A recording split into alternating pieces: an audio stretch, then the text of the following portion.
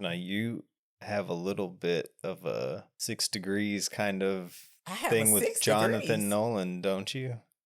Why would I have a 6 degrees thing with Jonathan Nolan? What? Because he was the creator of Westworld. Didn't you go to the Westworld premiere party or something? Or you snuck in? Oh, he was? Yeah. And he's married to, what's her name? Joy? Lisa Joy? They both wrote on it. Created it. Is he Oh, married to Lisa Joy? I think they're both married to their respective producing partners. Lisa Joy Nolan. Wow. And what kind of degree you said this was? I don't know. Just Gotta be. you went to a function of a production that he was creator, everything. I did. That first season of Westworld was so good. I still have my keychain. Yeah, I got know. I seen it. That's why I brought it up. Oh my God, I got not so drunk. Poll attending lady, she was trying to ask me some question. I swear I said what, like Huh? 6 times. Yeah, we were waiting in line to get into to watch whatever we were watching. What did I go see? Was it the season finale? I can't remember what it was. I have to look at my Reddit to see. And what were you trying to order? Or she was asking you, what do you want? No, I wasn't ordering. We were waiting to get in line for the viewing or the screening, and she was just making conversation. Oh, so you were waiting in line I was already by in the bar, but not at the bar. Yeah, so when you get in, there are tables set up and you could get drinks, but there was that mingling before you went into the viewing. So this is why we're waiting in line, because they're about to open the doors for the viewing. Black and white.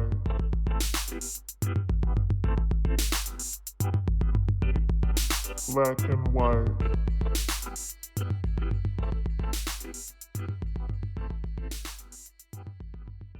Welcome to Black and White Movie Night. I'm Black.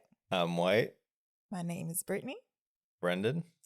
And this month our theme is our favorites, part 1, because surely sometime in the future we'll do this again. And this is our last movie for January, which is Interstellar from 2014, written by Jonathan Nolan and Christopher Nolan, and directed by Christopher Nolan.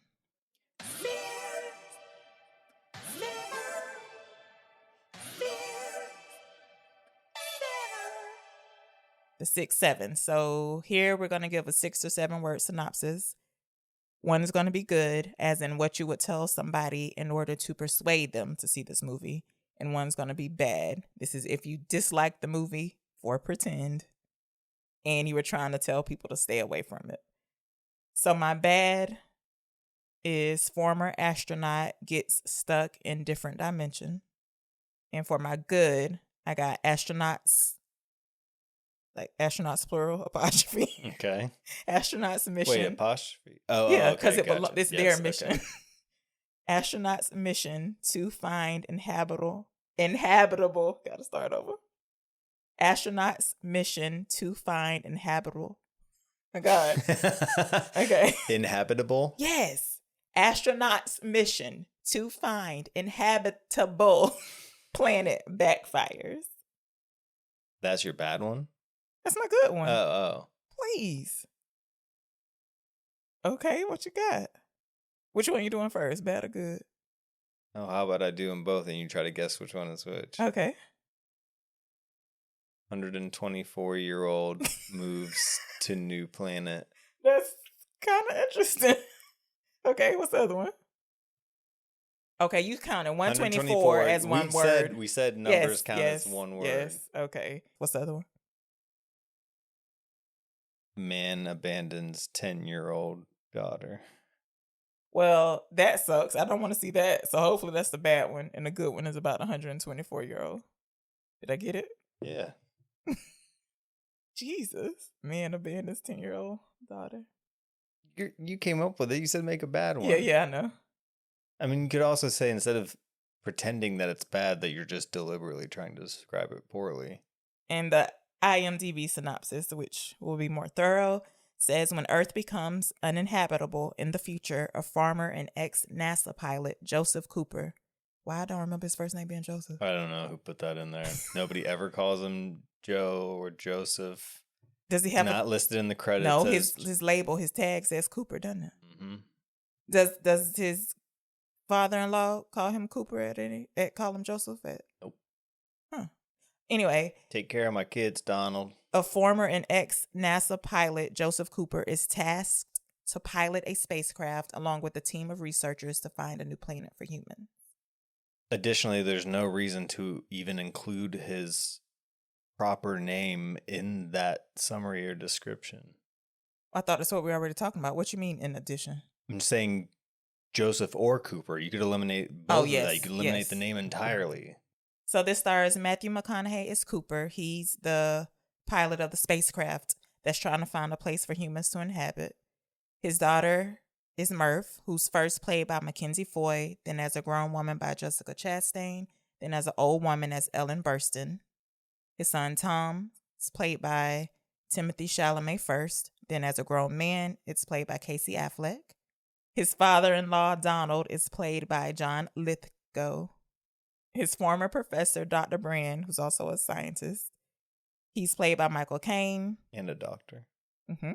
He has a daughter, also Dr. Brand, played by Anne Hathaway, who will be on the spacecraft along with Cooper. Also on that spacecraft is Doyle, played by Wes Bentley, and Romilly, played by David Gyasi? Gyasi? Do you know it? Your guess is as Gyasi. good as mine. I would have gone with Gyasi. Gyasi. Sorry, sir. Not Z like. Gyasi. Okay. Or Gyasi. It would be great, like, to add IMDb just a clip of the people saying their names. I think it would Saying be their own names. Yeah, I think it would be helpful. I don't know if it would, because sometimes I feel like What? I can't say my own first name. I'm sorry. well. What do you mean?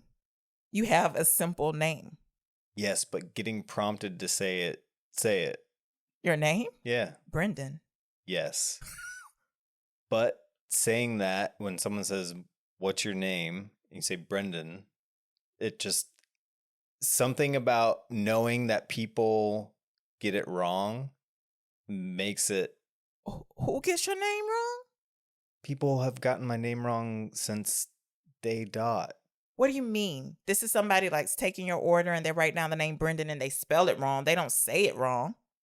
Yes, they do. I've gotten just this morning got Brennan, Brennan. Yes, but he's gonna say it wrong because he heard it wrong. Yes, but you know how whenever you eat certain foods or take a drink of certain things like a milkshake, how Okay. your voice does that thing Yes, where you yes. sound like a Muppet Yeah. and you're like, Yes. hello. Yes. You get that too with, I don't know, flares or dilations in your nostrils, or if you're congested This is wild or to me something. that you don't think you can properly say your name, buddy. I'm just saying that it's not 100% success rate at all times for all people, and especially is with strange. Brendan. This is strange. You're talking crazy. No, you pronounce your name and then people spell it Britney. Again, it's like not Britney about the Spears. spelling. It's about the pronunciation. Nobody mispronounces their name unless they're fucked up. Something's wrong with you. Brendan. Like, love, hate, can't believe. This is your pick. You go first. I like. Don't you say everything. Please don't give any cop-out answers. Be specific. So then qualify like for. Qualify it. Yeah, qualified as like a distinction. Like this is like a mild thing about the movie. Like what do I most mildly enjoy about it? Yes. I like like that. like you have more than one thing that you like. So this would be the one that's not as strongly liked. I don't know what to tell you. You love everybody you know? Can't you just like some people? I'm just asking. I cannot believe you have a problem with like, love, hate, can't believe. It's the simplest shit. Yes, but it's not like, love, dislike, hate, can't believe. You understand what I mean? Do you want to add a dislike to the category? We can do that. If that'll help your mind grasp the love, hate, can't believe. I'm just asking. That's why I'm asking for What a are you qualifier asking me? between like. I can't. My mind is about to explode. I don't understand the confusion. Listen. You've done this perfectly fine at least 3 other times. I know, but I just want to make Oh sure my that I'm God. doing Okay. it. The words themselves are already qualifiers. Love is stronger than like. I like that your appreciation for the movie has grown Okay. with each successive Viewing. viewing. Fine, I'll take it. Love. I love. Wait, why? What does that mean about the movie to you? What does that mean about the movie? Yeah, to me? why you like that my appreciation has grown? What does that say about the movie that my appreciation has grown? Or what does it say to you Well, about because me? just like with Inherent Vice, where you initially rejected it out of hand. I didn't reject this though. I just had no urge to see it when it came out. I would say it fell into the category of Not at the top of the list. indifferent to unimpressed. Unimpressed When? to indifferent. The first time that you ever saw it. Okay. Which Don't you say prob- I okay. remember, kinda. Don't say unimpressed. You can't say indifferent. Okay. Kinda. I did appreciate the cinematography then. I remember that. But okay. I'll give you that. What do you love? I love the use of, again, we've talked about this with other stuff, but the practical nature of the special effects. It's not a lot of. What? This one got a lot of CGI? What do you mean? No, it doesn't. I'm saying it's practical. It doesn't have a lot of CGI? No. What are you for the talking black about? hole and the wormhole, but as far as like the ships and the. Oh, they're inside a specially built spacecraft? That is a real one or what? An old one that NASA ain't want no more? That's a question, do you know? You were looking at me like I made a statement.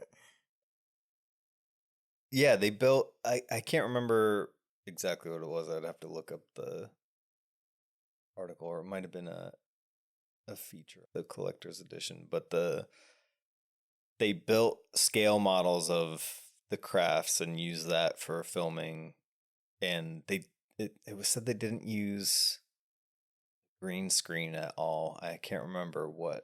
Okay, but surely the waves. That's CGI. What do you mean? They didn't use CGI. I didn't say that they didn't. Okay, so they said anytime they they're used on a the- lot of practical. Okay, you're just saying that in addition to Effects. the CGI, you also appreciated Yeah, that but they that's used a horrible one because that's just a generic thing to say. I love that it achieves the immersion. no, it achieves that the level of scope and grandeur when it first came out as as you get older, that is harder to perceive, especially with the more movies that you've seen, the more TV that you've watched.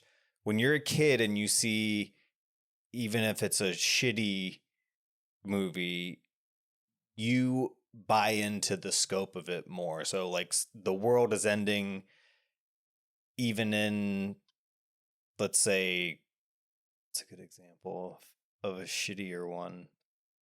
Even like, I don't want to say Armageddon. That's too I also one haven't for seen it. one. Also, see, that would be a good basis of comparison, though. So this also just had a recent anniversary, was Labyrinth, which you I fell asleep on some, I'm sure, because we went to see it at the drive-in theater. fell asleep on a lot. Yeah. What about it? But that movie as a kid, Oh, you thought, what did you think? You believed in the world? Like, what do you mean, the scope of it? I'm still a little confused about what yes, you're it trying to felt say. like really going to another world, and Oh, so felt immersion really is the correct word. That's a suitable word. You felt immersed in the world building. Okay, but it's different. Like with the new Avatar, Mm-hmm.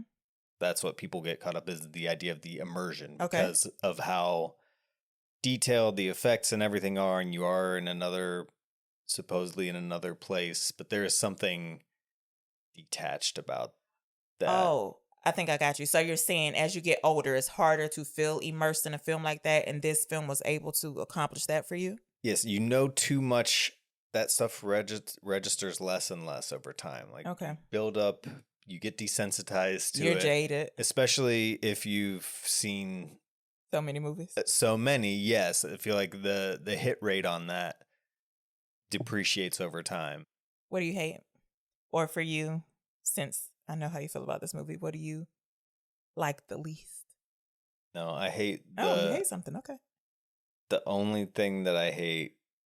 Oh, I think I know what it's going to be. What is it? When he says the word fucking arrogance, and they sort of bleep it out.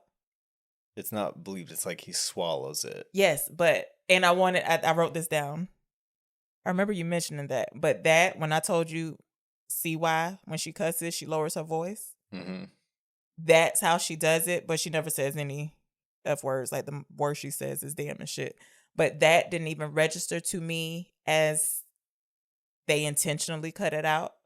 I was just like, oh, he does that thing that CY does. And plus, they weren't on his face when he says that little line. Mm-hmm. So it really didn't register to me until watching it again today, because I remembered you saying that. I was like, oh, that's the part he's talking about. But it didn't sound that bad to me because of how my mom cusses and lowers her voice. But for you, it was an obvious. It comes at such a strange time. They're in the middle of an argument. And they're in the middle of another planet in another galaxy across space and time. This is after they get the news that Dr. Brand has passed away? Yeah. Okay. And that Dr. Mann is revealing that he knew before he left. Before even Dr. Mann left, yeah, that he knew he wasn't going to be able to solve it. Okay. Well, no, he did solve it. He just needed more data. He said he solved the equation before I left, but it wasn't enough. They needed more. More what? More data from the black hole. Yeah. So the idea of being caught up and having a strong emotional reaction, but then you're self-censoring and swallowing an F word, saying his arrogance. Remind me why that happened. Why did he swallow that? You think that's just the way he read the line, or was there something rated wise that it had to be swallowed? Yeah, what do you think happened? It's the way that the line was read, but it really? Also was because of you can only have one F word in a PG-13 movie. And where was the other one? You fucking coward. Which comes pretty closely afterwards and is like a absolutely outstanding example of the perfectly used one time only F-bomb in a PG-13 movie, which is hard. It's hard to do well. It's hard. A lot of people waste it. I have not noticed this. One F word in a PG-13 film. Mm-hmm. And it cannot be sexual in nature. Can't be like, he fucked her. This is interesting. Brand fucked Edmonds. And can't believe. I can't believe that it's already been over 10 years since it came out. So I'm going to read this from the 10th anniversary edition of Interstellar that was released. It's just the inside note from Christopher Nolan. 10 years pass in the blink of an eye. 10 years since we tried to look into the future, since we tried to show that time and space could bend and warp in ways both logical and horrifically indifferent to our human needs. We peered into the vastness of space to explore the cruelty of time, but the joke was on us. Here on Earth, my kids grew up just as fast as they do for Cooper, perched at the edge of a distant black hole. We're as confounded by the mutability of time as the crew of the Endurance, 10 years compressed into mere moments. But from within that blink of an eye, other things unfurl. Kip wins a Nobel Prize for his pioneering work on detecting gravity waves. That's Kip Thorne. He was executive producer and consultant on the movie. Okay. So I'm sure probably still affiliated, but worked for NASA and was like a leading physicist. Okay. The first image of a black hole appears on the front page of the New York Times, and to those of us who made Interstellar, it is the face of an old friend. New generations of filmgoers discover and connect with the film in ways we'd never foreseen. Paraphrase another great McConaughey performance, we get older, Interstellar stays the same age. the fact that it's been 10 years, it's already at this point been 12, right? over a year since the 10-year anniversary. Okay, so now you go. Like, I like how he plays with time in this movie, sort of, because I still am confused about the past, present, and future happening all at once. But so yeah, play with time again. Just like in the other two movies I saw, Tenet and Dunkirk. Does he always do that? Does every movie of his have a time element happening? pretty much they all play with that dynamic. Even Interesting. Prestige following, you still haven't even seen Inception, which is probably... Because I feel like I won't catch it. I'm not smart enough to watch it. Like, I don't think I'll understand. Even though I really don't know anything about the movie except its dreams, I don't think. But if it's based on, not based on Tenet, but I got so confused in Tenet. I was just like, whatever. Yeah, Tenet was a little bit him kind of, I don't want to say going too far, but he Okay. basically went in, I don't know, overestimated his abilities. It was Okay. like, to me anyways, and there are people that are huge defenders of it and tout it as being great. I, for one, didn't feel it established any viable, like, emotional connection within the movie, and also had some cool showstopper sequences, but I also feel like they were among the... It was almost like everything that happened within context just became a justification for creating a sequence where stuff is going backwards and okay. forwards at the same time, which is cool to look at, but it's not, to me anyways, compelling. Hmm. It creates more visual confusion than it does register as like, wow. Okay. I If that do makes want to say, I sense. don't even remember. When did it come out? Because we went to the theaters to see it. 2020. Oh, It's I during have COVID. no recollection of what happens. I just remember enjoying Robert Pattinson's performance. Mhm. And that's all I remember. So do you think I can get a grip on Inception if I watch it? Absolutely. It's a better example of something that he does so well, which is Okay. where the movie, as it's going on, kind of teaches you how to watch it Okay. to make something that is seemingly incomprehensible and even more inexplicable if you tried to tell somebody about it, versus while you're watching it, it takes you along for the ride by showing you how to understand it, even if you couldn't then relay that to somebody else. I got you.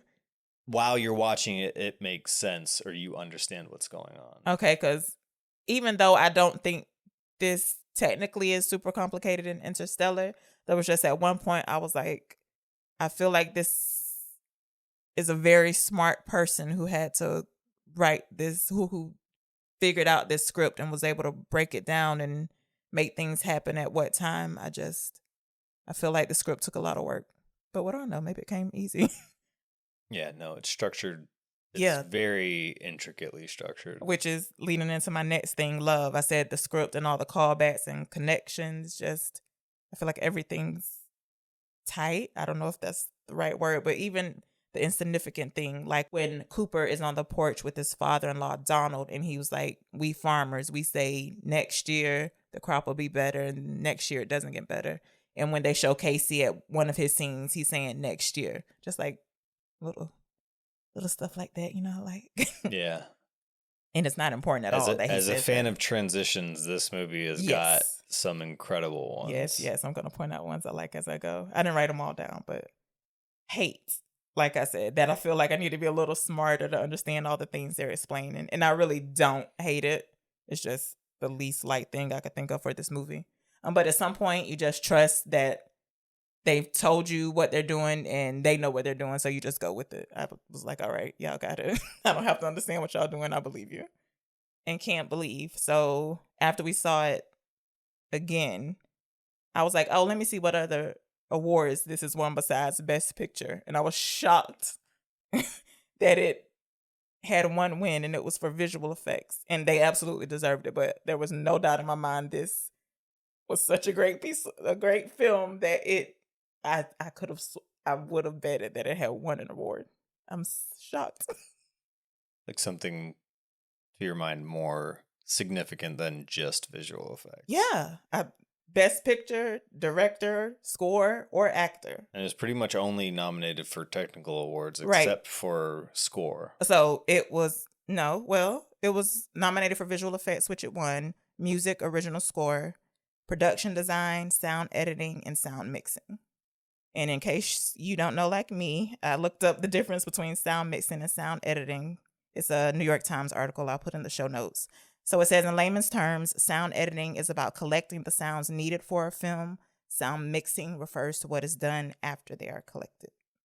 And there's only two, if this falls into that category, 2 times that I was like, what's happening here? So it feels like the sound cuts off just a little early for me. One is when Murph screams after her dad gets tased when they're at the fence. Her scream, it cuts off abruptly for me.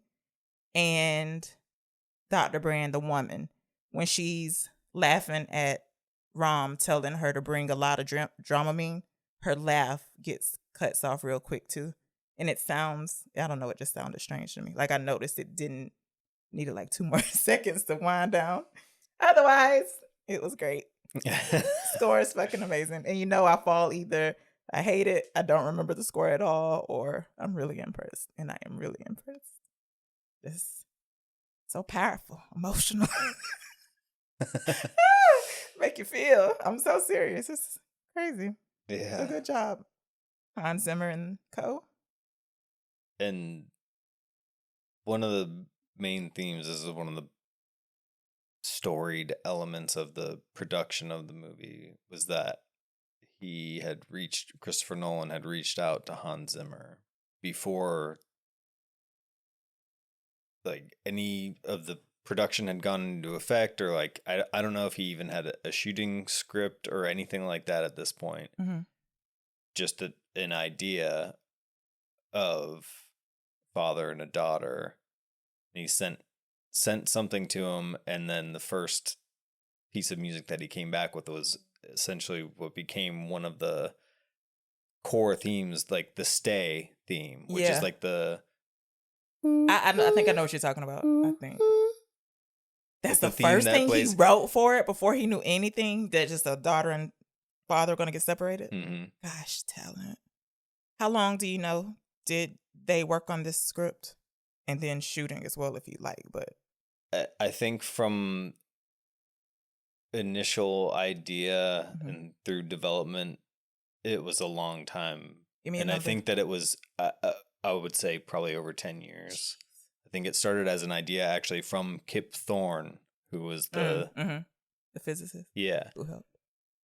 And originally Spielberg was set to help be involved with the project. I think he was originally intended to direct or to develop it into something, and then it ended up getting... So wait, they were just going to sell their script to him like that?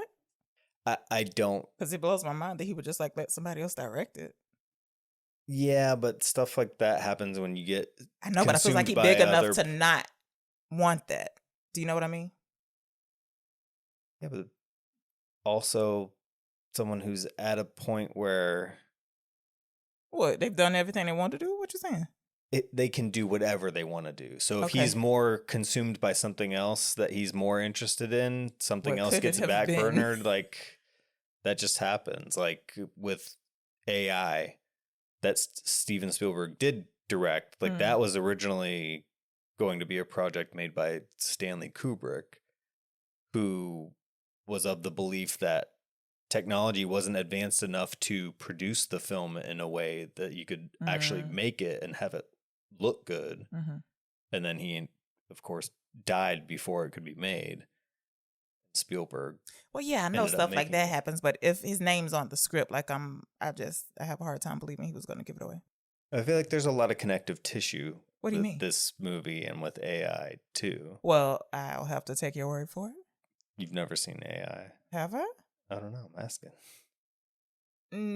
I don't think so. The only thing that's coming to mind that could possibly be AI, but I don't think it is. I think it's called her. What's her? Is that Alicia Vikander as a rope?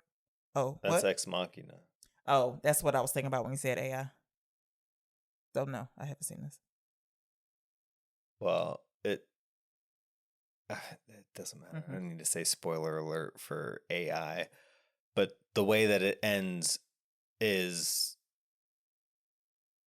Go ahead, you can spoil it. Unless you think I would love it. No, I'm trying to think of a better way to explain it that's not going to just prompt more questions from you in How about this? retaliation. I promise not to ask any unless they real burning. It's set in the future. There are AI-powered androids like all over the place that interact with human society. And this is what the idea of the singularity... I know I've entered this into the arena of discussion with you before, and you gave me a similarly perplexed stare like you're doing right now. I'm not staring at you perplexed. You haven't said anything perplexing. Is the idea that it's like a unification theory where technology and people evolve into each other. Yeah, you said this mess before. Essentially, where it becomes one unified, no. like pluribus. Yeah, I was just going to say Yes, like okay. pluribus. I don't like it. Well, that's kind of what AI ends as, like the symbiosis of technology and humanity into like these beings that essentially could live forever with maintenance, like unencumbered by biology. Okay.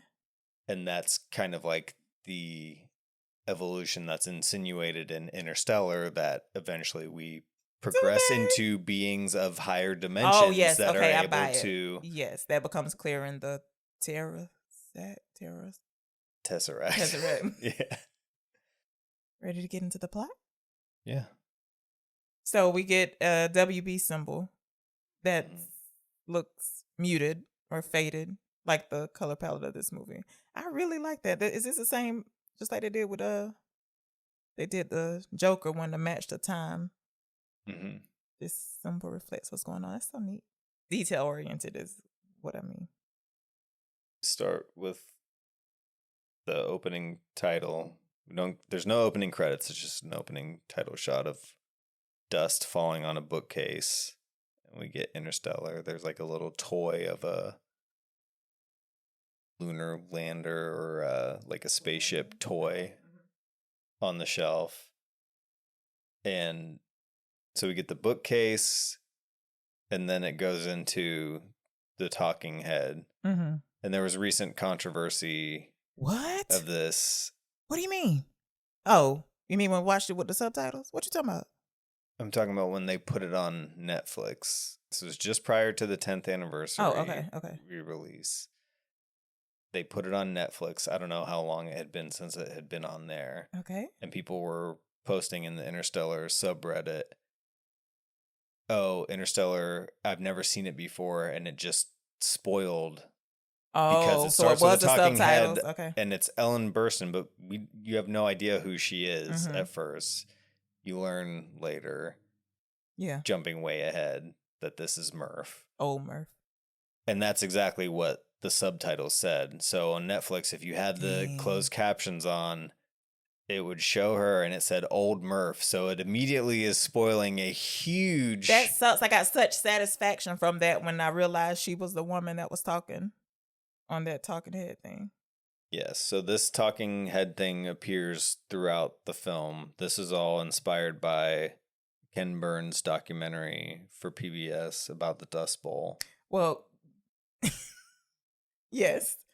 You do remember that despite all the fucking clues that we were in a bleak future, I thought we were back during the Great Depression when I first saw this movie. Justifiably so. And based on how it starts. Yeah, you didn't make me realize we were in the future till the next one. I was like, oh my God, duh. That's what I mean by not being smart enough to watch stuff like Inception. I was like, dang, them Dust Bowl people had it tough. That's New York and the rest of the world. So, of course, they fudged the Ellen Burstyn one, but all the other ones that appear are actual excerpts from that documentary, from what I understand. And what is it called? Do you remember what you say it was? The Dust Bowl. The Dust Bowl. Okay. she's saying, my dad was a farmer. Yeah, so she finishes the talking head thing, and then we go into Cooper's dream, dreaming of the crash. Yeah, Is he's what in it's some called sort in of the soundtrack. spacecraft or something. So it jumps in. We don't know what's going on. We're just witnessing a craft flying, and there's loud noises. And this is where, people complained about the sound mixing whenever it first came out. Oh, yeah? Theaters were putting disclaimers up saying, there is not a problem with the sound. This is how the filmmaker intended for it to be heard and released, because they had this issue with other Christopher Nolan films too, even in The Dark Knight Rises with Bane's voice. Well, that's different. That was tough. I got to rewatch that with subtitles. Okay, so what? They couldn't understand what he was saying? Yes, but it's not important also. Exactly. I didn't know that till I saw it with the subtitles. It's really not. Exactly. And it leads to no deeper understanding. But I It's understand in the trivialized. moment you think you're missing something. Yes. And that's something that kind of gets proven in other parts of the film too, is that like you can get just as much out of like the inflection, the intonation, the delivery versus knowing what's actually being said. And that's like, if you're worth your weight as a filmmaker, you should be able to do that and not be reliant on dialogue in the first place. We see he's piloting a craft. We see the stick, the yoke, whatever you call it, gets yanked out of his hand, and then he wakes up. The idea, you feel like, oh, something went terribly bad. There was a crash, something going on. He wakes up. It's early morning. It's his daughter coming into his room. Were you dreaming about the crash? Go back to bed. Get your butt back to bed, Murph. And then he goes and looks out the window. She says an important line that tells you a lot of the movie. I thought you were the ghost. Yeah. He looks out and then you get a score. Yeah, you get the first swell. Now, even when the title or the production cards are coming up, the WB, the syncope, you're hearing the score already. Oh, are we? Okay. Yeah, it's already playing under that. It's the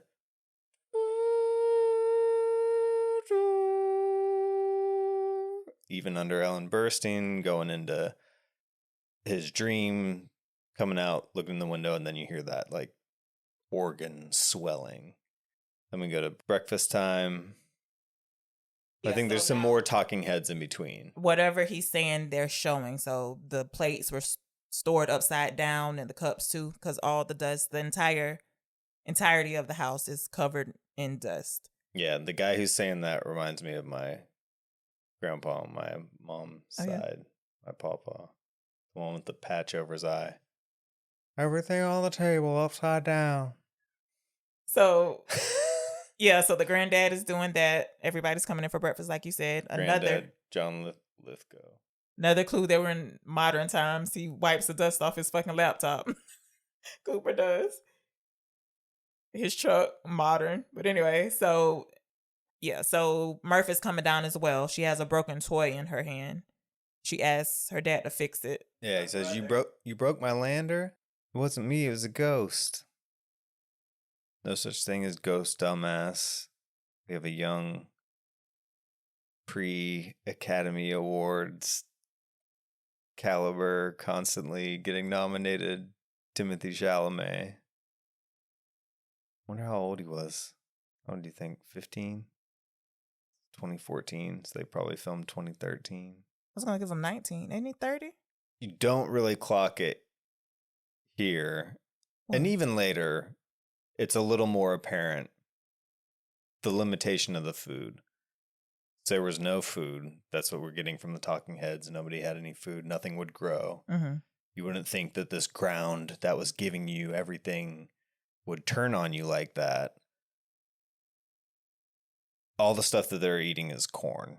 Like Corn later based. you see like corn cobs, corn Hominy fritters. Yeah. Oh, I do remember the wife later on. I think she says, eat your fritters to the sun. Coop. Okay. They have, when he looks out the window, we didn't mention, he's looking at and she says that we grew acres and acres of corn. Yes. So for the movie, they really did grow acres and acres of corn to make this farm and to film these scenes and to film the truck driving through the cornfields. Which I love those shots. Yeah, they really grew a whole crop of corn, and then I think when the production ended, they harvested and sold it off, which is impressive because they actually like grew something and made money off of it. Made money off of what they spent. Donald tells Coop that they got parent-teacher conferences at school today, not grandparent-teacher conferences, so he's got to take him to school. They go hop in the truck, start driving. Murphy's sitting center. This is like a truck with the bench, or is she leaning forward? It's like the bench in front where all three of them are sitting up front, right? Right, she's in the front. Yeah, so she's sitting in the center. She's shifting gears for her dad who's driving. And then she shifts into one gear. It starts grinding. Chalamet's ribbing her. Grinding the gears, dumbass. And then they blow a tire. They have to pull over. They all hop out. Tim Tom. Oh, Timothy. Real life Tom. Stage name. Yeah. Okay. McConaughey tells Tim Tom to grab the spare. He says that is the spare.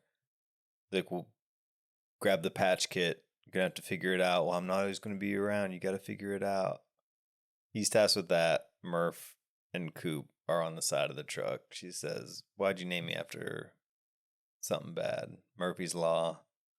It's not that something bad's going to happen. It's that what is going to happen will happen. Right. What can happen will happen. Get interrupted by something flying, whizzing by overhead. And then we get the more fanciful part of the score. They're like, this is the kind of Spielbergian part of the score to me, as far as that, like, the fluty, wondrous, like, something magical is happening. Like, you're not thinking danger. They're in danger. Right, this is like fascinating. Like, what's gonna that? happen? We need to. Right. Yes. So the impetus. Everybody jumps into gear. He's telling everyone get in the truck. Tim Toms says, "What about the flat tire?" So now we're racing through the cornfields, and this is a great sequence where they're chasing after this drone. What we find out to be an Indian Air Force drone. They're driving straight through the crop. So there's corn busting off the sides. They come whipping out of the fields, clip a trailer or something that's propped up out there. Should be said that Tim Tom is driving now, while Coop and Murphy are trying to use the laptop to commandeer or take over the drone. Or she's pointing something we at don't it. really know, but we just know that he knows what's going on. You can tell that that's what's going on, even if you have no fucking idea of the concept of that. So they come whipping out of the cornfield. He clips this trailer or whatever and knocks the side mirror of the truck. They're carrying on, and then he almost drives right off of a fucking cliff chasing the thing as it dips down underneath. But not before they garner control of it. Dip down to what? It dips down out of frame, so you can't see it anymore. Oh, we don't see it until we come closer. So this, we'll point out now, this sequence, them driving through the cornfields, also like the very beginning, showing him the dream of the crash. These are some of the sequences in the movie whenever you got to see it in theaters that have the expanded aspect ratio. So now you, as a fan of transitions, this should speak to the strength of the quality of the transitions in this movie. What? This has nothing to do with transition. Yes, it does. Because when we saw it in the 70 millimeter IMAX projection that had the full expanded ratio when it would open up for these big sequences, you had no awareness whatsoever that the screen surface level had virtually doubled in size and the image had doubled in size? Doubled? That's a little much. It can't be doubled. You're talking crazy, man. But no, I did not know. As I shouldn't. I'm involved in the movie. Like I wouldn't. Why would I notice that unless it was bad? You know what I mean? Yeah, that's what I'm saying. It's a testament to I won't call the that a strength of them. transition, but whatever. Yeah, deftly maneuvering in and out of that, using that to draw you into the story further. I didn't see it, so it didn't do nothing to draw me in. So this also is setting up where a lot of the cross-cutting between some of these timelines later in the movie, whenever it's jumping between these sequences, whenever it's in that blown up ratio. What you're looking at? What are you quizzically? saying? How is it setting us up for that? Or is that what's going to happen when we saw it? It changed sizes depending on if we're in the past, present, or future, whatever. Yes, during some of the sequences where, like you said, it seemed like it's going through all the different timelines at the same time. Okay, I'll take your word for it. So now they've got the drone, they land it. This used to bother. Actually, it still does a little bit, but I had a little bit of a revelation this time watching it. What's this? I never really cared for the dialogue in this, where Murph is like, "Can't we just let it go? It wasn't hurting anyone." Yeah. Which it's it's a drone. A thing. Right. So, yes, we get that she's a kid, but then his response too is like, has to learn to adapt like the rest of us. That read like a line to you, like something that was deliberately planted for the character to say? Yes, and it just, I don't know, it just always rang... False, okay. Yeah. Forced is a word. Yes. Whereas this time I at least was able to give it, this is the first effort or the first movement towards personifying or kind of humanizing the technology, which comes in handy later with Case and TARS. Okay, all right. Because that develops very strongly and it plays off a lot of the Kubrick stuff with 2001 of being wary of AI and the open the pod bay doors howl.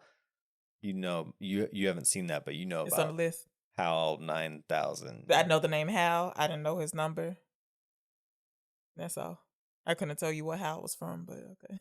But yeah, so this is the first instance, and again, something that was lost to me because I was so distracted by this is dumb. Talking about the Air Force drone, it just always bothered me. This time I was like, you know what? It does have some merit. Okay. So I gave it. Good for you. Gave it credit. And just to put on record, what number viewing does this make for you of this movie since you first saw it? 21. Jesus. That's 21 times in the theater. I watched it one time home viewing. 12 times during its initial run. Once during COVID when we saw it. Yeah. And then for the re-release, saw it. And where did we go? West Palm Beach? Where was the re-release? Fort Lauderdale. Okay. Yeah. He travels for movies, you guys. 15 digital IMAX, 1 Oh 70 millimeter all IMAX, right, buddy. 4 standard, boastful, and 1 RPX. Proud. No, I'm just saying. Have we seen The Water yet? Seen The Water yet? Yeah, the drone. It was near the water. No, yeah, that's what they almost drove off the cliff. You never mentioned water. You said we'll get to it. Okay. Do you understand what I'm saying? But it didn't go into the water. No. But it would be nice to know that he was driving off of a cliff into water. What? Anyway. You're crazy. Don't you mark that. You leave that in. No, I'm not. Don't you try to. I'm not. I'm taking it out. You didn't say. I didn't say what? That he let Murph drive it. Okay. Don't matter. So next we get the family pulling up in front of the school. Tom's hopping out to go to class. The drone is in the bed of the truck. Yes, it is. Which I would have got to if I would have got to inside the building. There you go. Murphy stays in the car while he goes into the parent-teacher conference. So he gets in, the principal and the teacher is waiting. And he was like, I had a flat tire. But the principal is seeing the drone. He was like, "Oh, but that didn't stop you from stopping by. What does he call it? The Asian fighter plane The Asian store. fighter plane store." And he was like, "No, that's Indian Air Force, blah, blah, blah." Basically, Tom's test scores aren't high enough, apparently, in this future. You have to make a certain score in order to, I mean, I don't know what's going on with college now, to be honest. But when you had the test, SATs or ACTs, that's something to this effect, but they for real enforce it. Like, you have to score high enough to go to college. I'm assuming resources are thin. So all around, yeah. So he tells him he's going to be a farmer. This upsets Coop because he does want him to get a good education. And he's very, I don't want to call it witty. Not like the witty comedy. No. The man who Anyway, he's able to make his point. Talking about the ass measuring. Yes. What do you call that? Smart ass? What is he? That one call it a smart ass, but kind of. Yeah, he is being a smart ass. He says, what's your waist size? And your inseam. And your inseam. You're telling me it takes 2 numbers to measure your own ass, but only 1 to measure my son's intelligence, or whatever he says. So yeah, bottom line, he says the world doesn't need more engineers. We're the caretaker generation. We need more farmers. We should point out the perfect casting of Matthew McConaughey in this role. Okay. As somebody who believably is a farmer with a Texas twang in his voice, but also believably a capable pilot and engineer. Yeah. At the same time, you just without skipping a beat, you buy into that as a premise, right? But I do want to say I wrote it down for a later scene. When he gets to NASA and Dr. Brand, the woman, is coming towards him and he's telling her about TARS, or is that Case that he talks to first? TARS. Case is in space. He was like, you shouldn't have them as security. They're unpredictable. And he does his hands near his head and his voice just in that moment. I was like, oh my God, that's giving me surfer dude. He sounded like a real surfer. Airhead a little bit in that moment. But so moving to Murph, the teacher said she's a good kid, very bright, but she's been having some trouble. She bought this textbook to show the kids, and it has pictures of was it the moon landing? Mm-hmm. Also, we know this president. You want to say what we know the president, the principal? Yeah. You want to say what you know him from? I don't know the name of it. Bass. Oh, that's Bass Reeves. Oh man. But we know him from other stuff too. Bass Reeves. Okay, that's all. David, how do you say it? Oh, Yolowo. I don't know. I'm not looking at the spelling. Government cheese. Was that the Yep, show? that's what it's called. I can remember what that was called. We didn't finish. She's been showing these pictures to the kids about the moon landing. And he's like, oh, yeah, my college textbook. She was like, it's a old one. We have new federally issued ones that have been corrected. He's like, corrected? She's like, yeah, the moon landing was fake. It was just a tactic to make the Soviet Union go bankrupt. I guess what's it called? The space race? And he's like, in disbelief. Like, you would be if people were telling you regular books were getting banned for no reason. They have been. Like they have been. 10 years. And he was like, you believe that? So she's... there's also part of that myth making for the faked moon landing is that people attribute that to Kubrick. They say that he was conscripted to produce the fake moon landing. Even if that's what happened, which I don't think. There's even like conspiracy shit in The Shining. The little boy is wearing a knit sweater that has a spaceship on it, and people are like, that's him, like showing you right in your face that he... How funny would that be if that was true? It would be funny. But what did you say? Oh, is that what happened? Did they go bankrupt from building spaceships? I don't know. I couldn't speak to it. I know that it probably affected them. So basically she wants any help from him to see how to best deal with this behavior. And he was like, there's a game coming up. She's going into a baseball phase. So he almost makes it sound like he's going to be on the teacher's side and punish her for this behavior. But he's taking her to that game to reward her for still using her fucking brain. Popcorn, soda. Yeah. So he goes back to the truck. She was like, how'd it go? He was like, I got you suspended. She was like, what? You can see the side view mirror is broken up, busted up Okay. from them clipping Uh-huh. when they were driving through the field. You just said you're glad that they remembered to do that detail? No, I'm just saying, yeah, it's good attention to detail. So he gets a call on his radio that he needs to come check on some turbines? Coop, those combines you rebuilt. Combines. Yeah, they're going haywire. So he pulls up to the house, and all of them are like coming to his house, his home base. And this guy, I mean, we see him here briefly. We see him one more time whenever the dust is blowing out. He helps them out of the truck and into the house.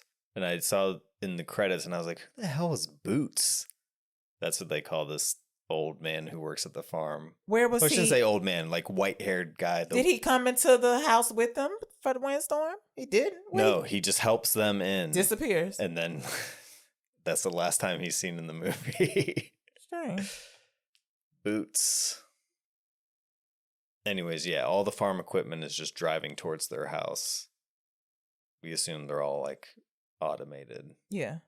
Yeah, because he says he's gonna put that drone to use doing something on the farm. I don't think he specifies, but we get the idea that he's handy and can make shit run, engineer.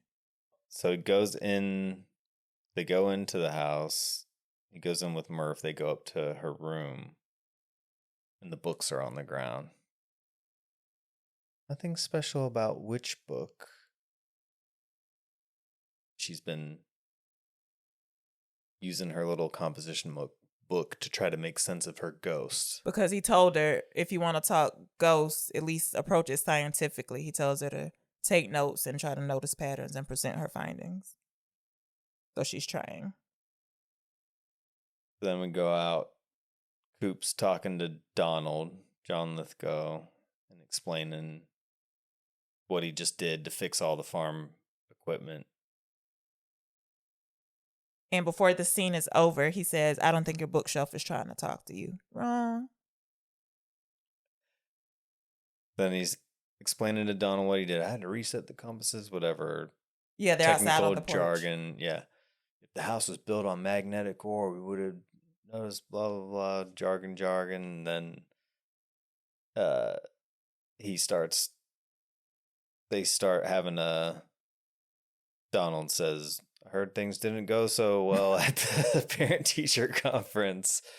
And he explains, oh, you heard? He's like, we're not caretakers. We're explorers, pioneers. Spend all our time looking up in the stars, wonder about our place in the stars. And now we all do is look down and worry about our place in the dirt. We're drinking what we can assume is a corn-based beer. Corn-based beer. So this time he's on the porch with Donald, and then when he's on the porch with him again, they added in mosquitoes. Surely they weren't. Or you think, maybe they were real mosquitoes? There are a shitload of mosquitoes by his head. Well, okay, no, 3 or 5. Those are all real bugs. Okay, both times. I was like, yikes. But I mean, they weren't in his face or swatting, so maybe they're not mosquitoes. But I was like, ugh. I think they were like flies. Okay. Donald is also reminiscent about when he was younger, how 6 billion people on this earth, they all try to have it all. This world isn't that bad. Yeah, and he also says, like, when I was young, it seemed like they came out with something new every day, a new gadget or invention. Mm-hmm. Next scene, we get him at the baseball game. Mm-hmm. And now we know that we're in New York. No. They moved them to wherever they are. It says the home of the New York Yankees. on the sign for the baseball game. And Donald makes a joke. Who are these guys? Back in my day, we had real baseball players or something like that. I don't think that was supposed to signal that they were in New York. Okay, that's but not the way I took it. Make it make sense. And where are the Straits? Is that something in New York? Body of water? Straits? Mm-hmm. Oh, I don't know. Maybe. Okay, so if that didn't mean they were in New York, why would they have that sign? They just can't play in New York anymore? Everybody's located more or less in that area? Yeah, so I guess the impression that I got from it was that it's more so off of what he said to Miss Hanley in the parent-teacher conference. He said her favorite team is playing like they were in town. Yes, in town. Well, they shouldn't have said home of. It would That's be fine. wilder if that was actually New York, right? I don't think it would make a difference either way. Not to me. I mean, if you're saying it'd be, do they grow corn in New York now? Is it a strange thing that they would have corn in New York? Like, I don't. No, I was just saying because although that doesn't mean New York City, just the fact that. I was thinking of it as like the carnival's in town. No, and like that we're doing an exhibition exhibition baseball game. I don't know. That's the way that I took it. I don't know if this is correct. This is Wikipedia. But the category is Straits of New York. They have Straits of King County, New York, Straits of Bronx County, New York, Queens County, and New York County, New York. So, I don't know. So while they're at the baseball game, it looks like a huge dust storm is starting. So the game gets interrupted. Like the guys, they're in the middle of playing baseball, but they look up and they're transfixed by this we're getting storm. We're getting some tender family moments. Oh, yeah. Mm-hmm. At first, him being nice to Tim Tom, saying he'll be calling a him great that. farmer, but feeling him out too. Mm-hmm. He's like, they said you're gonna make a great farmer, and he's like, I like what you do. I like our farm. And Donald is saying, popcorn at a ball game is unnatural. I want a hot dog. And then more with the corn. Yep. Didn't think about it. Yeah, then they see the dust cloud headed towards them. This is our first feel. I think there was also a yes, right before the transition of this is more of the talking heads from the Dust Bowl. And the one man is like, I think it was there on the 15th of April. Mm-hmm. And then that leads into this. So then the cloud is coming. We hear the klaxons going. What's that? The siren. Oh. They run to the truck while they're driving. Cooper's like, we need a mask up. So they're putting their mask on. They pull up to their house. Boots, I guess, is helping them get out. Are you sure? Boots is there? Yep. You saw him again on this viewing. Yep. So strange. Because repeatedly seeing them get helped in, I'm like, why didn't they come inside too? Like, why aren't they just sheltering with them? Strange. So they get inside, they close the door, they let the windows down, and Coop asks Tom and Murph if they remembered to shut their bedroom windows. Coop hasn't. She shoots upstairs. Murph. Yes, sorry. Murph gets it. Murph has a look on her face where she doesn't say, no, I didn't, but the look says it all. Plus how quickly she takes off to go do it. So he follows her upstairs and dust is blown all over the room. But it is also falling in the middle of the room on the bare floor in a strange manner. It looks like a very gentle, well, we can see slow there's sprinkling. like a lamp knocked over that's shining light in a way that catches it. So you can see that there are linear divisions between the dust piles, the way that they're falling. Yeah. So it looks something intentional is happening. He tells Murph to grab her pillow. She's sleeping with her brother. I'm like, surely that pillow got all kind of fucking dust. But anyway, so he's about to study that.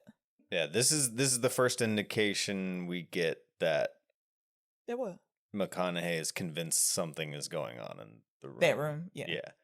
Like he still doesn't think it's ghosts, but he's acting annoyed at whatever happened to the farm equipment.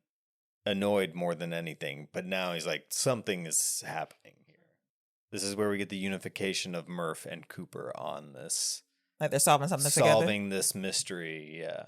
And this I wish they continued to do, I guess, kind of throughout the movie. That's neat. So and I love this, how they're both sitting on the ground observing the dust, and he doesn't have to say anything to her. He just sticks his hand out, and she knows that he wants a notebook to write stuff down. Thought that was sweet. Mm-hmm. What were you about to say? I cut you off. They so in tune. No, Yeah. that's exactly what I was going to say.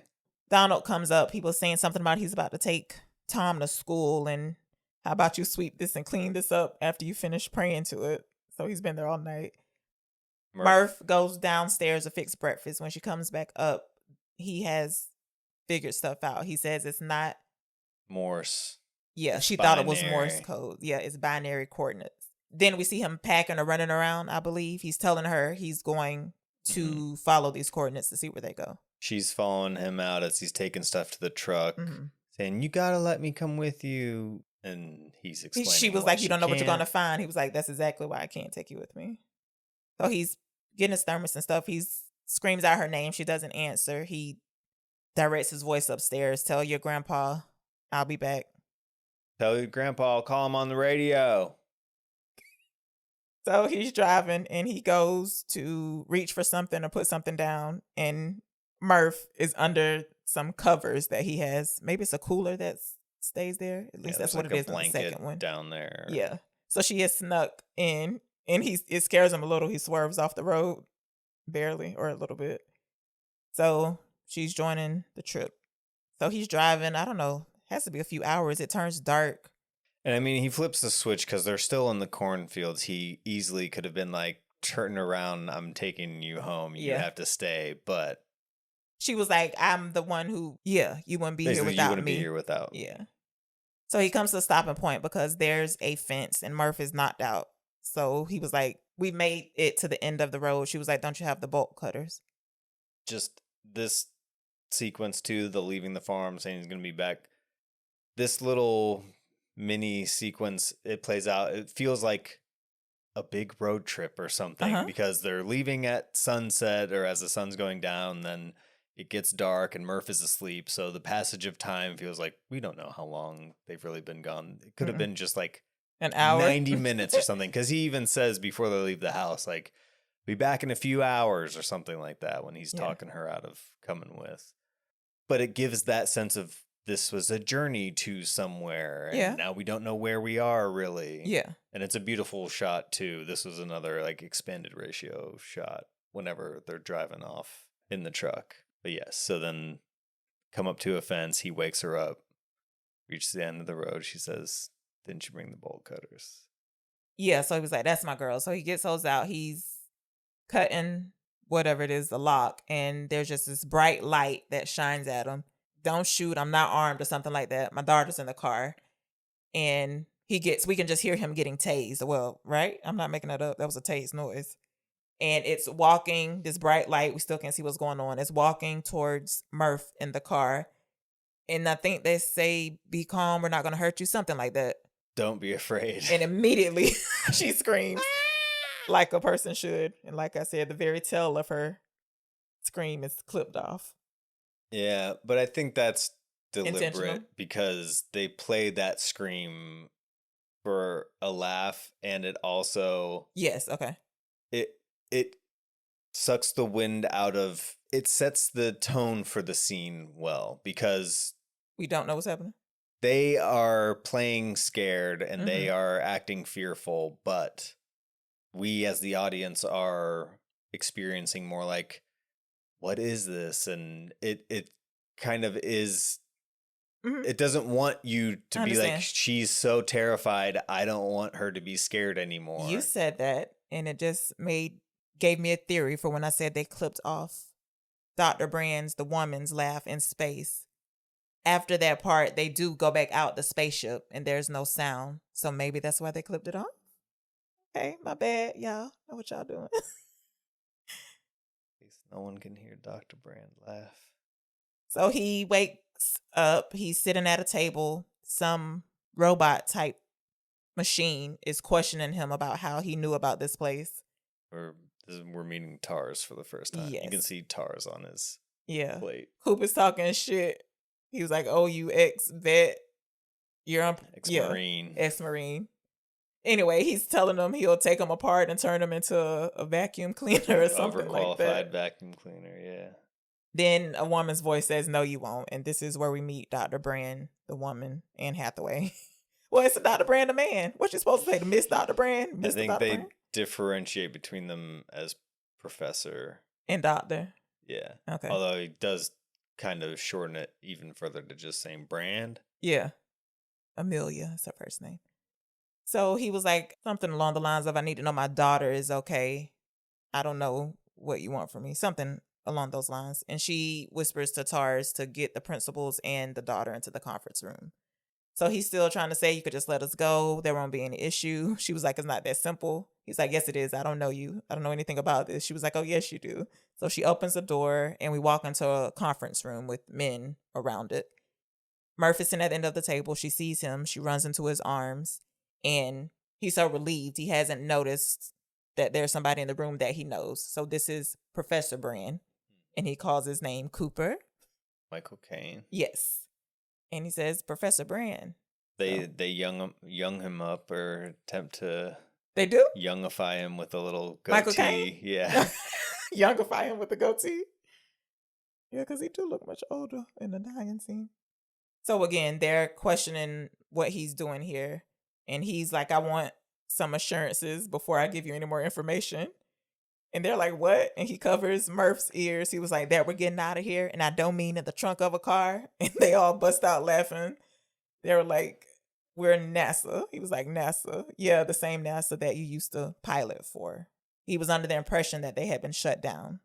They're just, again, trying to ask him how he knows about this place. And Murph is the one who blurts out, "It was gravity." Yeah, he says, "I hesitate to call it supernatural." And they're looking at him like, Yes, but this bothers me. The other scientists keep saying they. That is supernatural. What was the eye roll for from Dr. Brand, a girl? That bothered me. Not bothered me, but I was like, what is she doing? She thinks it's a supernatural being too. What is she? well, they don't think supernatural. They think, They, what does they mean? Is that not an alien? is the alien supernatural? Why don't, yeah. What, wait a minute. Maybe I just don't know the definition of supernatural. I don't think Anything- you do. anything- I don't think listen. you do. Anything that would not exist naturally on this earth. What do you think it means? Tell me what you think it is before I look up the definition. I think that's when you're talking about like angels and demons and Only? So and aliens aren't witches considered? and wizards. I believe a witch. Supernatural. Well, no, a witch is not supernatural. You mean a super duper. I real mean, like witch. Harry Potter, witches and Okay. wizards. Not a Wiccan who is doing pagan sacrifices in her garden. Supernatural refers to phenomena, forces, or beings that exist beyond the known laws of nature, science, and the physical universe, such as ghosts, deities, or magic. So then, is the word extraterrestrial? No, they So you supernatural. apparently were. You had combined those to Uh-huh. be synonymous with each other. Supernatural and extraterrestrial. Extraterrestrial.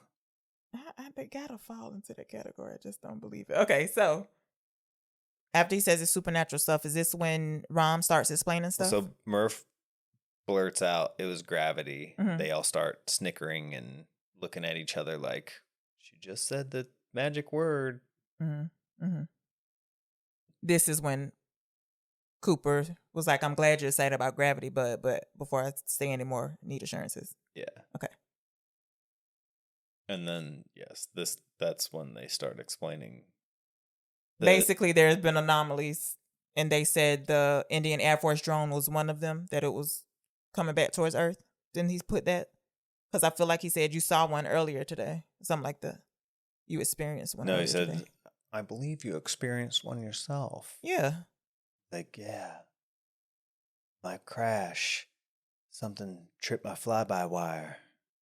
I don't know what that is. Do you know what that is? Oh, so he's talking about the crash in his dream. Yeah. Oh, that's what he said. No, I don't know what a fly-by-wire is. But he talking about he ain't never left the stratosphere, so is it something that can pull you back when you They get said to a certain... disturbances in space-time. They said it existed as anomalies in the upper atmosphere. And that's what he said, yeah, that you experience one yourself. But they said that 50 years ago... We started to notice gravitational anomalies. Yes, but then they found the wormhole out by Saturn. This confused me a little. He says it's not a natural occurring phenomenon. And they're like, no, somebody put it there. What? Yeah. Aliens? So we are talking aliens still, right? Okay. Yes. They. But why would they help us? They see we don't fucked up what we got. Why would they help us? Yes, because that's what the position I believe being taken by the movie is, that they are us. Oh, in the future. Right. Yes. But I don't, this is why I don't, it don't matter. So he succeeded. We in their timeline, he succeeded. He been gone 200 years and now we able to make Tesseract. What's that? What's that library? A terrorist act? What is it called? Tesseract. Tesseract. What is that name for? Look it up. No, my iPad acting up. Oh. My experience with the word Tesseract is from M.C. Escher. He would do the Tesseracts, which were like the artworks that were pieces that fit, interlocking and create one image. There you go, I guess. It says it's named for the geometric concept of a 4D hypercube, representing a shape with 8 cubic cells. The term originates from Greek tessera, which means 4, and actus, which means array. Tessera. Oh, yes. That reminds me. When he's on the side of the truck with Murphy, whatever can be, will be. I was like, there we go with que sera again, or inherent vice loosely. You know what I mean? Mm-hmm. And c'est la vie. Oh yeah, I did it. Made a connection between the different movies. Murphy's Law. It was weak. But so yes, somebody has put that wormhole there. So they start taking a tour, I believe, of the station. Mm-hmm. And then in the conversation somewhere, Professor Brand says something, and Coop was like, oh, you mean when y'all were dumping bombs on starving people's head from the stratosphere? I was like, Jesus Christ. Yeah. The government sanctioned bombing of starving people, I guess, because there was no food. That's wild. We leapfrogged something here. Oh, I'm sorry. So first the tour of the facility starts happening. Murph gets taken away by Dr. Brand, Amelia, to go take a nap. Mm-hmm. They continue touring the facility. This is when Professor Brand starts explaining to Coop the Earth is dying. Yes, and also they couldn't keep it public that they didn't shut down since everybody was starving. Nobody would understand spending money on space exploration stuff. Yes, so he's taking them around the facility. It's showing people like cutting the leaves off of plants. And he's like, blight. He's like, our atmosphere is 80% nitrogen now. We don't even breathe nitrogen. Mm-hmm. Blight has taken, we'll lose okra this year, and all that will be left is corn. He's like, yeah, but we're growing more than we ever have. He's like, but soon, they'll take. And we see dying too. In corn, in the little growing chamber they have going on. And he also says directly, this leads into Amelia taking Murph away to go take a nap. Mm-hmm. He says, the last people to starve will be the first people to suffer or die of asphyxiation. Like Murph's generation will be the last alive on Earth. Mm-hmm. And then she's walking up with Dr. Brand, and Cooper's like, shh, don't want to hear any bad news. So they walk off. And is this when he's still asking questions, but Professor Brand is like, I can't tell you anymore unless you agree to fly the pilot this spacecraft. Well, yeah. So then he says, well, tell me what your plan is to Mhm. save the world. Mm-hmm. Then he takes him to where he shows him where the Ranger is. Now, the Ranger is what he was flying in his dream of the crash. He's like, this is the mission that you were trained for. And this is when we get the revelation of they. They say it multiple times. What do you mean, the revelation of they? Because this is when he says they. Who? Professor Brand? Brand says that to him, and that's when they go back in the conference room and he tells them about the black hole. Yeah, something sent you here. They chose you. Who's they? We go into the conference room. This wormhole is near Saturn. It's got put there 48 years ago. Yes. Okay. The whole tour, the broad sweeping purpose of this tour is him saying we're not meant to save the Earth. We're not to meant leave to save it. the world. Yep. Good job. Yes. So then he takes him to the Ranger. He shows him that. He says, they brought you here. He says, who's they? We get that look. Get the look. Also, very crucial in this exchange with Professor Brand, he says, how long would I be gone? He's like, he says, hard to know. And this is where like the repeat viewings add a lot of dimension to looking all at of his this face first half. as You he's see answering questions. Yeah, yes. He looks shady as fuck. Everybody he's choosing his words most carefully. But well, you know what? Technically, this isn't a lie either. He says, I'm asking you to trust me. When you've returned, I have figured out the problem of gravity. Because they go into his office at one point and there's all his equations on the chalkboard. And Coop was like, is this finished? He was like, almost. He was like, you want me to risk all my children for almost?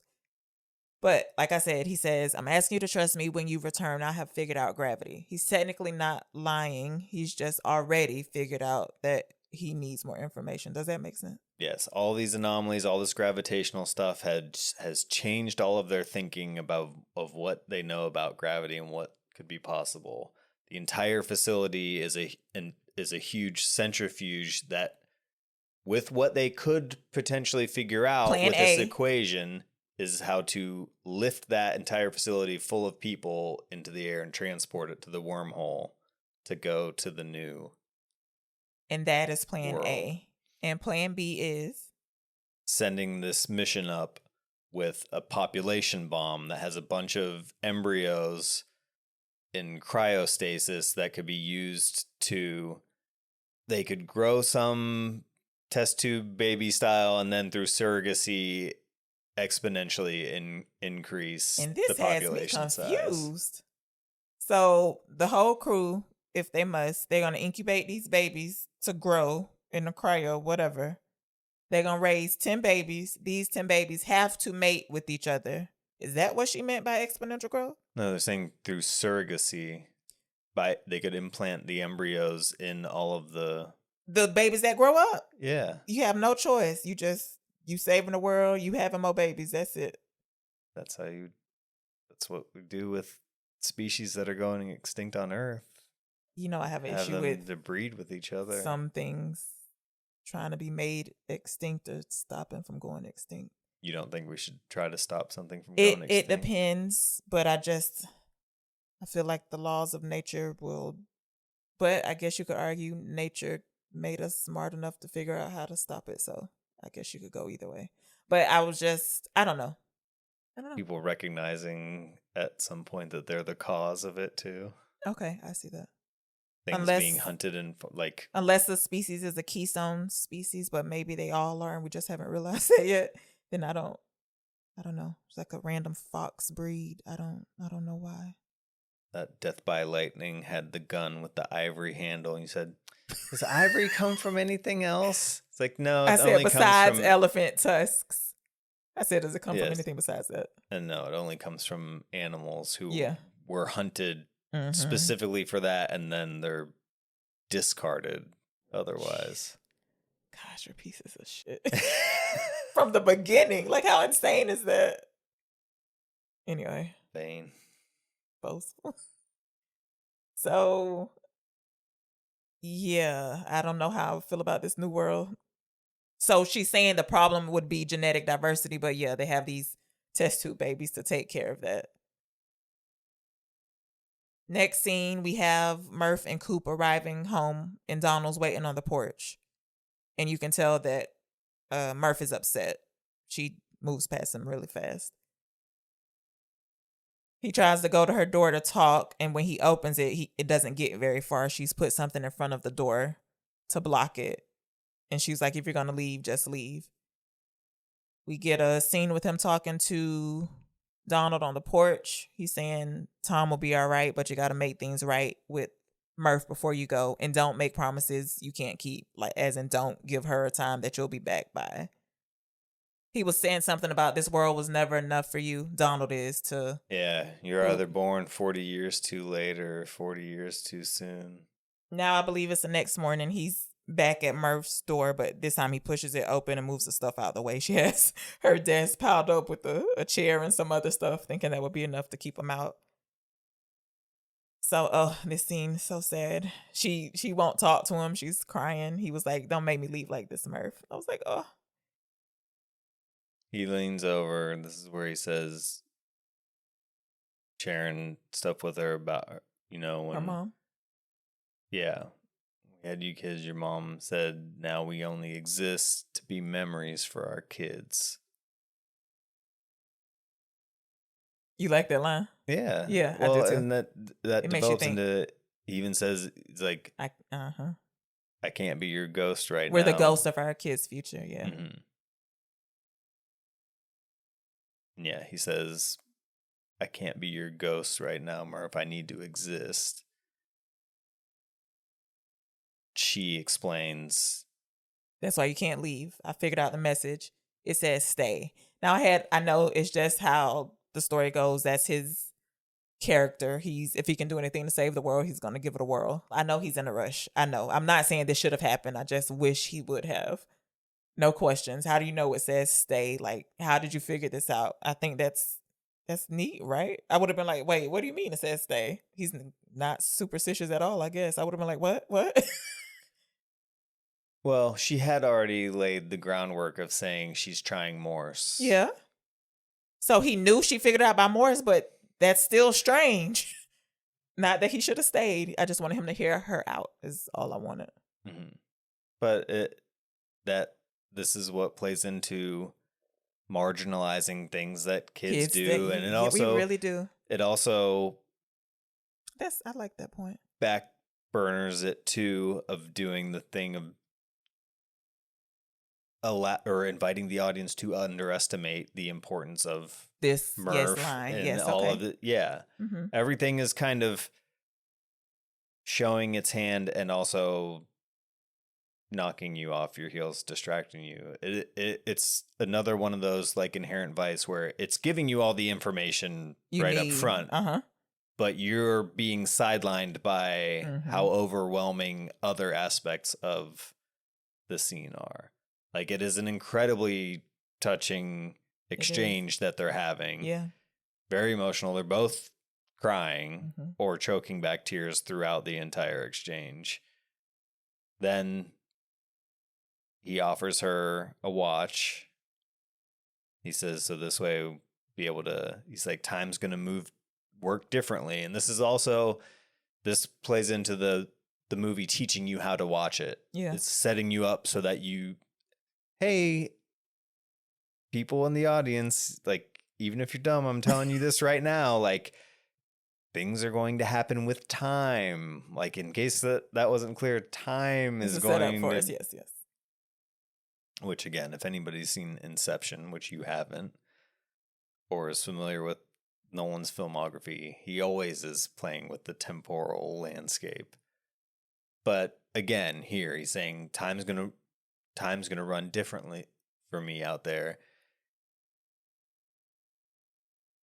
And when we get back, he says, hell, by the time we get back, you and I might even be the same age, and we can compare the times. And she was like, "Oh, time moves differently there." Like, yeah. Well, that's her first reaction. But when he says, hell, when I come back, we might be the same age, that's when... She's quick. Yeah. Girl. She realizes, and he also realizes what she just realized. Yeah. She said, you have no idea when you're coming back. No idea at all. And she hucks the watch across the room. And then turns back to her side. and he can't get her to say goodbye, so he leaves. And I love this. And he's saying, don't make me leave like this, Murph. Mm-hmm. I said that at the beginning. Yeah. Oh, so he gets down and he gives Tom a hug, and I don't know what he says. You'll make a good farmer, something like that. Well, he says to Murph before he goes, he says, I love you forever. Yes. Oh, sorry. Yes, that's important. Mhm. He's getting in the car. Tom says, can I have your truck? And Coop says, you mean your truck? I have him bring it back to you. Take care of our land or something like that. I know he turns to Donald and said, take care of my children, but I can't remember what encouragement he gave Tom. It's not important, but. Yeah. I mean, it's right in that perfect sweet spot of Tom is a teenager who's Becoming a man? well, he's right in that realm where he's like, all right, your dad, you're doing this thing, and he kind of just is like, I'm also in my own world. That's why it's emotional. It's also like the withholding. He gives him a hug, but it It's a quick dissipates one. into Yeah. like the tapping hug, and Okay. What are you saying? and then once he's in the truck, he says, "Can I drive your truck while you're gone?" Of Okay. like thinking of, oh, Dad's gonna be gone, so now I can kind of rule the roost. I don't know. There Okay, is that okay. element of, I don't know. You never had that growing up where you like got to an age where you could be left by yourself and you would be happy about having the house to yourself. I'm sure that happened. I just can't recall it happening. But surely. And then Donald also asked how it goes, and he's like, it went fine. No, it did not. Yeah. So he drives off. Yeah. He says, "Take care of my kids, Donald." Oh my God. Now this is the part I'm gonna like. So as he's driving, you can hear the countdown for the takeoff of the spacecraft, which I loved. And then we see Murph running down and yelling out for him, but he's already taken off. I was like, oh, you waited too late. That blanket where she hid the last time is in the same spot, and he lifts that up. I don't know. He knows she's not in there, but that made me choke up a little bit. And he's crying, holding back tears, but they're still there. She's crying. I just loved the intercutting of him taking off and him leaving home. It was great. Yeah. That entire, it's a huge, I mean, him being ripped out of her life, basically. And the score is so good here, too. Literally leaving the planet in the movie.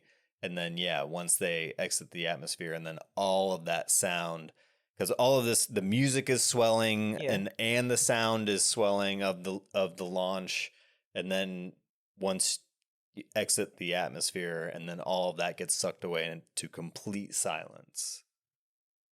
So they're in the spacecraft. He's messing with controls, and we have, is this Tars or Case? That's Tars. Tars is talking, but he has his humor is set at, I don't know what is it, 90, 100? Eventually he was like, I have a cue line I can say so that you know I'm joking. And Cue light. Cue light. Oh, that's why it says your cue light isn't working. Okay, my bad. Cue light. And he says you can use it to find your way back into the spacecraft after I blow you out of the airlock. I was like, sort of more foreshadowing. Neat. He's at a 90% honesty level. And at first, Coop was like, 90%? That's not good. And yeah, Doyle's explaining to him, he's like, they gave him a humor setting so that they thought it would help him fit in better with his unit. And he's like, Tars, what's your humor setting? He's like, 100%. Let's take that down to 75. Yeah. Honesty is at 90%. And Tars eventually explains that humans don't do well with straight honesty. So we didn't talk whenever they first introduced Tars. We should speak to what Tars looks like. It's not a typical robot. With a distinct head and body parts, right? The block of... It doesn't have a head at all. What do you call this? A very rectangular... What do you call it? He's very blocky. There's nobody in the world who's listened to this without... Maybe they are, without seeing the movie. Yeah, Maybe they don't know. Sorry, bad description, but he looks like a shiny metallic rectangle with rectangle arms. I'm using quotes, and legs, And he has a computer screen or display. It says TARS in big letters, like in metallic colors, maybe. I don't know. So And it has a human-like voice, though. You don't think so? More or less. It's not completely human, but it's not completely robotic. So that's what I was gonna say. The way they did the voice of TARS and Case, it's a very, to me, very, I don't want to say perfect, but it's very well blended for having a computerized kind of quality and a human quality. And it kind of oscillates between what is the most dominant depending on the scene or the inflection. Like it is a shifting thing. It's not a static, like, I didn't notice that. I am the robot. When he's Get telling you out of something here. serious, it's more robotic. You think? Yeah. And so that's kind of what's being set up in whenever it's reviewing these parameters, and they say, oh, well, yeah, 90% honesty because people can't deal with 100% honesty.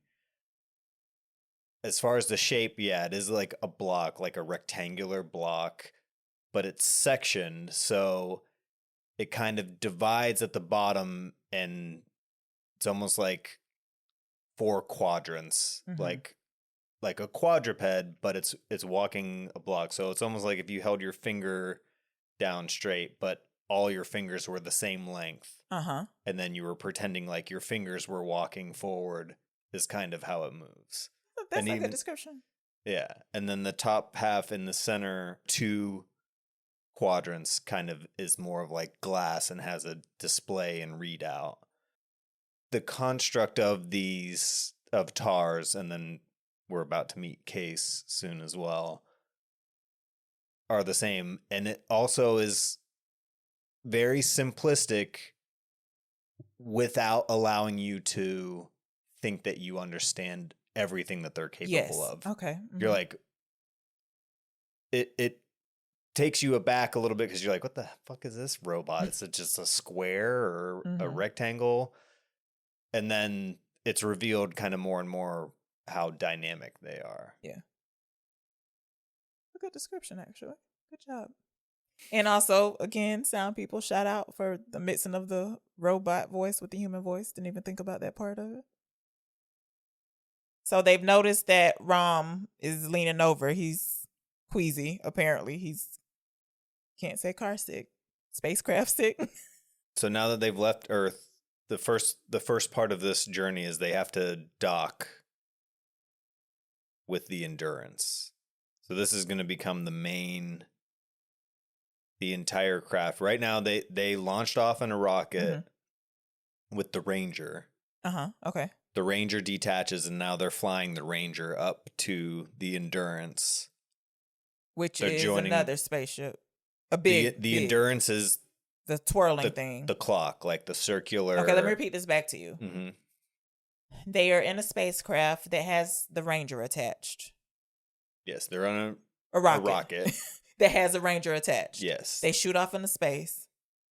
Everything else detaches from that spacecraft. They're in the Ranger. The Ranger is going to take them up to the Endurance. The Endurance, which is a spacecraft, the twirling thing that's going to take them wherever they're going. To the wormhole. Okay. To the other galaxy.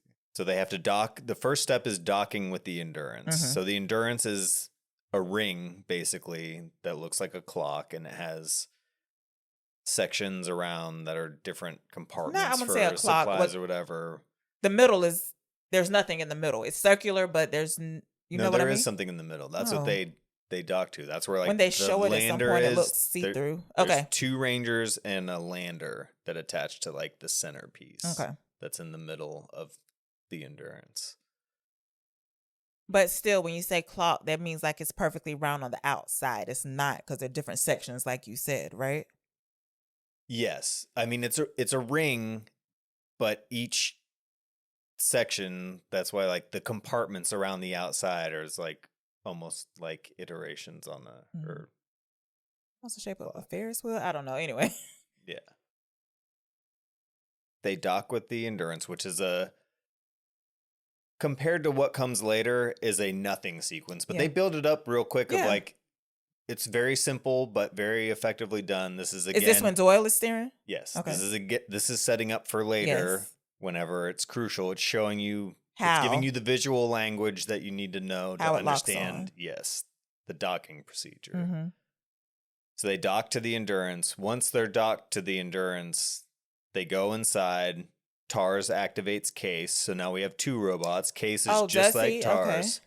Now they're inside. So now they're in the main module. The Endurance is that entire thing. Okay. Now they're switching to the pilot seats in there. That's when they start the spinning to simulate gravity. Okay.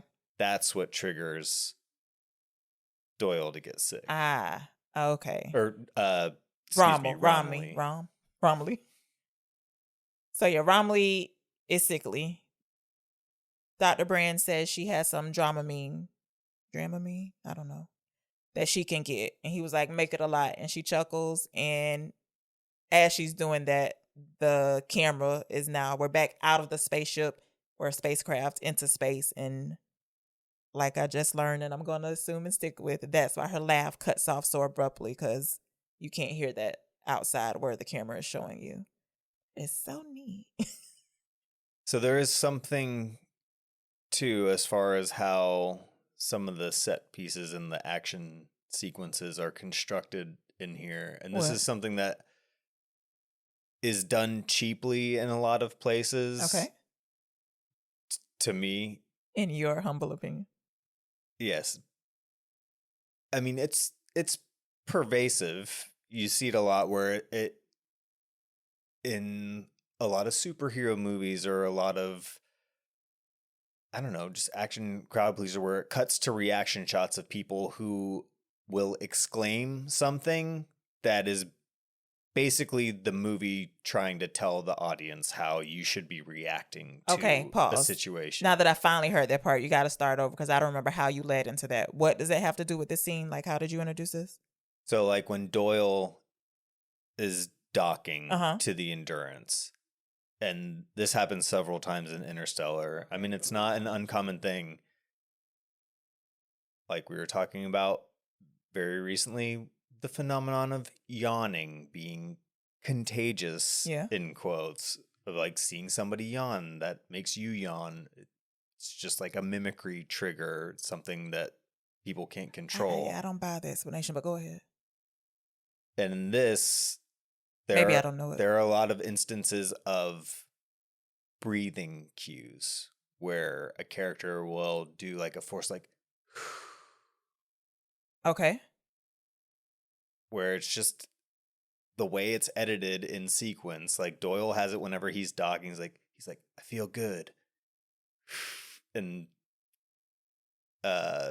Cooper has it too. Like before he lands on Miller's planet. Need to feel the air. Like, yeah. Okay. I would love to see where this goes.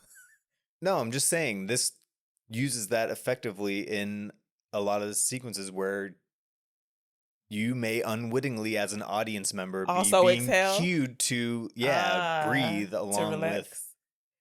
Okay, maybe this ties in, it does, to what I was going to say later, or just eventually.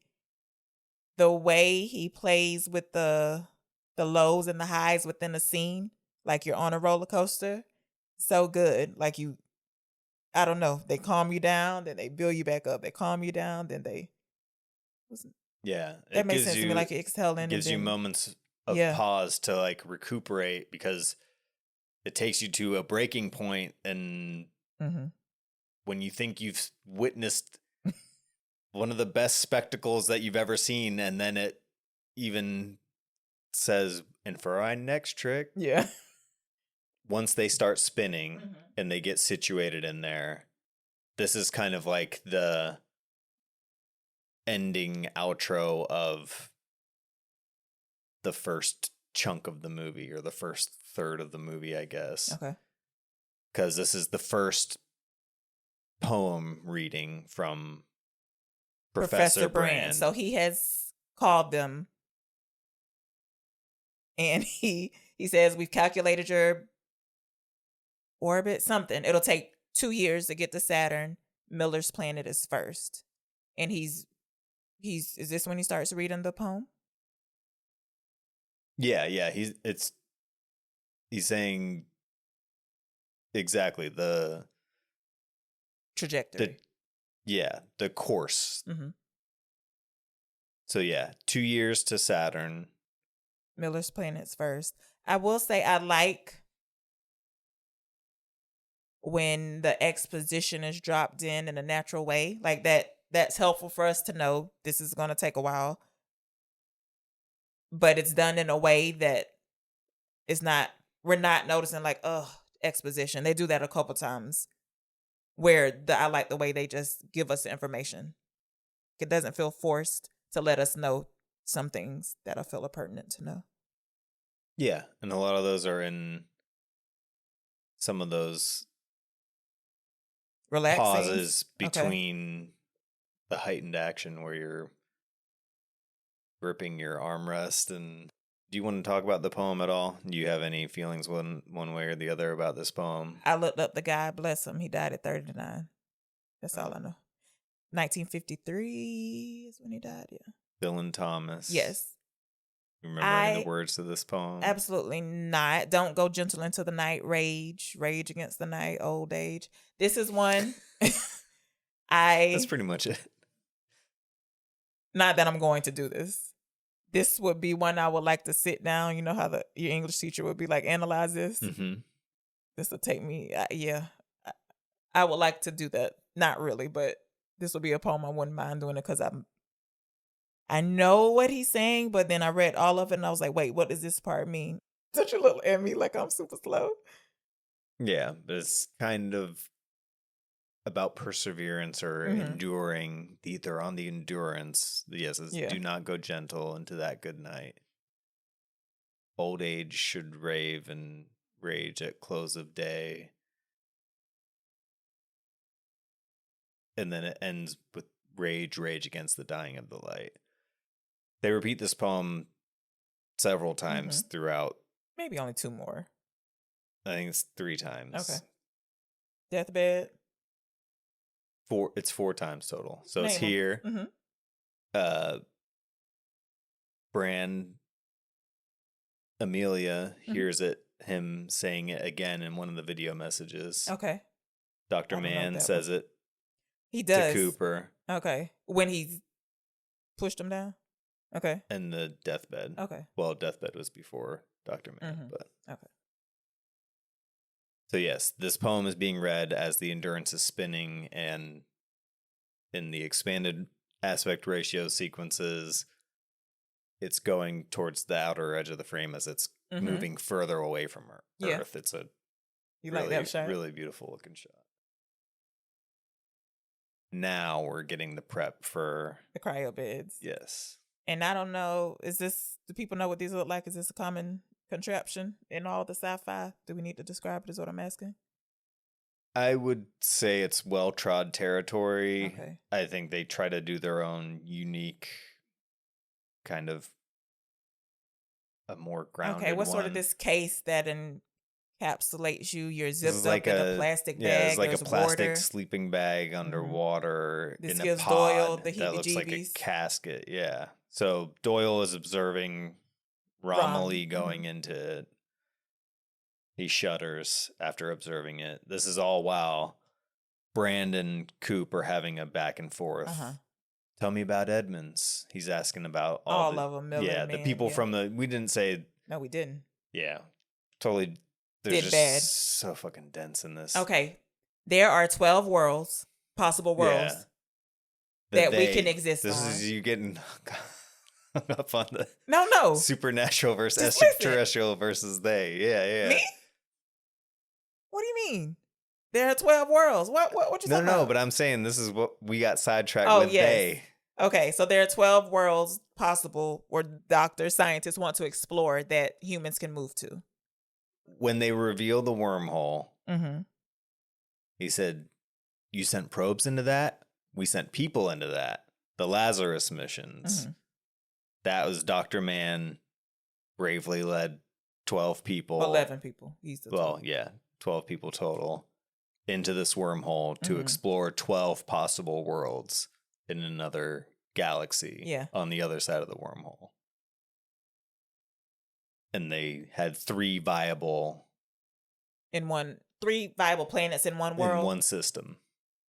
And yeah, he called them brave. And they were like, if they make it to their planet, they send the information, whatever they found. I don't know how they word it. And he's like, if they don't have anything valuable, he was like, hence the bravery. So these were basically suicide missions. Honestly, you didn't know what you're going to get. Okay, so now that we have that under control, we don't have enough resources because it's the Great Depression all over again, or Dust Bowl all over again. So they are going to go to one world that has 3 planets. On those planets, one galaxy that has whatever. 3 planets. Well, is this the only world? What do you mean? Is everything all? No, that's the universe. What's the world in? Just Earth? Yeah. Okay. What do you mean, what's the world? World seems so complete when that's it. But okay, I get it. Galaxies, universes, timelines. On those 3 planets is Dr. Mann, Dr. Edmonds, and Dr. Miller. Dr. Miller's the woman, and that's the planet we're going to first. That's the nearest one once they get on the other side of it. I think the decision making as far as which one to go to doesn't happen until they go through the wormhole. I don't think on the other side of that they're like, we're on the way to Miller's. Yes, the message that Professor Brand reads out to them, we've calculated your trajectory for 2 years to Saturn. It mentions Miller's planet being first. Okay. That one's not up for debate.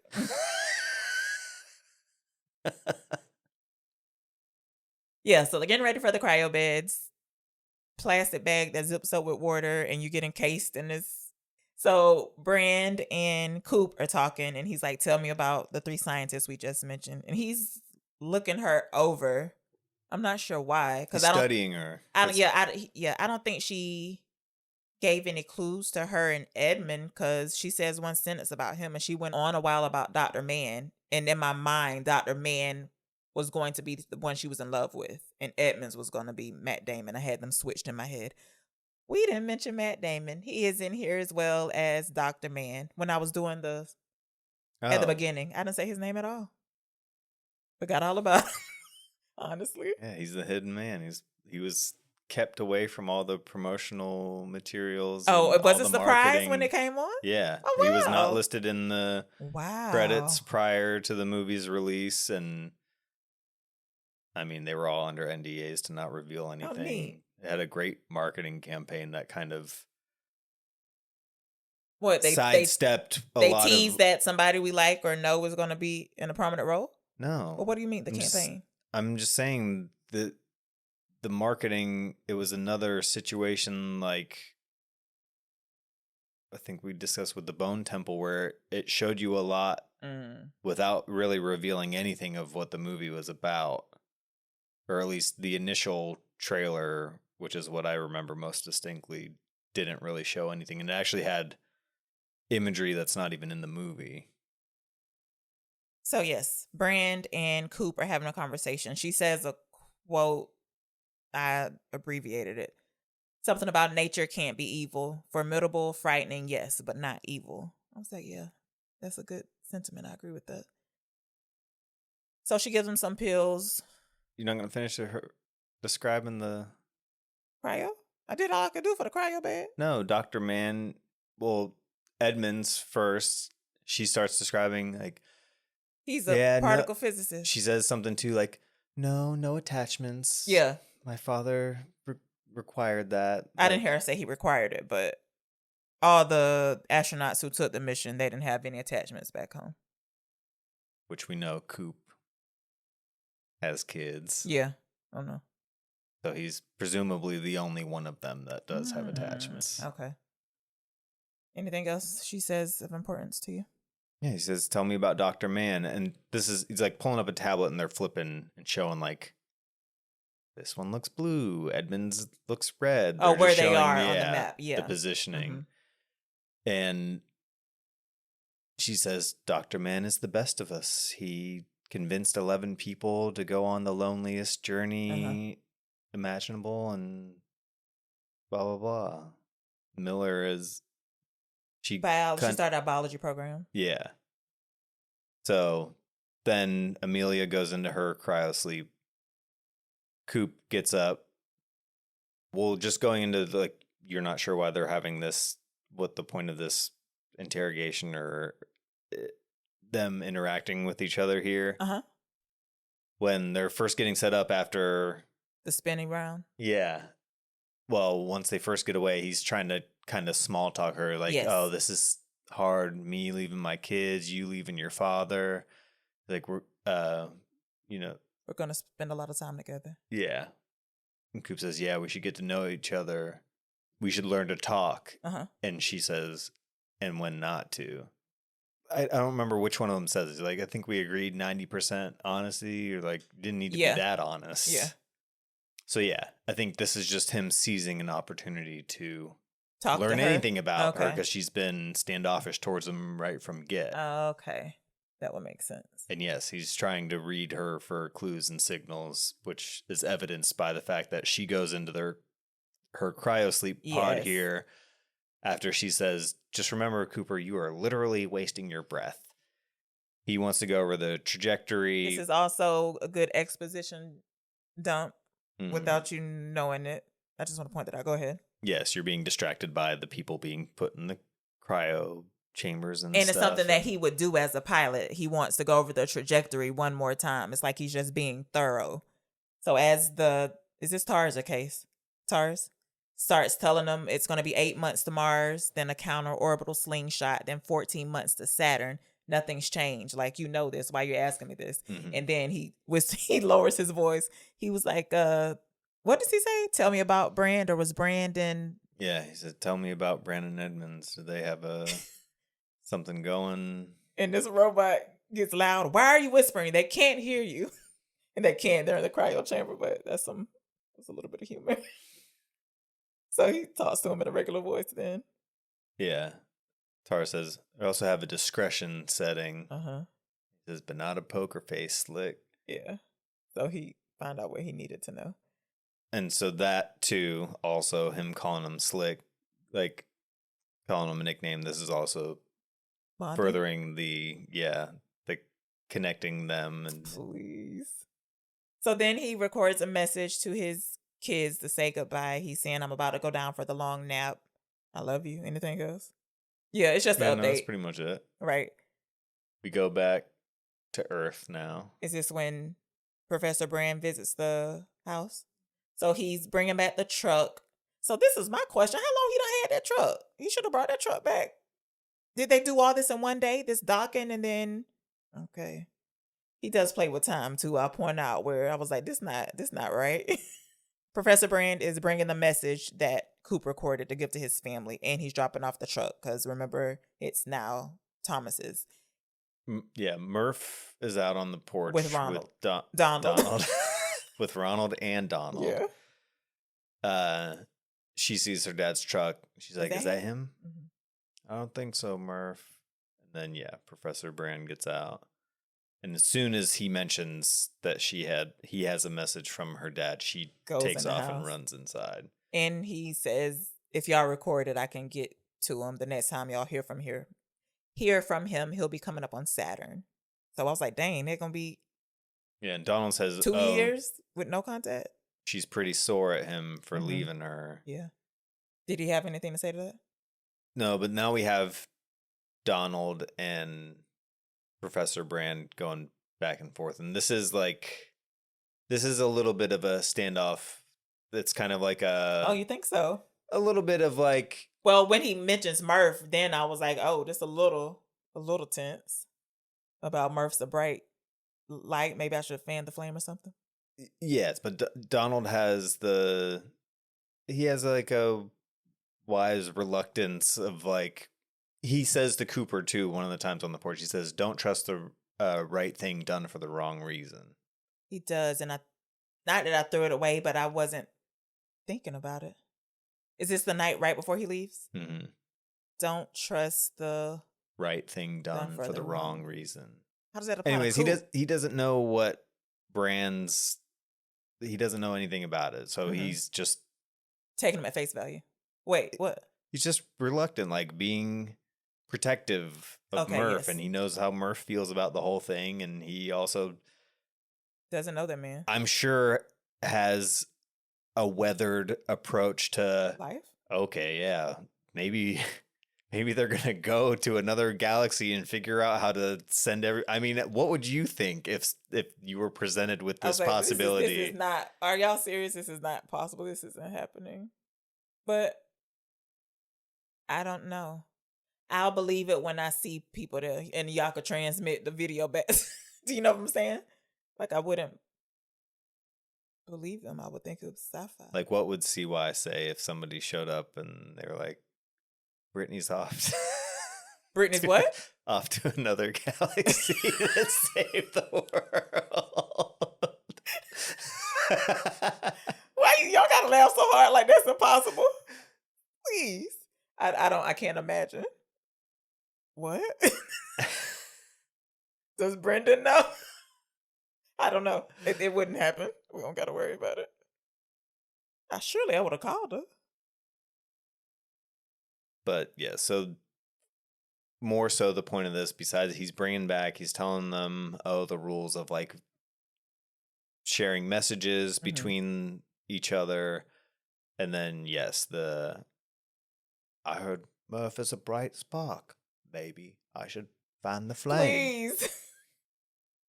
And Donald says she's already made an ass of her teachers. Fools. Oh. Dang. You sure? Yes. Okay, maybe she'll make fools Started out of making y'all. fools of all our teachers. Maybe she should come make a fool of you. And then I like this shot. It's them approaching Saturn, but they're so small in the middle of the screen. Mm-hmm. Like, wow. I don't think I even noticed the spacecraft the first time. I just was noticing Saturn. You just realize how vast and big. See it catching the light of the sun just barely. Universe Until it comes in closer, yeah. So now they have woken up. So that means we'll be on Saturn soon. Yeah, and they're listening to messages. So, for me anyways, seeing Saturn and cartoons and stuff, Looney Tunes and shit, you're just seeing, it's always depicted as like rings. The rings moving around the planet and seeing it I like didn't know that. The rings moved. I'm talking about how it's depicted in Looney Tunes. But in the shot here of the Endurance going around, it looks, I don't know. There is a lot borrowed to here, the idea of the 2001, which again you haven't seen. Very soon.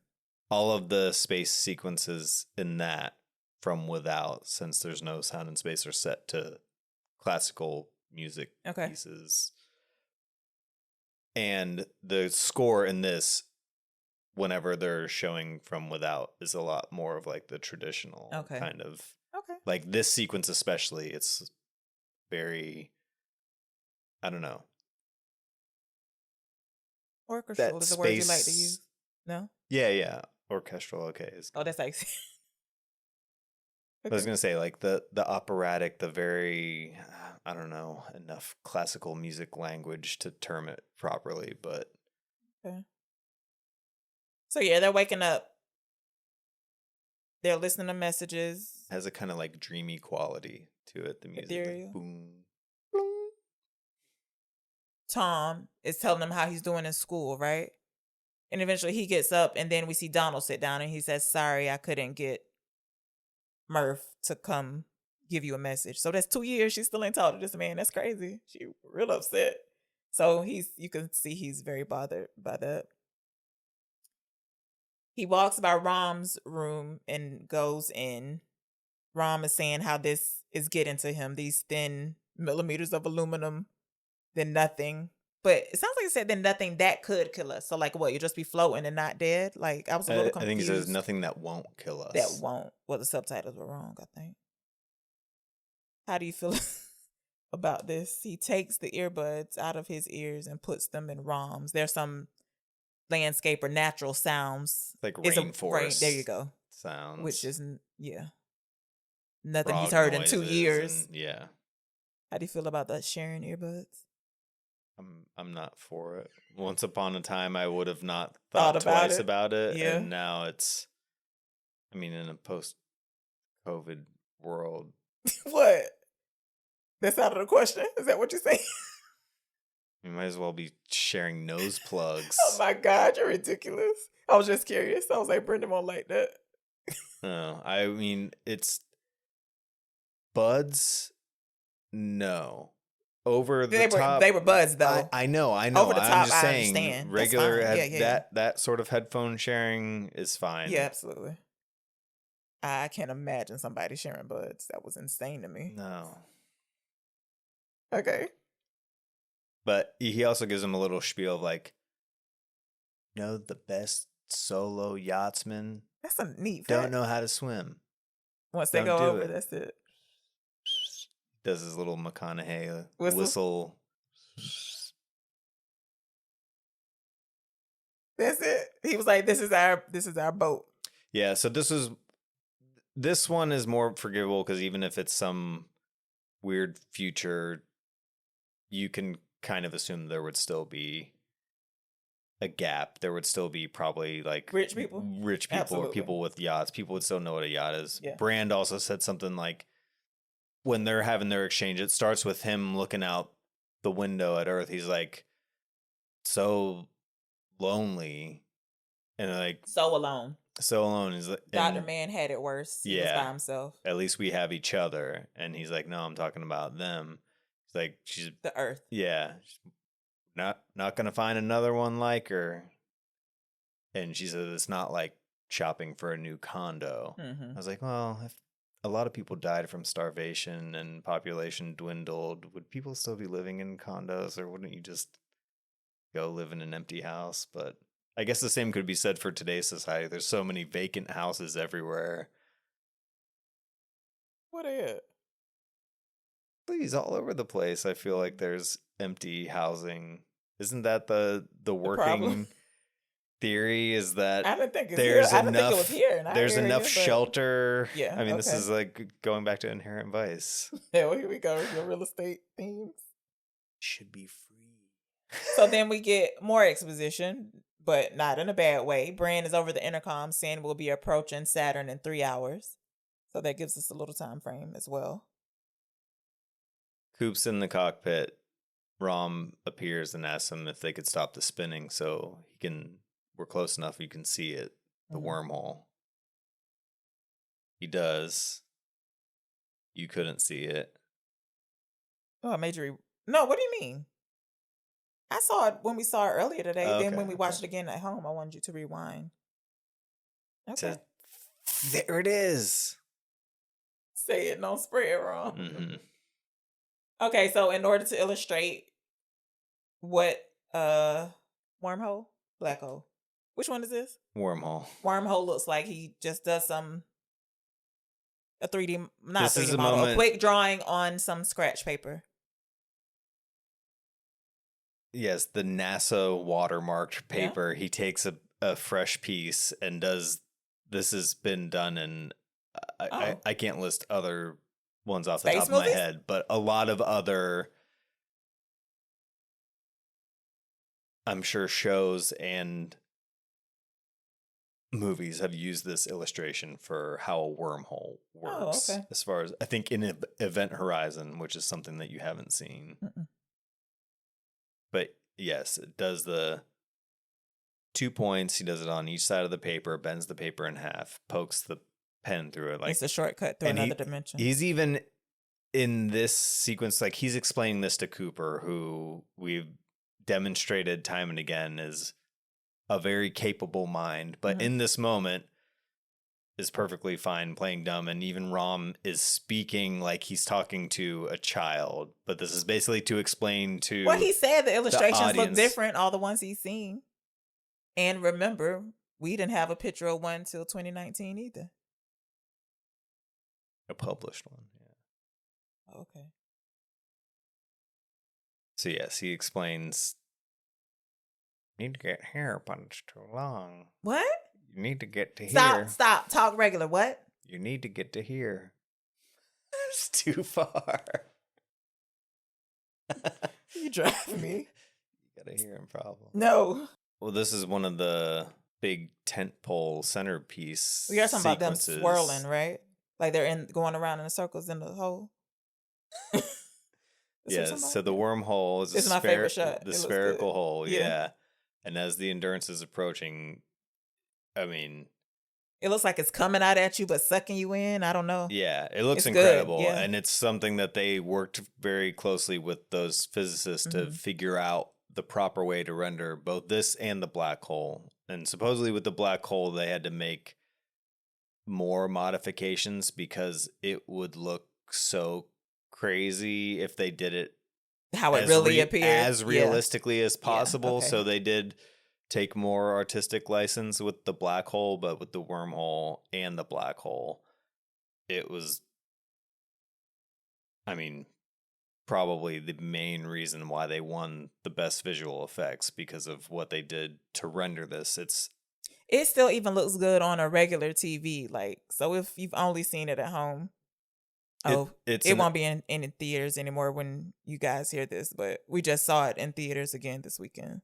And they have one more showing tomorrow on Sunday. You're missing out to me if you don't see this on a big screen. Yeah, like the big screen, not a big screen. Especially with the sound and the score, the mixing, it is still very good at home, but the scale, the spectacle, it's just so much better. There's so many movies that try to make the argument like, see it on the biggest screen possible. And there are not that many that actually warrant it as it'll blow you away. But yeah, this is one of those sequences where it's like, it just looks so visually striking. And it looks real. It's like you're on the spaceship or right on it looking out at what's going on. Yeah, all of this is a big strength of Christopher Nolan's is doing like vehicle shots. Okay. The way that he shoots, like even the truck leaving the farm, shooting off the back quarter panel over the dually tire as the farmhouse is getting smaller, as it's disappearing. And it's doing the same like off the sides of the Ranger. And it's doing it again here as they're approaching the wormhole. They pass into the wormhole. He's like, is there any trick to this, Doyle? He's like, well, the other ones made it. He's like, at least some of them did. I was like, damn, y'all really don't know. But yeah, so they basically just enter into it. He starts, everything seemingly goes haywire. All the buttons are blinking. Noises are going off. He just has to let go of control. All we can do is observe. And we get some crazy visuals as they're moving through what they term the bulk. And then we get first handshake. Swirly vision. Like something's coming through the window where the visual field is Brand, distorted it's somewhere sitting up in the corner. It looks like and they all see it. And Rom's like, don't touch that. But it's too late. She stuck her hand out and they touch for a few seconds. And we see her hand it get gets distorted. wavy too. And they're like, what was that? She was like, the first handshake. I think it's them. So yeah, so then they go through and then it's all peaceful again. Like it's loud going through the wormhole.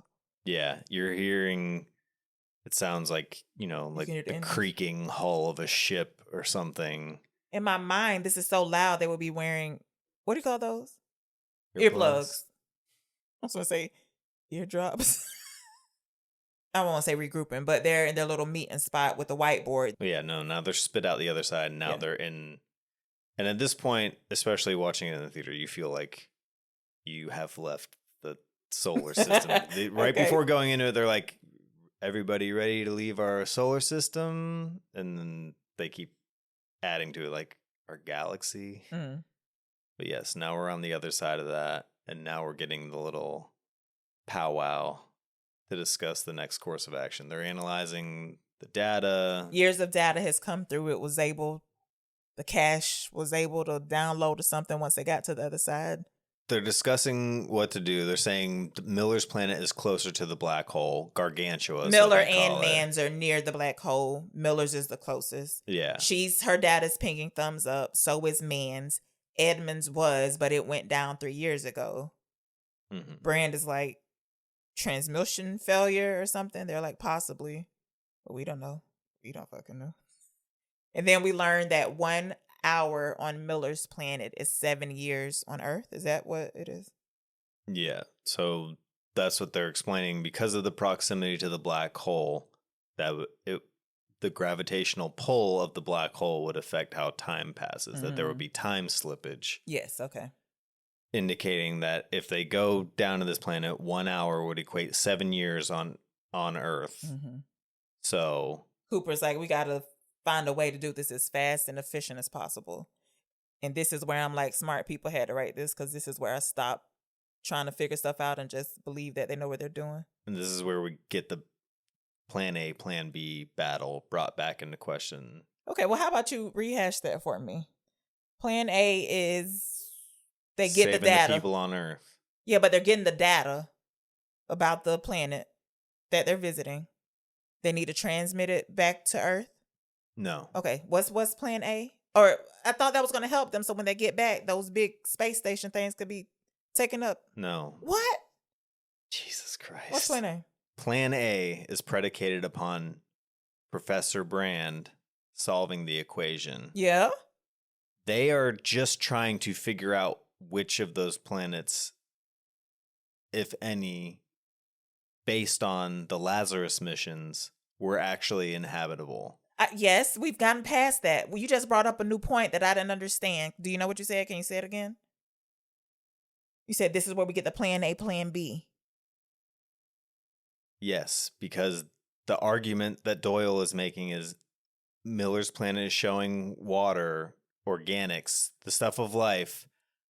So is Mann. They're not concerned about the time slippage because Cooper's arguing, what's the point of us going back there? The point, plan A, is to save the people on Earth. If we go down there, they'll be dead by then. Yes. There's not going to be anybody for us to save. Well, they didn't clarify how many hours it was going to take either. So that's why I'm confused when she messes up. It doesn't matter because Cooper does. comes up with a solution anyways, which is that they come outside of the cusp of the gravitational pull, take the Ranger down to Miller's planet, pick up Miller, come back out to the Endurance, analyze everything, and then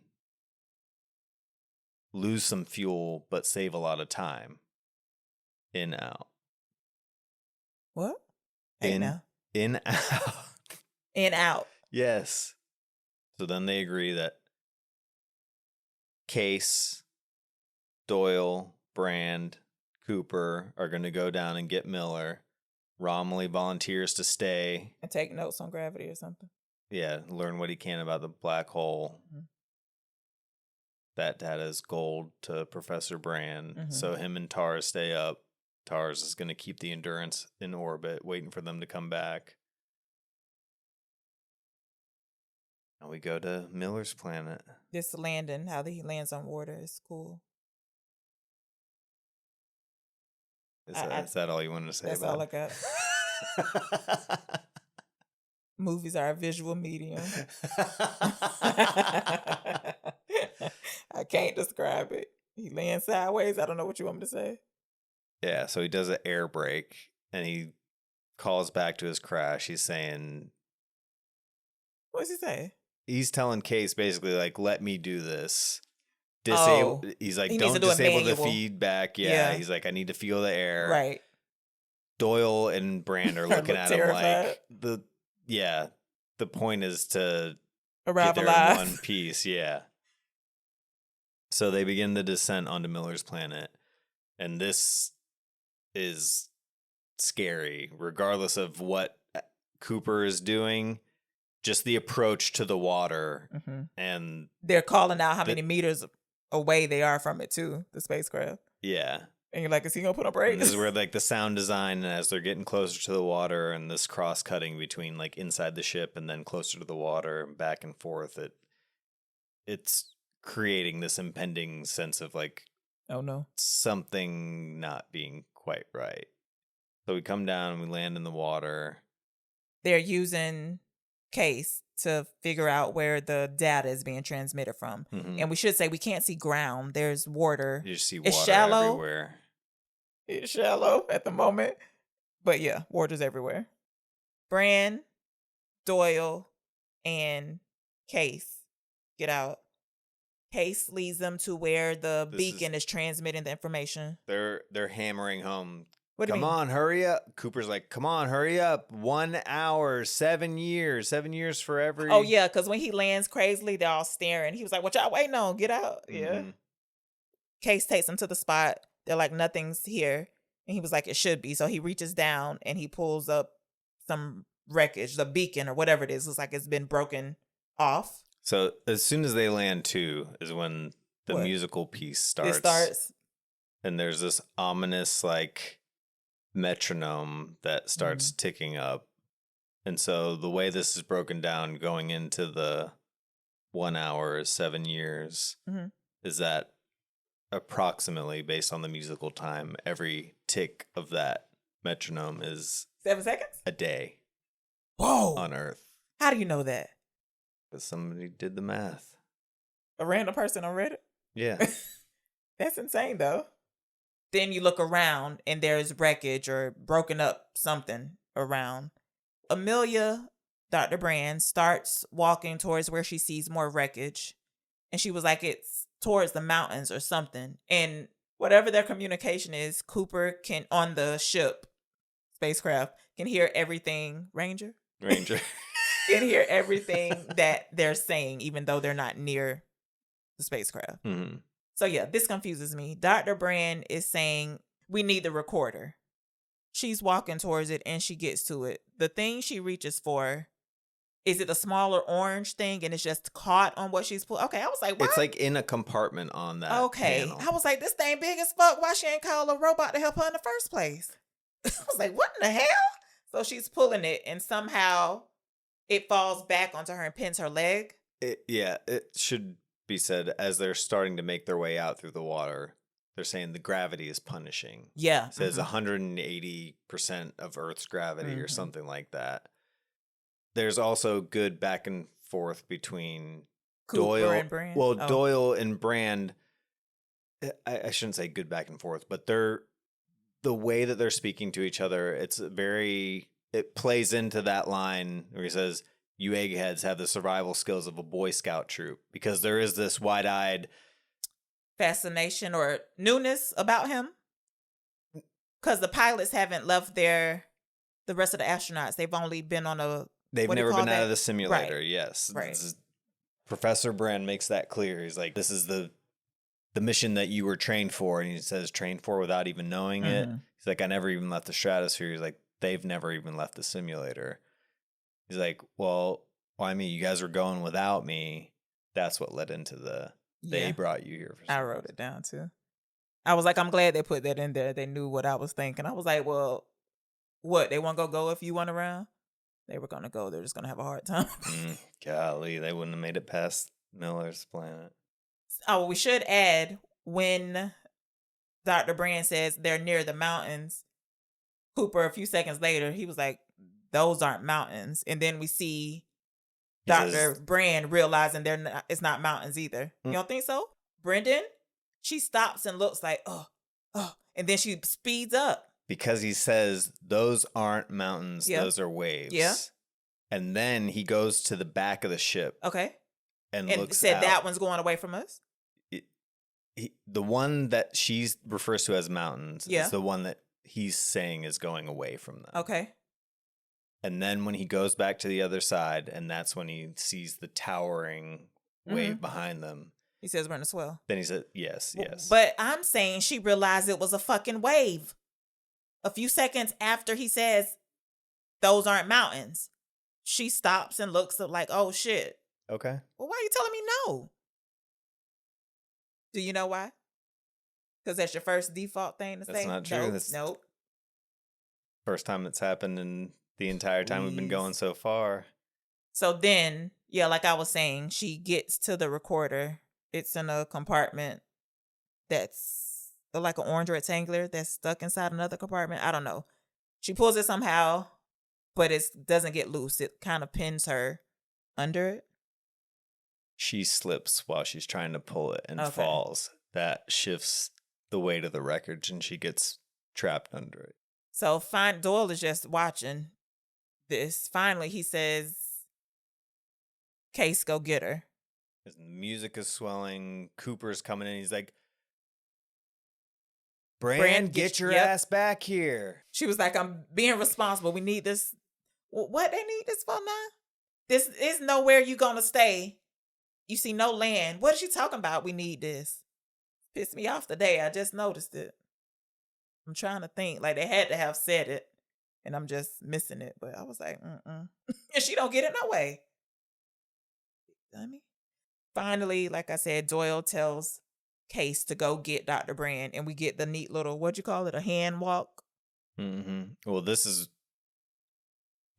becomes a new configuration where Case turns into like an asterisk. Oh, okay. And then starts going end over end. Yeah. Reorients and then starts going end over end towards Brand. Yeah. Picks her up. Well, What? The leg like becomes smaller into like fingers and picks the wreckage up and then pulls her as she gets out from underneath it. Yes. Then picks her up and then is doing like the fast swish walk back towards. And then Coop is like, Doyle, Case has her come back to the spacecraft. And it's not that far away, honestly. I don't know why he just been standing there looking in amazement, but bless him. I know, a big ass wave. I understand. He did better than me when I got off. Once he said that's a big wave, turn around. We don't need it. We don't need it. We can't make it here. Anyway, so by this time, Case is caught back up with him, and they lapped him. Yeah, so he puts Dr. Brand onto the spacecraft. He gets on it too. He reaches back out.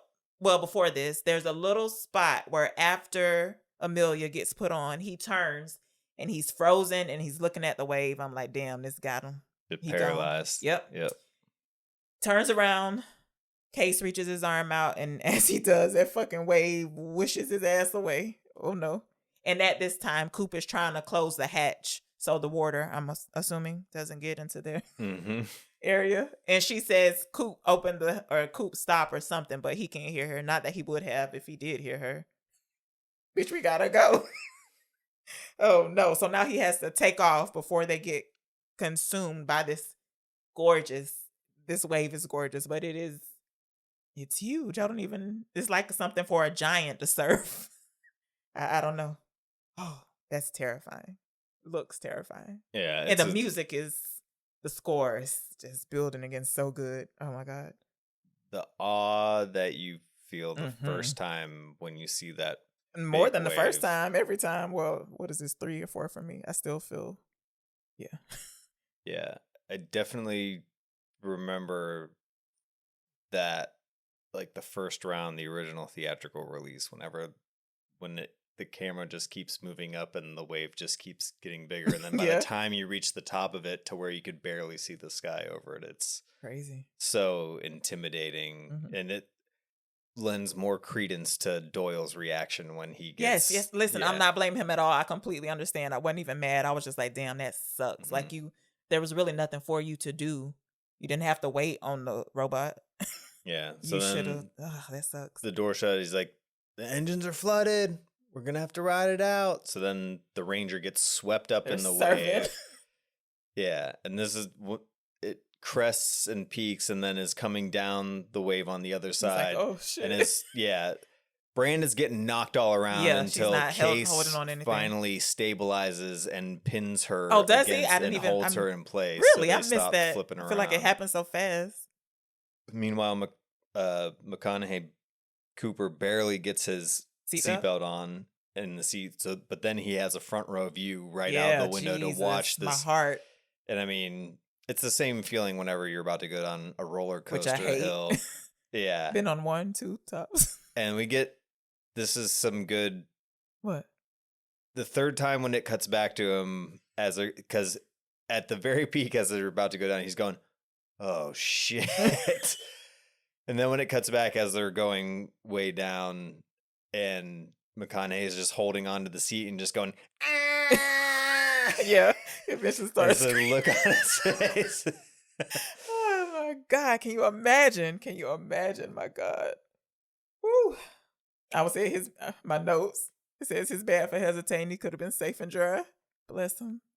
So finally, the wave is gone. Can I say that? Is it safe to say the wave is past? Yeah, they're back down. And Cooper's like, Case, why isn't this working? Engines like, are flooded. Yeah, gotta air it out. It got to dry out for 45 minutes to an hour. And Dr. Brand says, I was trying to do the right thing. And this is where I was like, huh? I mean, this is a great, she says, I told you to leave me. And I told you to get your ass back here. And he punches the seat. And I mean, yeah. I was trying to do the right thing. She says you were only thinking about getting home. And he was like, only one of us would think about the mission. So I don't know. I don't know. Yeah, she says I was trying to do the right thing. He says, "Can you tell that to Doyle?" Yeah, I was like, "Dang, that's a little rough, buddy." And he says, "How much time is this What's going this to going to cost us?" She's fighting through tears, and she says, "Decades." Okay, now you told me it doesn't matter, but I need to understand this. What got messed up that it's been more than an hour? That's what I'm confused about. I feel like they were there for 15 minutes. Plus, we're going to get the 45 minutes to dry out. Like, what am I missing? That's where the time, as far as like, the time slippage starts as soon as they're descending towards it. Which, feels like moments, but it's like as soon as they are entering the orbit of the planet, the time slippage is starting. Yes.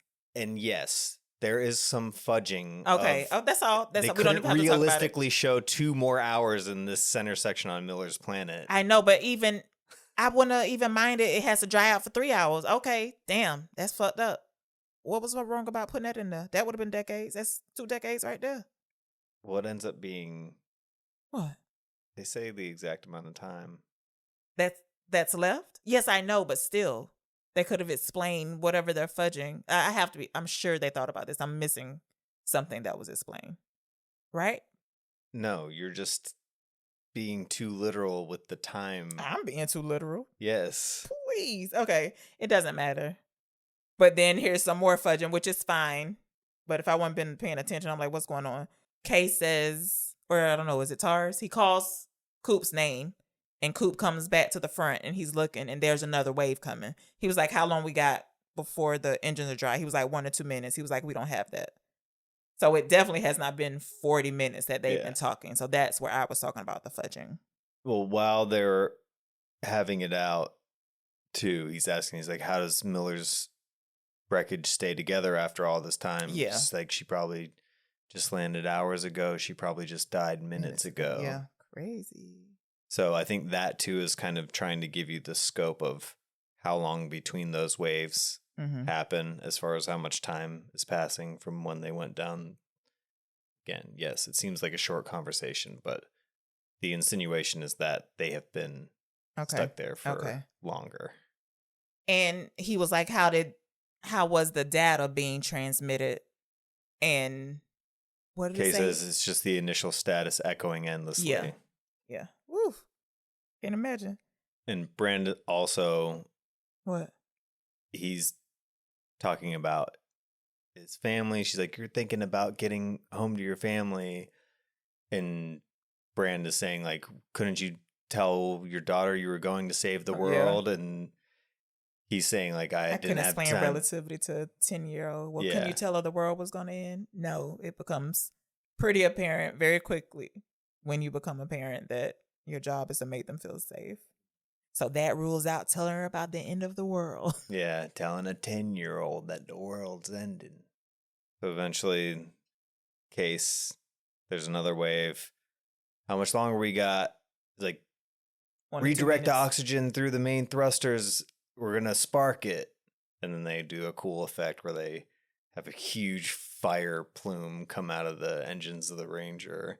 And then it shoots up the side of the next wave as it's coming out. There's some good acting by McConaughey, acting like he's looking out the window and seeing another huge wave coming at him.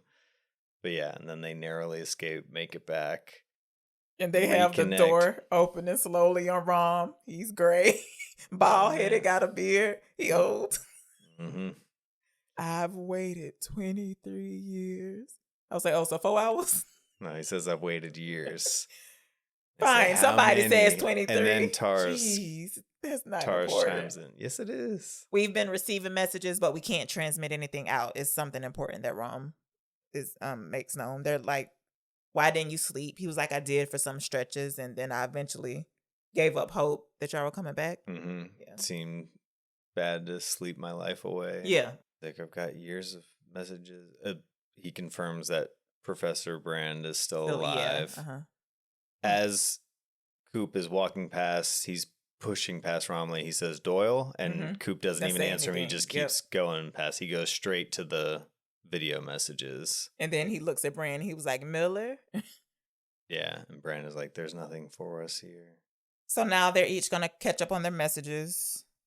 I don't remember what is this when Dr. Brand reads the Professor Brand is reading the poem again to her. Doesn't matter. No, it starts with Coop's message. Okay, so This is where we get the Tom is up first. All kind of updates. He's graduated? Or was that last time? No, he's graduated. He's met a new girl. Yeah, so this is an often memed and gifed and Really?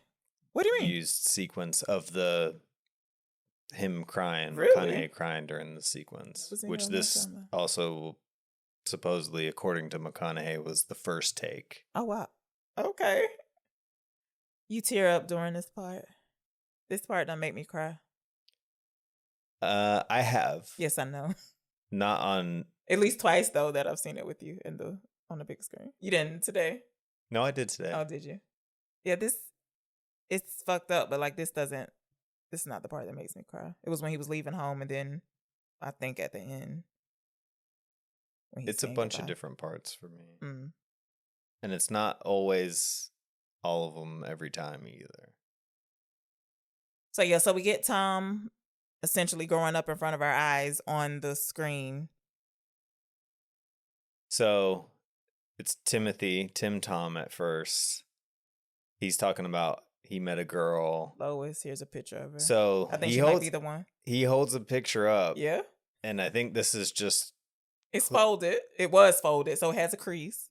yes. And it's What? also the way that he's holding it up, and there's kind of a little bit of a glare on Mhm. her face. But I think it's a picture of him with the actress who's playing Lois later in the movie. You think so? But the glare over it, like instead of doing any effect or trying to Uh-huh. get a younger, well, we'll never know. I'm almost positive. How can you be positive about that? It was something I never noticed until today. Okay.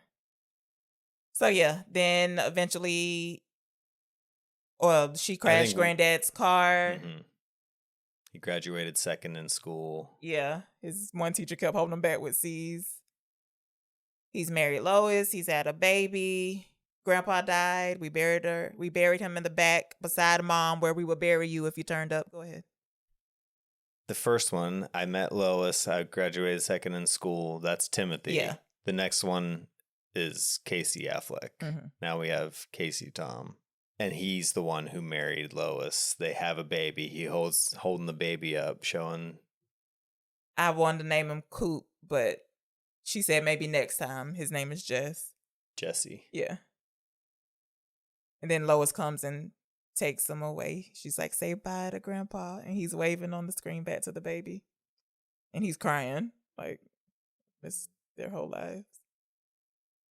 And then we're getting some great acting work done by Casey Affleck, Mm-hmm.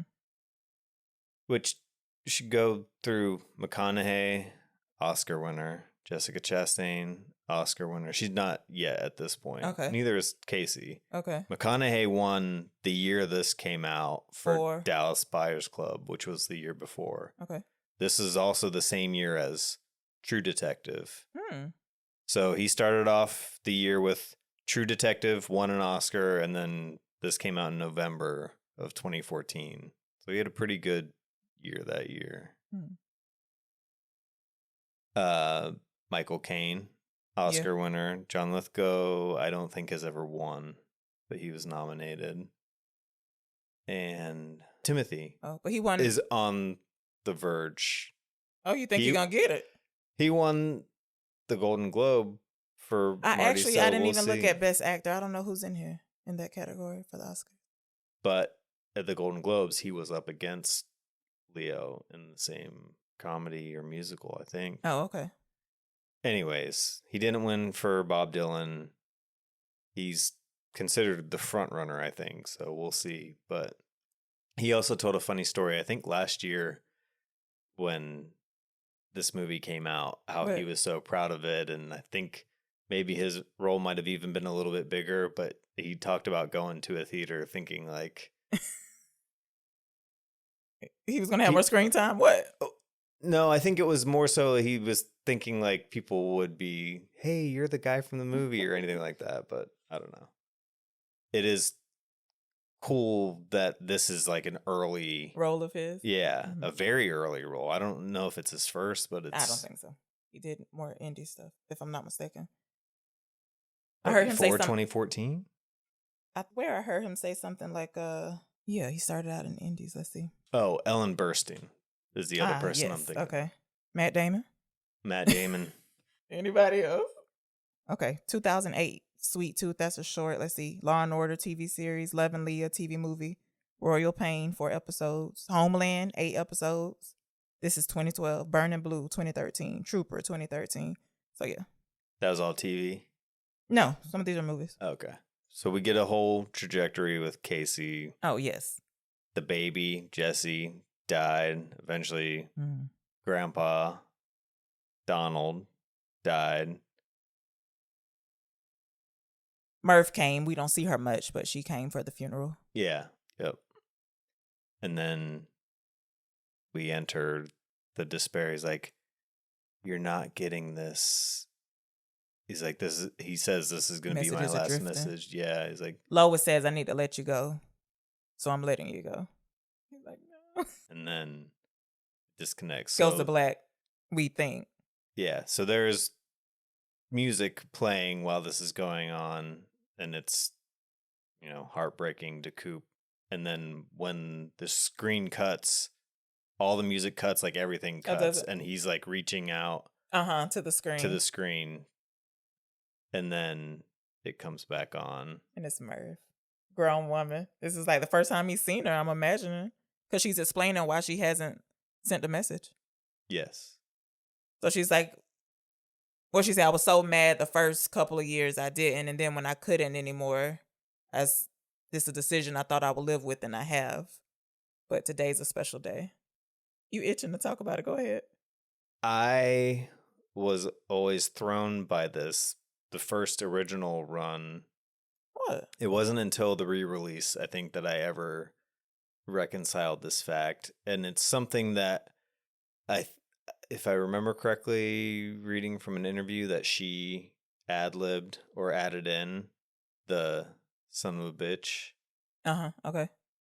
That bothers It's you? right at the beginning, and it makes it because, okay, whenever she appears on the screen, it's a black and white screen. It's a greenish kind of, it's like Mhm. black and white, greenish Mhm. hued, almost like an old analog computer or something. Or old TV. And the colors in that screen, even when Casey Affleck is doing it, it's shifting and moving kind of like with the mood of whatever's being told and the way the music sounds. You think so? And it's doing that too with Murph. But in the beginning, it's looking like she got drunk and decided, especially with the way the message plays out. And it starts with like, you son of a bitch. And it's kind of like a slurred I don't sounding. know. I don't know if I can agree. I have to listen. But what about it? And then she's explaining of like, but this is a special day Mhm. because today's my birthday. And you once told me that we might be the same age. When you got back. Yeah. And I'm the same age you were when you left. Yeah. And he breaks down with this information. Yeah. Oh, devastating. And it's something that watching it the first time, you never see coming. Mhm. And as it's building to it and the cutback of him like completely Boo-hooing. falling apart. Yeah, that's the one that's often used. But yeah, so then, and this is as a lover of transitions as you are. Yes, I wrote this down. But before I get to that, so yeah, this is just another example of all the many callbacks and the threads that run throughout the movie. Just her them picking that as an occasion for her to reach out was neat. So yeah, so after she says that, the camera is back in the room with her, and we pull out, I believe. And now we're back on Earth. Yeah, it's neat. I was like, I like it. This helps even more than Rom telling us. This fully fleshes out how much time has been lost while they're on Miller's. She looks up and it's Professor Brand, and he says, I've never seen you in here before. She was like, because I've never been in here before. And he's in a wheelchair. They're like, oh. So yeah, they're walking and she's pushing them. Yeah, so now this exiting out and revealing like, oh, she's at work and like going back to work and this was just like a sidestep in. Whereas the way that plays, it seems like, especially with the way that it's showing all of Casey Affleck's messages, and it seems like that's he's at home. The home, at the farm. I think it is. I think he is at home. Yes. Yeah. So that's where the disconnect in my mind, the whole first run of it, I was like, I don't know if I ever fully placed that because of her doing that. You son of a bitch. What? You just assumed she was at home too? Is that all you're saying? Yes, you were surprised by the transition? And like the birthday, it seems like, oh, I got drunk and sad on my birthday and I finally am making one of these. It's not important. Anyways. So when they're walking, we realize that we're back in, what do you say? I said Brand's in a wheelchair. We're back in the place that we were when Coop and the NASA Murph, headquarters. First discovered the place. And it's buzzing with activity now. There are a bunch of people when I feel like it wasn't, maybe because it was nighttime, maybe, probably. But anyway, it looks like a lot of activity is happening. So anyway, he's just commenting about her being in their room. And she was like, no, it's not going to be a habit. He's like, I talk to Amelia all the time. So they transition or they move to his office. Mm-hmm. And she's looking at his equation that's on the board. And she has a realization about yeah, because he says something offhandedly while they're at lunch. He's like, I'm an old physicist, Murph. I'm afraid of time. Yeah. And she says, time. And she's looking at the equation. And we don't know what you laughing at? Nothing. It's just, it's funny because obviously if they had the solution to this equation or any of this was possible, then we would be able to do all of this stuff to begin with. So this is like a MacGuffin of sorts, like a fallacy internally that you just kind of have to accept. Wait, say that again? This whole idea of the equation, like, and you saying she's like, time, and then she's looking at it, she's like, all of these are recursive. It's trying to prove its own proof. It's completely nonsensical, which it is. Okay. Really, ultimately, because it's just a contrivance of the plot to further it along. Obviously, it has foundation in. How is it a fallacy? What's the fallacy? Not what is it? What are you saying? It's just funny to me that the central thing is this multiple blackboards length of equation being written out to figure out all this stuff, and it is just a plot contrivance, but they're looking at it like it's constantly. A big deal. They're doing everything to figure out this equation. Yes, but it also is pointing out and being like, this is nonsensical, like time, and it's something that made me laugh in the first run and like always throughout. It's something that it just, I don't know. It's just something I found amusing. So she says that. Clearly you don't at all. No. She says that, and then Professor Brand makes the look, and she turns around. She's like, you've been trying to solve it with both hands tied behind your back. He's like, I'm an old man. Can we pick this up another time? I'm like, bitch, when? This is important. Like, I realized you've been faking this equation. Like, there's no way you didn't notice this. So this is where I have not trouble with the timeline. How far in the future do we think he's going to be confined to the bed? Because they never got to talk again, or they didn't show us. And they didn't, because she wouldn't have had the reaction when she finds out he's a liar. Was it the same day we think he's going to pass out? Oh, I think we're meant to think that is pretty soon after. I don't think there is a established timeline. Okay. So now we're back on the spaceship with Rom and Yes, but this is the bookend to the brilliance of the transition from them coming back. He's catching up on the messages. It goes back into her leaving the message. We're back on Earth. Following their exchange, it follows Professor Brand in his wheelchair into the booth to talk to Amelia and comes out the other side of her hearing the message that he went in there to record. Okay. I didn't notice that. You understand? Yeah, I understand. And it is funny too because the message that he's going in there to record and she's observing, she's sitting there and she has this like dead inside look as she's hearing him for the who knows how manyth time. Saying the same what quote? Yeah. And this is when he's saying the do not go gentle into that. And she's looking completely unaffected, like, God, I cannot believe I'm sitting here still listening to all these fucking messages. Well, I must have skipped that because I just put, then we're back with Rom and Coop and Bran, and they're trying to decide what planet they're going to first. And they're both making good arguments. One, Dr. Edmonds hasn't transmitted in 3 years. And the other is that Man. Yeah. He's still the one transmitting. So this is what's happening here is because of the time slippage, they burned up more fuel orbiting Miller's planet. Right, so they can only go to one more. Yes. Okay. And that's where they have to, so this is where Cooper reveals what he has intuited about Amelia and Wolf Edmonds' relationship to each other. Yeah. But they say they're going to vote to see which planet they go to. And Coop says, before we do that, Rom, you should know. And he's like, tell her. And she was like, this has nothing to do with it. But yeah, he puts it out that she's in love with Wolf Edmonds. He was like, is this true? She was like, yeah. But that doesn't mean I'm wrong about which planet to visit. And the bitch ain't wrong. So she has a speech about love can transcend time and space. What's the reason that we still love people who have died? Anyway, it was a neat. Yeah. What's the social utility in that? It's a neat thought, actually. Yeah.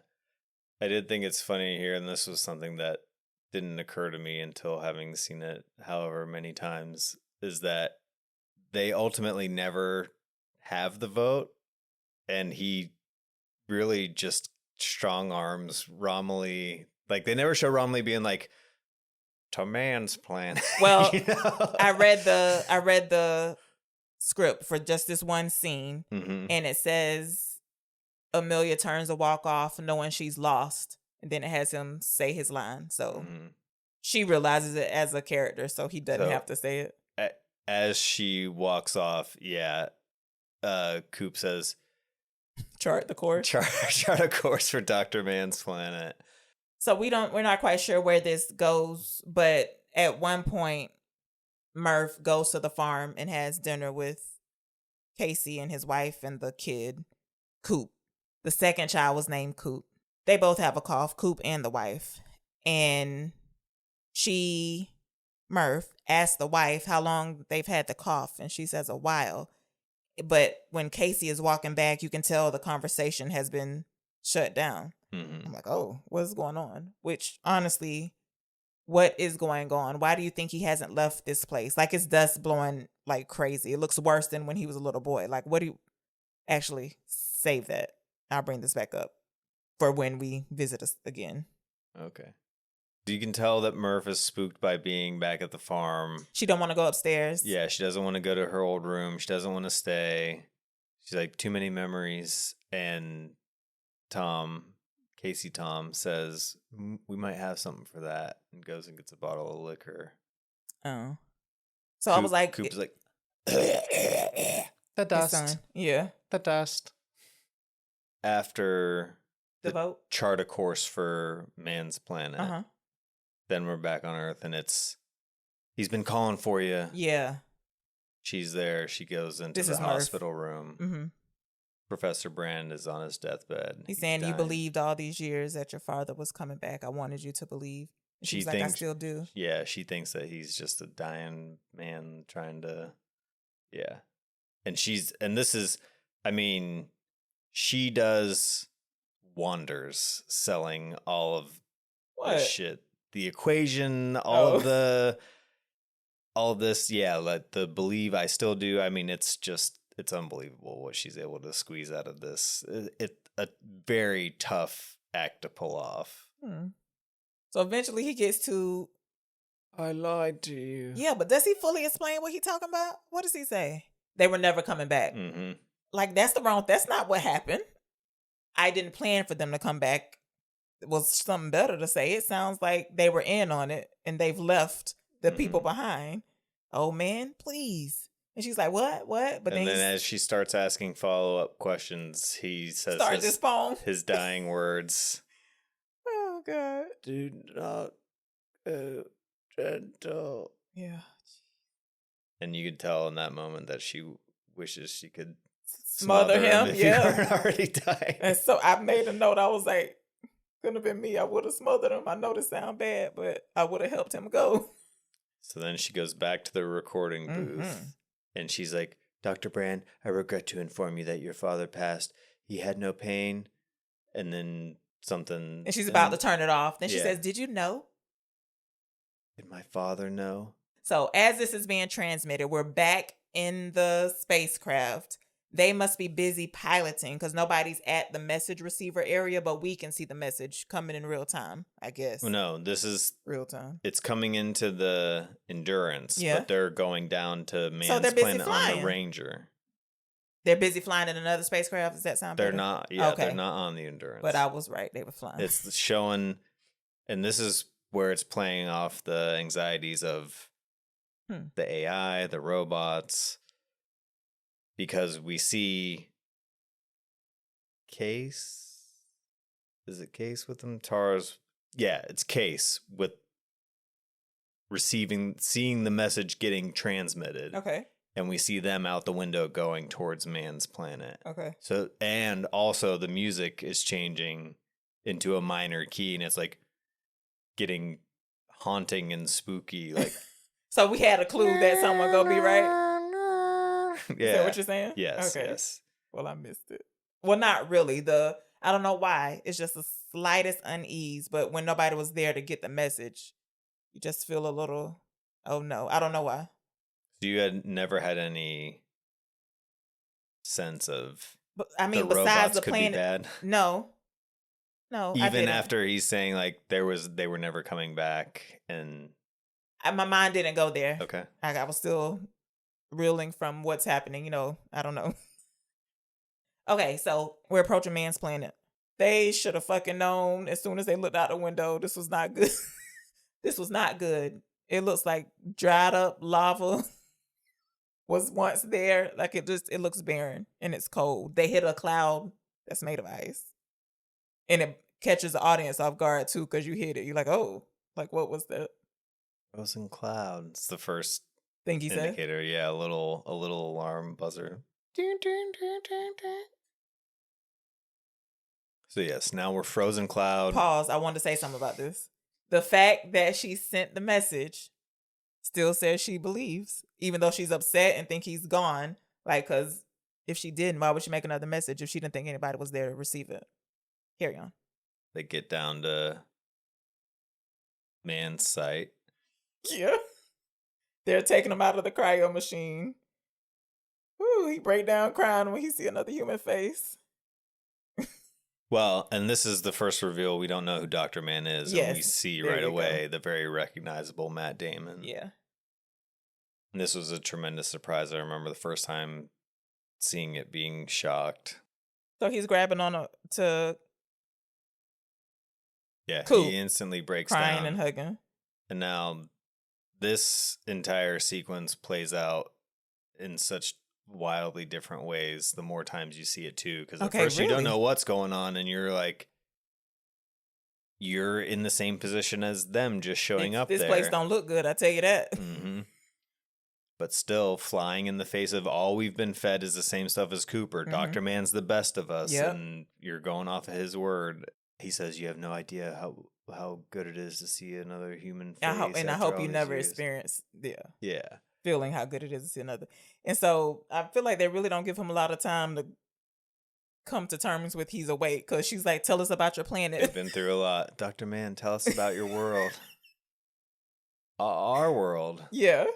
And then he starts, he had to have rehearsed this. There's no way he came up with it on the fly. Well, once we learned that he's full of shit. Because he's given information they will like. Well, this is what I'm saying about What? how this all plays out so wildly different with Viewings? the repeated Okay. views, because Elaborate.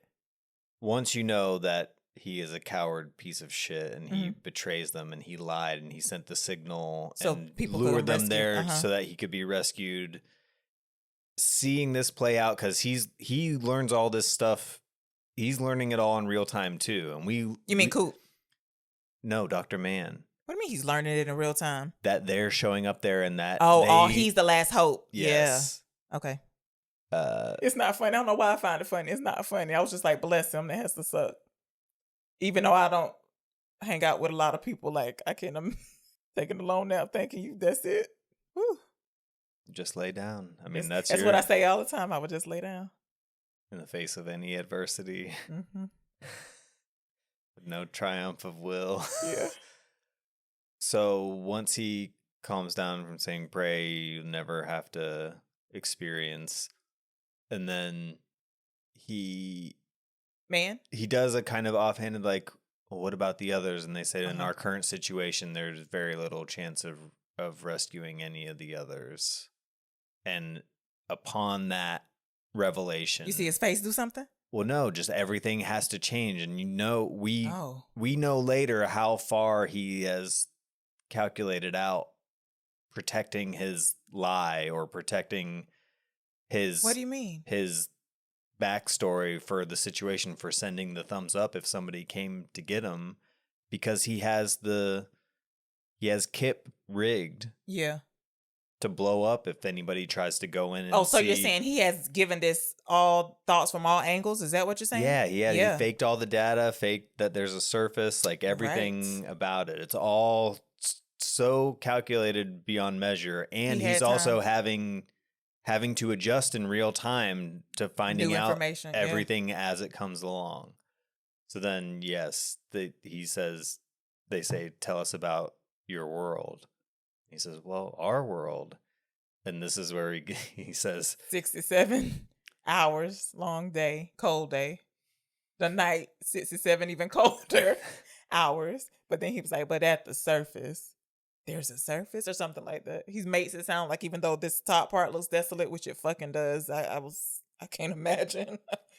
and He gives you hope that there's a greener pasture somewhere further down. And it's perfect casting, because your tendency as an audience at this point in Matt Damon's to career trust is him? to Good be guy? on his side as a good Uh-huh. guy, and you don't have him pegged as being villainous in any way or being treacherous. So you are right there lockstep with everybody else, like suspending your disbelief. And even though he's saying the night is 67 far colder hours, the only upside as he's showing them around the world is he says the gravity is a light 80%, and they're just kind of like whizzing around on they have these little air blower, packs on their yeah. arms that they use to like jet around and jump. Okay, but we haven't Jumping made it soft and outside landing, yet. yeah. So he's still just catching them up, and they're standing over a table. And Tars, is it? One of Yeah. the robots. Well, it's kind of done as a montage as he's explaining it. It's showing them like moving around Okay. outside and pointing Oh, at stuff. okay, and- okay. Yeah. So they're around the table discussing things, and one of the robots tells Dr. Brand that she has a message Yeah. being transmitted. Tar said Case is relaying a message from Earth. the Endurance. Okay. So she goes to it, and we already saw Murph give this message. We're hearing the beginning, Yes, but of what we've seeing seen. seeing Dr. Brand's face while Mhm. she's hearing it. And then as Murph continues on, did my dad know? It cuts back and you're seeing her saying the message. Again in real time. We're back with Murph at the station. No. Oh, I'm saying it's showing the screen. okay, saying, like, yes. Did my dad know? So yeah, then we see Coop's face, and he's like, "What's going on?" So him and Romilly walk towards the screen as well because they heard the part about the dad dying. And So before they cut back away from Jessica on the screen Uh-huh. as Murph, she does a real good. She's like, "Did my dad know? Did he leave us here to die?" And then she does a little move like she's like got her head like that, kind of like In her down arm? towards her Okay. elbow, and then she like What? she does a move with her neck like to starve or something like that. She does some like emphatic I head don't- movement. It's a good like there's only so much acting you could do contained and you don't know what's going to be used. Uh-huh. I just Anyway, I was going to always say like I that. believed her here because she was like, I have to know. I just have to know if he left us here to starve and die. I was like, oh my God, imagine your daughter thinking that. It's horrible. Yeah, and just when you think after the first round of messages that things couldn't be worse for Cooper getting the message from her on the birthday that she turned the same age as him when he Yeah. left, now he's hearing that she definitely thinks he deliberately abandoned her and left her to die on Jeez. Earth. So Bran turns to Coop and she was like, my father dedicated his life. I don't know what she's talking about. Fucking man, I do. And we whip around and he starts saying, your father solved this equation before I even left for this mission. The plan was we needed more. Coop says more what? Data. He says the plan was not to save the world. It was to start the colony, which was what he said earlier was plan B. Mhm. Professor Brand does. And he's like, he knew that. He's like, he even used it against Coop. He's like, you wouldn't be on this mission if you Yep. didn't think that you were coming back to something saving Oh, so the people on people's Earth. empathy or will or something only extends as far as their family. Like, No, it doesn't extend beyond their line of sight. okay. Well, dang, that's even shorter. He was like, and she's like, well, why build the space stations or whatever, the things that were going to eventually orbit up to a different planet? He was like, that we just had to make people try to work together. He hope. I don't know. Yeah, he said he knew nobody would work together to. Okay, so how does Matthew McConaughey's line come Is in about fucking arrogance? Hathaway is doing the lie, the Yeah, but monstrous lie. He's so stupid. And it should be said too that she does great work Oh, in this yeah? movie too, because naturally in a lesser movie she would be put as the Love interest? romantic interest or love interest or whatever, and they play that so well where they have no apparent chemistry mm-mm. at all. Mm-mm. Like that's not even, it doesn't even Enter enter your into your mind. consciousness Sure does not. for a second. Mm-mm. Well, go ahead.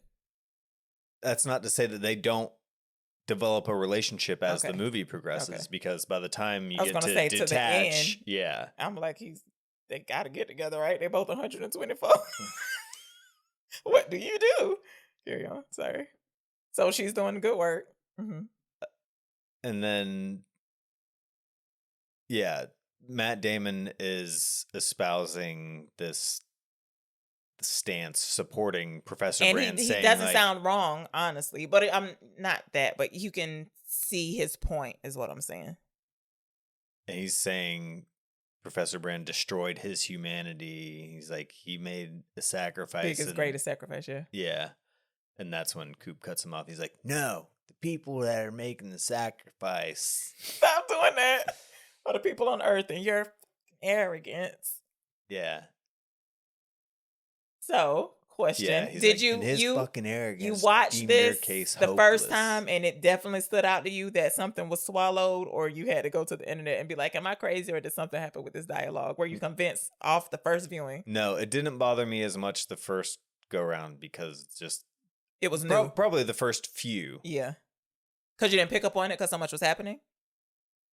No, just because the strengths of the movie are Okay. so But once you see it overpowering. 21 fucking times, you started seeing some cracks. Yeah, it's just maybe it's just when it gets to the point where that thought settles in of like, why would that shouldn't be in there, but whatever, it's fine. Yes. Yes, Again, it didn't bother you at all. It didn't bother me until it didn't bother me many because it was times truthful seeing it. for how my mom cusses. That's why it didn't bother me. There you go. So interesting. So So the compromise becomes at this point, Dr. Mann is right there, and Amelia says, like, what can I do? And he says, let me go home. yeah. So they're thinking the future of the world is here. It We just doesn't gotta matter set if I up. stay here. Yep. I want to go back and die with my kids and Mhm. everybody else on Earth. So you guys have your brand new colony here. Let me peace out. Bye. I'll ask it here versus towards the end when we see Amelia. Are we going to grow 2 babies at a time? Are we trying to grow 10 at a time? Like 3 of us are going to rear 10 babies? Can you Again, imagine we the already went knowledge over you have this. to? She said the incubation that it would be like test tube babies. You gotta feed the baby. You gotta change the baby. You gotta care for the baby. I don't give a fuck how the cells become the baby. Okay. I mean, once the baby is here and off the umbilical cord or whatever, not umbilical cord, whatever's Well, on. that was in one of the pods around the Endurance. What was? Stuff for the babies, the nursery. Yes, but I'm just mean the manpower to raise 10 kids at once. That's tough. No? This sounds like a cockamamie plan. I mean, it's all we got. It's all we got. But And you're on a Jesus. new world where you don't even know all the stuff potentially that could kill them. It's hard enough on the Earth that you get raised on. Whew. Got a brand new world. And yeah, I don't know. Okay. I was gonna say it's cold there. Can they not generate some power? Because when he's talking, Matt Damon, after they wake him up and he has that foil, that they put on you after you, Mhm. I don't know, hypothermic. I Marathon. don't know. Oh, was that for a marathon runner? I feel mean, like they only saw use on it the for that, ambulance. but yeah, they do it. What did you say? Ambulance. Ambulance. What you call it? How do you say the word? Ambulance? Ambulance. Ambulance. I can't. Ambulance. I say ambulance. It took a lot of effort to say it your way. Ambulance. Is that right? I Mhm. can't keep with that. But anyway, yeah. You can see his breath as he's talking, so it's cold. Doesn't make sense. What? Ambulance. Why? Doesn't that mean walking? Is an Ambulatory. ambulatory is walking? Surely there's another. Somnambulous is sleepwalking. Why is an ambulance an emergency vehicle that takes you to the hospital? Maybe they used to just start out as stretcher. I don't know. You know what I mean? Like they walked you. Paramedics were just on each side of a stretcher Yeah. running you. Yeah. you You're couldn't walk. laughing. I'm being for real. Who knows? There's All no right. ambulances on Dr. Mann's planet, that's for sure. So I believe when we catch up with Murph again, she's with a doctor and she's telling him how Professor Brand lied. And that they needed more data from the black You hole. didn't recognize him at all? Topher? He was the Spider-Man or something? No. He was I'm thinking about Tobey Maguire. What do you mean recognize him? He was in one of the Spider-Man. But what do you mean recognize him? Did I watch a show with him as the lead? He was on that 70s show. I didn't watch that mess. I know, but Yeah, I know know. that it I know that I existed. know him. Like he Okay, wasn't okay. unknown to me, but I know that I have not actually watched I know, but him give a memorable. just the way that you presented that, you were like, the doctor. he's with a doctor. She's with the doctor. He is a scientist. I don't know what you want me to say. She with Topher. He's in the Flight Risk movie that we never watched. Mark. Okay. You just gonna keep bringing it up on every podcast, huh? Well, you wanted to watch it. You acted like you did. She's on the way back. We don't know actually where she's going, but she has a scientist man in the car with her, and she's explaining how Dr. Brand was a liar. And eventually she pulls off to the side, I guess, to think some more, but there's dust whipping like crazy as she's driving. There are a lot of people look like they're departing wherever the direction that she's headed. And she was like, if there's an answer to be found, it's going to be in my room. Back at the farm. Yeah, my dad think I called it a ghost because I was scared of it, but I felt like it knew me. It was trying to tell me something. Felt like a person. Yes. She's bringing the doctor there to check out Coop wife and the and wife, Coop. Lois. Yes. The nephew, Coop, and Lois. The wife. Yes. He does so. He's finished checking out Lois. He tells Coop move. She's come in. He's like, Murph, this is bad. They gotta go. Bad. They cannot stay here. Yeah. Duh. Yeah. She was up like looking around in her room or whatever. Mm-hmm. Remembering the past. Yes. And then as he's in the process of doing that, then Casey Tom shows up. What is this? I like that line. Yeah. And the doctor's trying to explain that they need to be taken away from here. The dust isn't good for them. We're like, duh. He doesn't get one sentence fully in before Tom gets punched. Clocks him. Well, that's because he says hard. Something about taking care of your family or something. Why wouldn't you? I don't know. But eventually Tom and Murph get into it. And she's like, oh, you just gonna wait for another one of your kids to die? I was like, oh, shit. But really. Dad didn't raise you to be this dumb, Tom. There you go. Dad didn't raise me. Grandpa raised me. I'm like, bitch, you was at least 15. Dad didn't raise me. Grandpa did. And he's buried out back right next to Mom and Jesse or something like that. And where Dad would be buried if he ever made it back. Mm-hmm. But what is he talking about? Dad wasn't coming back. He was never coming back. It's up to me. You done? Mm-hmm. Jesus.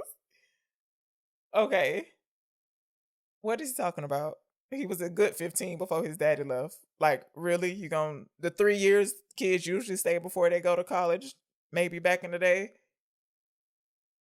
Yes, but even when they're starting out on Earth, he's like, parent-teacher conference, not grandparent-teacher conference. So you get the idea that Coop is more of a workaholic than not. I don't know if you could call it that, but okay. He loves his kids, but he's busy. Yes, there you go. He's not a bad dad at all. Also, this is what I was going to ask. Okay, what is he doing staying here? If he feels that way about his father, why would you want the connection with this house and this land? Like, what is stopping him from leaving? He even has his truck still. Yes, but there's nowhere to go is the point. He says that too. He's like, what am I going to do? Come live underground with you? And what'd she say? Yeah. Why can't he? What's the problem? Is that half a life to live underground? Talking crazy. Get set in their ways. People that won't leave their house when there's hurricane evacuations. Strange way. All right. So he was like, oh, he's told Coop to go upstairs and get her stuff and give it to her. She needs to leave. And so her and the doctor are leaving. She was like, you can keep my stuff, to the little boy. Or I don't want my stuff, something like that. So they leave. Now I believe we have Mann and Coop about to explore. Okay. This is now the operating order up there is they're setting up the base, yeah, and getting everything from the Endurance dropped where they need it to be so that Coop can take it. He's trying to leave in 72 hours. Wormhole. He was like, I like to help y'all get this set up so I can go. Yeah, he's like, I'd like to get these set up by nightfall, which we know is potentially 67 hours from now. And cold as fuck. But yes. And Mann, at this point... You have your spidey sense was going off? No, I'm saying is trying everything to postpone this so that he won't have to reveal his lie yet. Mm-hmm. And this is kind of... Or because he knows he's going to have to kill him and he doesn't want to go... He doesn't really want to do it. Well, it's just he's sitting on a powder keg. He doesn't know how it's going to blow up. And so he's like, oh, this weather's setting in. I don't like the way this looks. And pause, backtrack. Yes, on to your point. Even before this, when Mom asked what happened to one of the robots, we see a robot has been disassembled. Mm-hmm. He says something about it went crazy. It miscalculated one of our... He said it misidentified the first organics as ammonia crystals. Yeah. Which, okay, the computer misidentified. They'd make a look, but they're like, okay. He was like, so I had to disassemble it. And then Rom says, or TARS, or maybe another robot says, you want me to look at it? He was like, no. I forget what excuse he uses, but they buy it. But this time when they're leaving, I can't remember what a robot told Rom he needed access to or he was going to help with. But at this point, they absolutely do need to look at the robot that's dysfunctional. Or you know what I mean? Because Rom said to Cooper, he said, before you leave, take one more crack at the black hole. He's saying if we were to send a probe into there, if it were traveling fast enough, it could survive and be enough to transmit the data. So they're trying to get that computer robot back working, so that's the one they can send out for the data? No. Oh, well, what? We're going to send TARS in there. Said if he's transmitting on all frequencies, maybe something will get out. But they need the data? Some transponder from Kip. Kip? Kip is the other robot that Mann took apart. Oh, okay. It's named after Kip Thorne. Yes. Okay, so say me again. Tell me again. They need what from Kip? I'll say you one last time. No. Tell me again. What'd you say they need from Kip? It's something perfunctory. It's some sort of transponder or transmitter, like something else that they need to potentially transmit the black hole data. Okay. What is his one last effort ditch to get him to leave that robot alone? He says something when Rom comes out to talk to them as they're walking off. Yeah, and Mann just accepts it. He's just like, okay, because he knows he's going to be off base.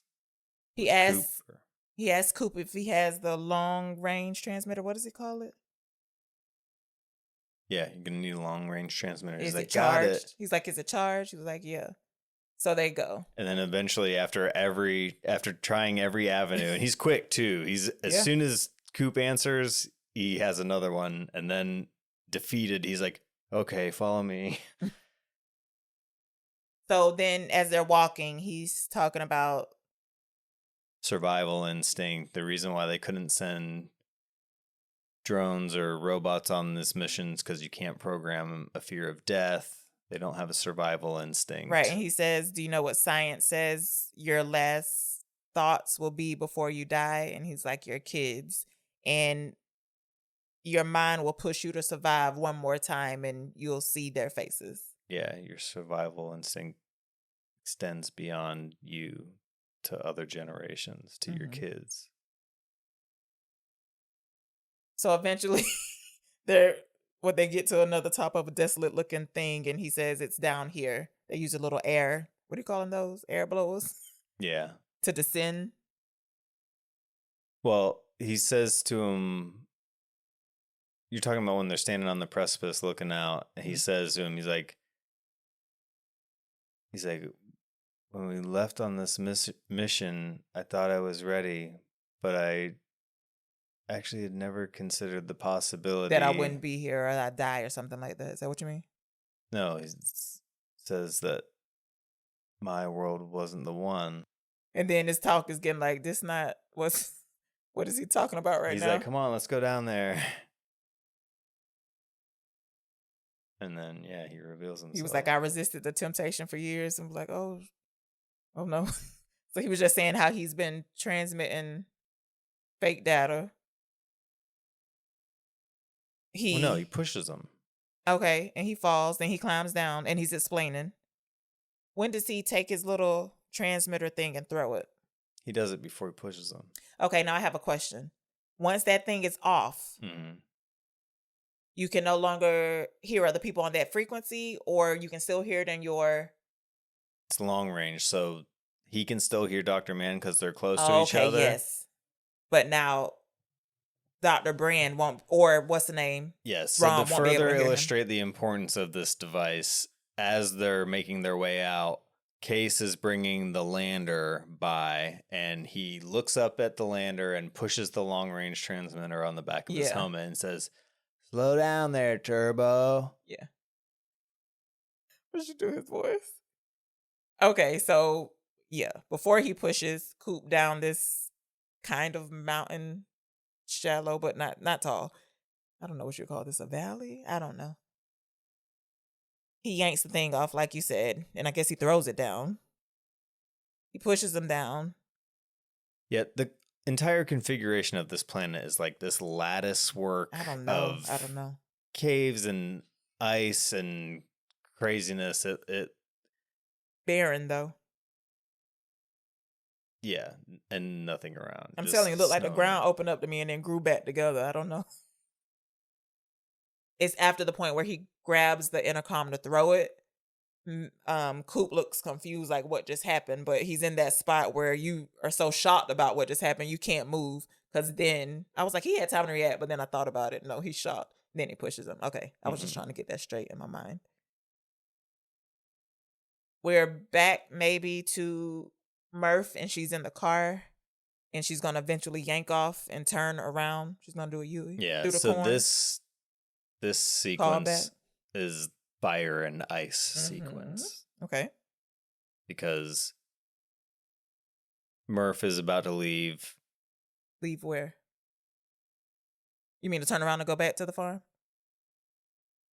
Yeah, well, she's on her way away from the farm, Right. and then she stops.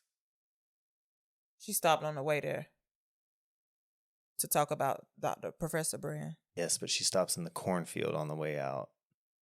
Yes. Pour yes. gasoline everywhere. But first she does a Yui, like I said, or she turns hard.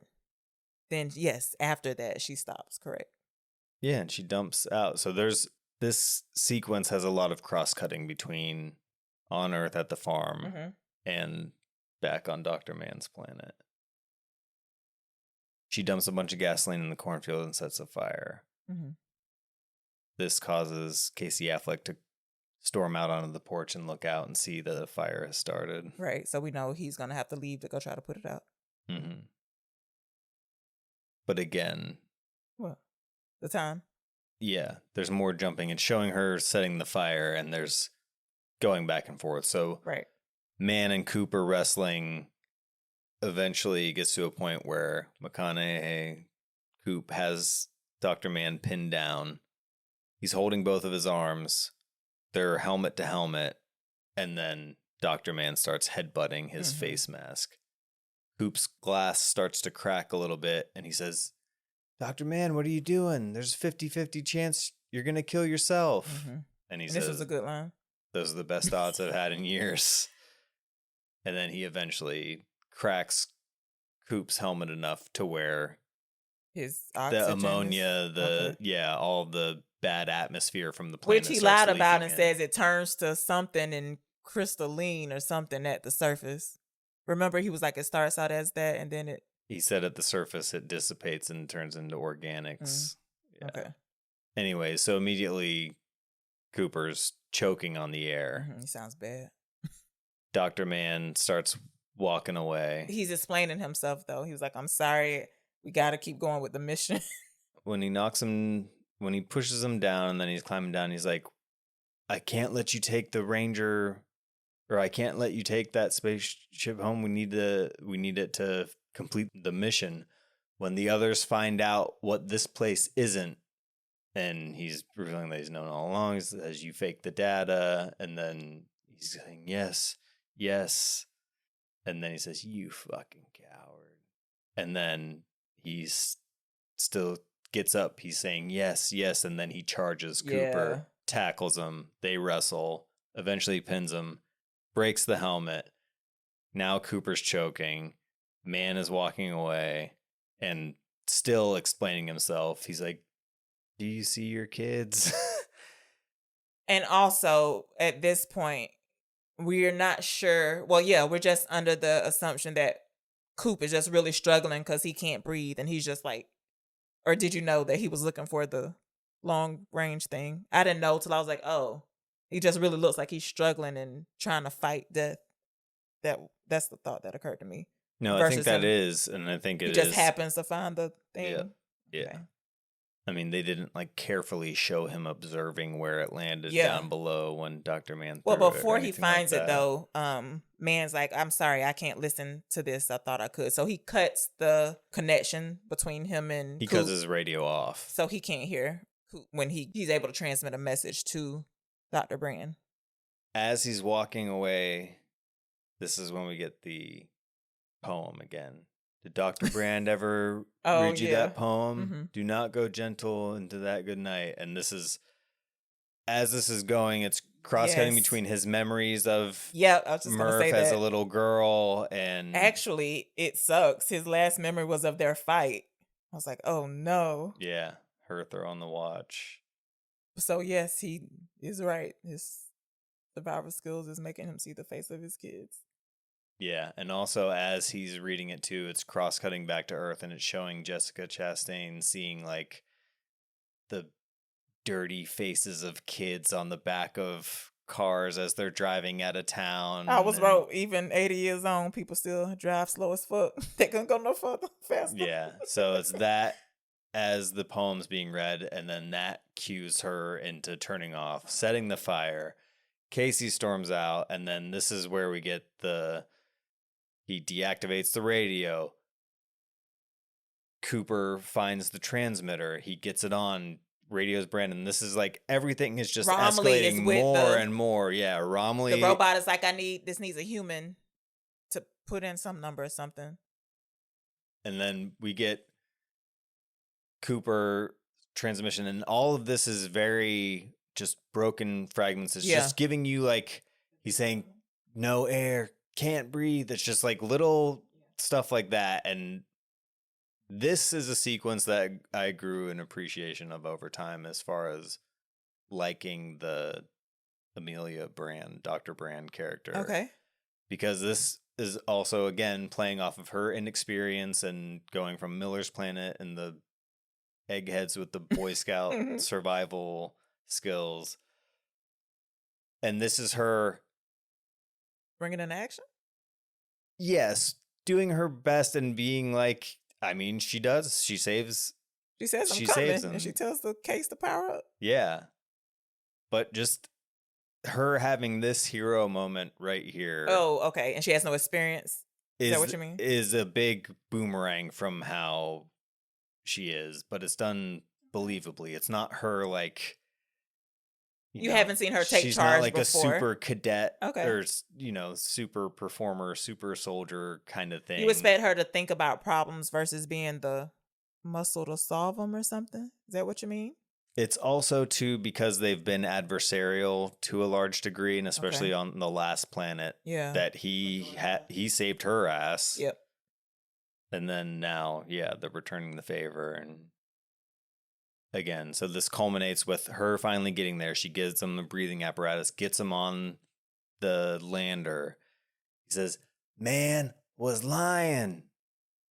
And so she tries to get Romilly's attention, and he doesn't have his on either. It's like hanging off to the side. I don't know. So he puts his back on, and then we hear one of the robots saying, "Get down, get out the way." He says something that seems like it's an emergency, and then we get an explosion.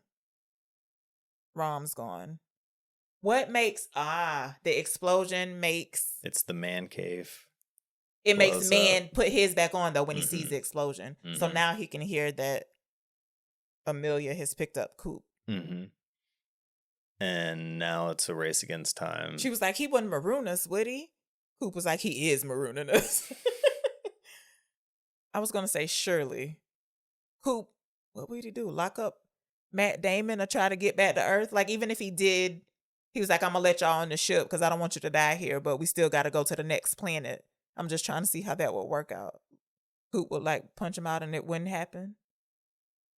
Surely he could convince Amelia to come too, even though he's a liar. You know what I mean? I don't know. I think he had a different option here besides murder. Yeah, I mean, a lot of that plays into him just wanting to save face. Everything was set up to preserve his own self-image. He even says that to Cooper before he cuts his transmission. He's like, I'm going to save all of us.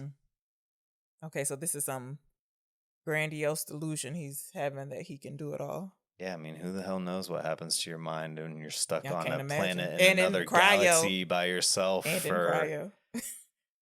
Woo. on that terrible planet, that terrible cold planet. You wouldn't have lasted 167-hour day. No. I would have probably tried to drown myself in a cryo. I don't know. Can't Try do to it. convince the robot to kill you. So at some point, I believe Murph arrives back to the house and she tells the doctor to keep watch. I'm like, what he gonna do? But he is. She's getting the Lois and Coop out. And Lois ain't putting up no kind of hesitation. She's like grabbing her shit so they could go. So she sends them downstairs, and the doctor is looking out. He even grabs a crowbar at one point because he don't want to get knocked out again. Tire iron. And I'm like, and she goes to the room and she's taking her time. I mean, you have to think, but I'm like, how long did she think? How long do we think the fire took him? At least an hour, right? Like it looked like it grew big. So she had to be there a lot thinking, and also because how much time overlaps from what we're about to go through. Mann has gotten into one of the Rangers, or because there were two, right? There were two separate things. Brand and Cooper are in the lander. Okay. That's the little statue that broke at the beginning. Mann is in the Ranger. Okay, and they're both racing back to the Endurance? Yes. Okay. As Brandon Cooper are going by the site where the explosion was, where Romilly was supposedly, Tars is coming running out. Yes, he is. Cooper clocks it. He says, Tars, 10 o'clock, Tars. Yeah, forgot about that. They pick up Tars. No man left behind. So I think Coop says he doesn't know the docking. Maybe Brand says he doesn't know the endurance docking procedure. Cooper says the autopilot does. Kay says, not since Tars disabled it. Yeah. And he says, nice. Yeah. Tars, what's your trust setting? Less than yours, apparently. Okay, and he's asking what happens when you depressurize the airlock. And the robot's like, nothing good. So they're setting us up for what's about to happen. So I believe we cut back to Dr. Mann. He's trying to dock the spacecraft. And we get not a flashback. We remember the imagery that we saw before of when the Doyle did it and it locked correctly. So we know what it's supposed to look like. And we don't have any sound, I believe, when they're outside when they're showing it. We just see the claws look like they're trying to grab on. We see the movement. We've seen it happen smoothly and connect once. So we can see the jostling. It looks wrong. Yeah. And then I believe on the inside it says incomplete dock or something. Imperfect contact. Yes. We're intercutting with Murph. She's trying to recreate her steps or something, or she's remembering. No, at this point we're completely away. We don't go back to Earth. Okay. All right, so they're trying to contact Dr. Mann through the communication. They're telling him it's not safe for you to dock. Yeah, he has all the communications turned off though. But eventually they're getting closer. He's saying, what happens if he blows the hatch? Nothing good. They start backing up. Brand has the idea. She says, transmit my message to the onboard computer and have it rebroadcast as emergency. PA or something. So she gets through. She's saying, Brand, it's not Brand. Man, it's not safe. And he's still saying, we got to finish this mission. He says, Brand, crazy. I don't know what he's told you, but I am taking command of the Endurance. And we can talk about the future of this mission. After, Also, at some point, he realizes that he cannot override the automatic docking. It says permission denied or something like that. Oh, no. Yeah, so now he's trying to do everything manually. Yeah. And she was like, do not open the, what do you call it, hatch lock? And airlock. He's trying to override. And I guess eventually it works because he goes in and he starts pressing buttons as he's giving this speech about, we can talk about it after I get back on the Endurance. And he's in the middle of a sentence. So it catches you off guard. There is a moment. Yeah. He turns and then boom. He gets like sucked out or I know it's rough. It scared me. It's not in a bad way, just like it really catches you off guard. When we saw this at the Museum of Discovery and Science, we're in a packed theater for the re-release. It was and this so happened quiet. and all of the sound goes out. And you're probably surrounded by a sea of Fans, because nerds this who was had the seen it anniversary. who Yeah. knows how many times. And when the airlock blows I screamed. I let out a scream. Oh no. and you were concerned about Interrupting their did viewing it bother people, I experience. was like, you probably enhanced it, if anything else. So yeah, so we get back into the spacecraft with Coop and Bran, and we watch them as they watch the explosion. Yeah, we see the explosion light up their face through the window. And I feel like it takes them no time at all to formulate a plan. I mean, it's just instinct. Yeah. And I wrote this some badass pilot shit, trying to dot while rotating. Scores and sound effects sound so good. Yeah, so this is where the movie reaches a point. It had the fire and ice sequence, which is a wonder to behold, and the complexity of it by the time it reaches the end with Romilly getting blown up. Mm-hmm. And then we have the slow sequence, the chase out to Endurance. to the Endurance, to this docking explosion happening. All of that is just like anticipation building, and now we get another showstopper sequence, the likes of which you've never seen and are unlikely to see again. So good. It's so good. And so the thing is rotating, right? And his idea is to rotate with it. And he's going to have the spacecraft try to line up and dock. Yeah, so this is something that I actually didn't fully enter into this sequence, adding to the gravity of it as it's happening, is them saying the Endurance doesn't have a heat shield. I heard her say that. Yes, so when Mann blows the airlock, it sends the Endurance, which is the ring shape, it's spinning around, but it's also descending, getting sucked back towards Mann's planet, getting sucked into orbit. Oh, okay. So it's going to burn up in the atmosphere if it keeps going down. It's tough. Yes. So immediately, I mean, there's one beat as the face gets lit up from the explosion, and then there's some sound cues, some audio cues of Cooper doing something.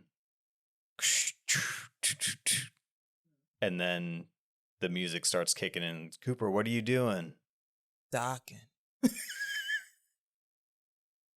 So And the good. robots are It's so protesting, saying like, there's no point in wasting any fuel. And he's like, analyze the Endurance's spin. He's like ignoring everything that they're saying. And this is, I mean, the music goes to another level, and it is a breathtaking sequence. I mean,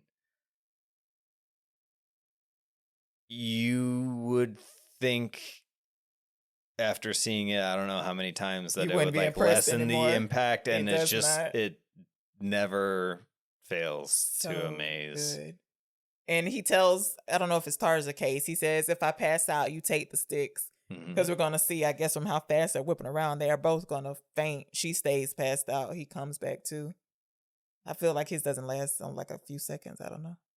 A minute? What do you think? He doesn't pass out. Oh, okay. She does. I guess he just, the way he looks Yeah, half he's dead. leaning into the spin. Okay. And yeah, so basically he's having to fly the lander out to that centerpiece of the Endurance, match the spin, and dock. So what we've just seen Mann fail to be able to do completely stationary, now he's doing at 68 revolutions per minute. And it's, I mean, something that's established to whenever they make the Endurance spin the first time.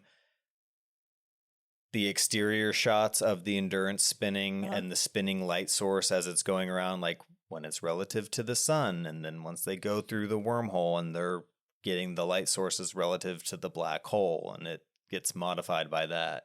And just seeing that as it's going around, the way that it's shot is, it is unbelievable that it didn't win for I can't believe best cinematography. At least, I mean, at least.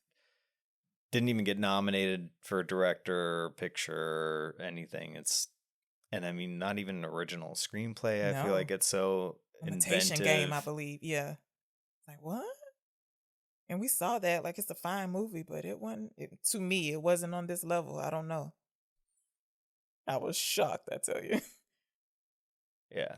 So eventually, after a very, probably the most emotional action sequence that you Also, could here's an see. example of them working you up, then calming you back down. Because after they make this, you're like, oh, okay. It's okay for a bit, but we're about to learn. He's about to, Yeah. whatever, When eject. And Brand loses consciousness, yeah. but then she also regains consciousness, like right as he's saving the Yeah. day, and she's just has Astonished. this look of disbelief, like He's like like, maybe now she for my that- next trick. Yeah, And it's a welcome comedic moment to relieve some of the stress you definitely were feeling. My Yeah. God. pressure release. But yeah, so now we're back on the endurance of everything's fucked up because of the explosion, and it looks like a horror scene now, and they're floating in there. Everything's distressed and parts are blown to bits. Brand is going to check to make sure the baby colony population boom or whatever they called it. I can't remember. He's going to what? Population bomb. He's going to what? Brand is checking to make sure the embryos and stuff are okay. There was a crucial scene before this when she's checking on the baby population. And she's telling them, if you're wrong about going to Mann's planet versus Edmund's, it's going to suck for you. And then you're going to have to choose between humanity and saving your family or something to that sort. Between seeing your family again and saving the human race. Okay. I trust you'll be as active then. Yeah. I was like, oh. So, yeah, she goes to check on the babies. Plan B, and he goes in to get the assessment from TARS of what their situation is. Says, give it to me straight. And eventually, as he explains to Brand slightly, he says we need to shed weight. He says the navigation module's fried, so the plan now is to let it slip into Gargantua's gravity, and they're going to use all of the juice to slingshot around, and it should shoot them out towards Edmund's planet with enough velocity to where it'd be able to make it with what fuel they have left. But to do that, they need to shed some weight, correct? Yes. So they're going to... Oh, she's in the Endurance.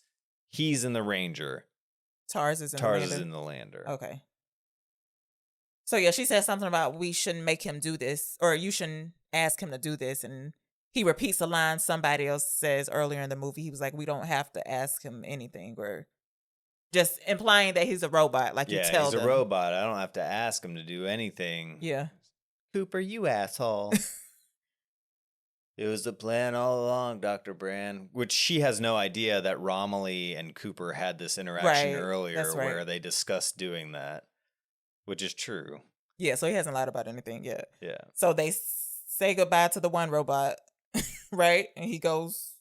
Yes, but he's laying out the plan, and then, yes. So now I feel like you're just jumping saying around. like they're just letting him go. There is a build up to them slipping towards the black hole, and we get these tremendous visuals as they're getting closer and sucked towards Gargantua's gravity. Okay. And it looks unbelievable. And then I don't know what shots you're talking about right now. I can't picture it. I don't get an image again until his spacecraft starts to look like it's being rained on. remember, it looks like off. the rings. It looks like you see the gravity moving around it's it. Fine. Like the yellow-orange ring. I believe you. When Rom was framing this, he was like, this is your chance, like you said, to help the humans back on Earth. So they are going to use the robot to gather messages or data about the wormhole and try to send it back to Earth. Yeah. So they use all the lander's fuel. TARS detaches. They use the rest and of he says, see you on the other side, Slick. See on the other side, Coop. He's talking to Coop. And there's a look on Brand's face, like, what does that mean? See you on the other side. And then Yeah, then Cooper says, "See you on the other side, Slick." And then they burn all the rest of the fuel for the Ranger, and it's revealed he's about to detach. and she was We like, get an emotional moment of him looking up through their meeting eyes. There's the swell of the music during this sequence too is a very traditional, like old Hollywood sounding score to me, anyways, compared to most of the rest of the film. I will have to listen. Yeah, without being able to play it. That's the only way I could think to describe it. So basically, she's like, what's happening? He was like, this is also part of the plan. Their final lines to each other. He calls back the 90% honesty thing that they've been talking about since they first got onto the spaceship. He says, Newton's third law, you can't get somewhere without leaving something behind. I think the robot says that, yeah. And then, yeah, we agreed 90%. So what I like about this, so she said you would have to choose between saving humanity and seeing your kids. Essentially, he chooses humanity here, so he was objective.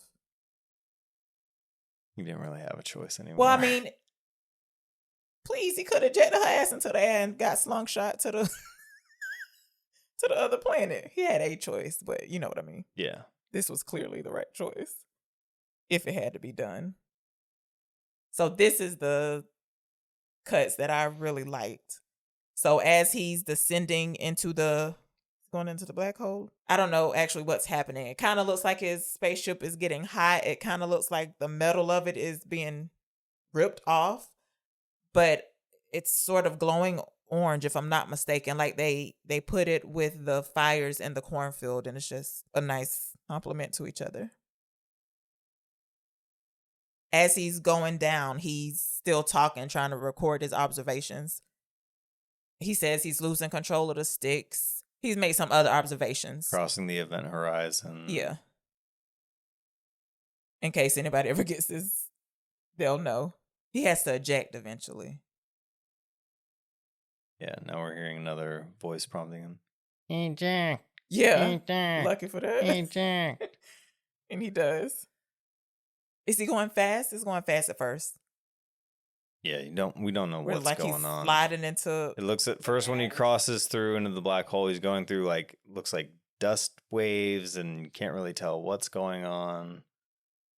And then eventually he ejects, and now he's just in his spacesuit in a black hole, and you don't know what's going on. And I do believe when he's giving his observations before he ejects, he said, "Tars, are you reading me?" or something like that. Yeah, now that he's ejected, like, yeah, it sounds like he's talking through a fan. And he's sliding into something. He bumps, sort of, but it doesn't look like it hurts.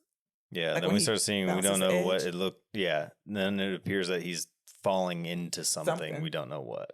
And it's not completely dark. You see streaks of light, blue, red, different colors, which will eventually, once he stops, we'll see that there are books that he's seeing. Yeah, and this is what I was trying to remember how you misspoke earlier. Terrorist act. Tesseract? Yeah. So what about it? This is it. This is the Tesseract sequence. Mm-hmm. So this is where we get a 3-dimensional representation of 5 dimensions. Mm-hmm. So it's all Murph's bedroom. We see dust falling. That sparkly kind, like he saw when he got the coordinates to go to NASA. And if you ever get to see the behind the scenes of this, they actually did build like a physical section of it. It looks unreal. You got to see it. What this Tesseract is, or what it's revealed to be, like the harrowing reality that gets settled into in this moment, is that Cooper is the ghost in the farmhouse. That's been knocking the books over. The bookcase. Mm-hmm. So he's peering out from behind the books, and he can see 10-year-old Murph across, past, present, and future. I like this part. He's crying a little bit in frustration, and I laugh, but like, what fuck else can you do before he like calms down and start trying stuff? I was like, damn, that was a right tone of cry for that moment. Yeah, poor thing. Like full on despair. So as he's peeking through, he's bamming against it, and yeah, like you said, that makes the books fly off, and we can see some of the moments from Murph earlier when the books are falling off, when it knocks the lander off. We also see a moment where he's in the room and a book flies off the shelf. So we're just reliving every moment through her room and different moments in her room. Okay, so he's frustrated, and again, he's pushing against it, and some books are flying off, but nothing's working. This is where we get stay. Don't let me leave, Murph. Oh, yeah, he's crying. Oh, it sounds so pitiful. It's like, make me stay. He's looking back at the moment whenever he left her and she threw the watch. And he's crying out. He's saying, don't let me leave, Murph. Don't let me leave. No, no, no, no. And then he starts getting some signal coming through from Tars. Thank God. Tars starts shedding some light on what the hell's going on in here. This is where they start talking to each other like, hey, in case you're completely confused as an audience member here, I'll just straight up tell you what's going on here. And I like that he says they built this space to help us. And Coop was like, well, it ain't working, because he's confused as fuck. I thought that was funny. He says, I've been trying to transmit data out, but it's not working. The realization that he has in this moment when Tar says they brought us here for a reason. He said, they didn't bring us here at all. Mm-hmm. We brought ourselves. Then he starts realizing, oh, the space that they're in now, that's what was constituting all of the anomalies on the farm when he was still on Earth. So you mean like the combines all coming back to the house, okay, good. Dust storm giving them the coordinates to NASA. Mm-hmm. He asked Tars for the coordinates and he goes back to that point in time and puts the lines in the dust to lead them there. That's when it's being peeled back that, oh, going back to what Brand said when they were trapped on Miller's planet, maybe time is, the past is a canyon they can climb into and the future is a mountain they can climb up. So they're not bound by space and time the way that we are. Mm-hmm. Now what he's saying is they realize, oh, they're not bound by space and time, so they don't have a point in time that they can communicate to us through. Mm-hmm. So they opened up the wormhole, provided all this stuff, but needed a way to transmit this information that we need. Yes, the quantum data from inside the black hole, which, because of his connection to Murph, he realizes he might be able to do through the watch that he gave her. Mm-hmm. Such complex stuff to a child. It's like, not just any child. They chose her. Yeah. He was like, I thought they chose me. They chose her. I'll just say it now since this plays in here. Like, this is the craziest thing. I know it's stupid, but like at the end of this movie, if you're on the fence about having a child, I don't know how, because this isn't a uplifting, really, movie. I was like, yeah, isn't that nice to have the feeling that your child is the hope for the future? Anyway, it just felt I feel like the comforting. Movie is uplifting. I feel like it has a lot of It does, but I'm just saying for how much it wasn't. It. For it to have that much of an effect of making you hopeful at the end. The brilliance of it is taking you all the way down to trapped despair and then pulling you all the way back out of that. I'll give you that. And you refuse to watch The Prestige with me too, which is the movie that he made that's about magicians. Oh, but he is some two magicians fighting though. Yes, Christopher Nolan made Prestige. Mm-hmm. Oh, what I saw, I wasn't feeling it. There are some staunch defenders of it. It's one of his worst ones. To me, it's my least favorite. I don't know. I'd have to rewatch Following to know for sure, but it's down there as. And David Bowie's in it too, so it should have been a home run for me. For you, yeah. But yes, the magic trick of, and he even says, and for my next trick. But yeah, there is movie magic going on here of taking you all the way down and then bringing you all the way back up and having the jubilation of her realization that, oh, we forgot to mention, in case we didn't, we are also cutting back to Murph trying to figure out what was happening in her room. She realizes that it was her dad. She was like, "You're my ghost," but she was like, something else is missing. So as he's saying, I can put it through the clock, Tars is like, how do you know she'll ever look at it? He was like, because I gave it to her. Like, she loves me. I love her. And finally, we get Murph realizing that he's sending information through the watch that's looks like it's broken, but it's just Morse code he's sending through it. yeah.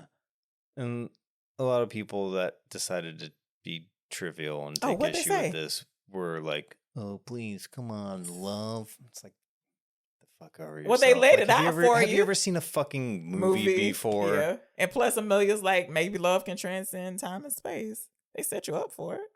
Yeah, and even still, him like having his belief in his love for his daughter, it still is the practical thing of encoding it in the watch that he gave to her. Like that is I don't know not why that seems wild. exactly like What else was he gonna put it in? So what I asked you, what would I put it in? yeah, but just beyond that, like people are familiar with the idea of keepsakes and stuff that you have been It's not given that are crazy at all. meaningful to you. I don't understand choosing to take issue with that element of it. It's so stupid, but it works. And yeah, he's like, Coop asked Tars. He was like, did it work? Tars was like, I think so. he says to Tars, says how that do to we know if Tars, it worked? He yes. said, because they're closing the Tesseract. But yeah, so when you look, you can see the different rooms going away. Yeah, the Tesseract And it's collapsing fading in back on to itself. black where it closes up. Mm-hmm. Because I'm glad I paid attention this time. Because I was like, okay, if he's in the black hole where gravitational force is so strong, I still don't quite understand how he gets out of it. But maybe something about the Tesseract puts him back where he needs to be. Because they find him floating near Saturn. Yeah, or the beings put him back through the Beings? black The beings, yes. bulk beings. Uh-huh. They put him back through the wormhole. Okay. And that's when he does the handshake. We see the opposite side of it. Yes. I don't want to call it a time loop, but clearly that's what it is. Like, all of these things are happening at the same time. But I'm guessing death, it doesn't matter. I was trying to see how somebody dying on Earth fit into the equation he has going on there. But if it can't be seen from her room, it's like it hasn't, I don't know. It doesn't matter. There's some guy who had a little Theory? YouTube moment, or I don't know, other social media. I'm sure it was on TikTok went and viral? Instagram and stuff too. Well, multiple people sent me this video. Okay.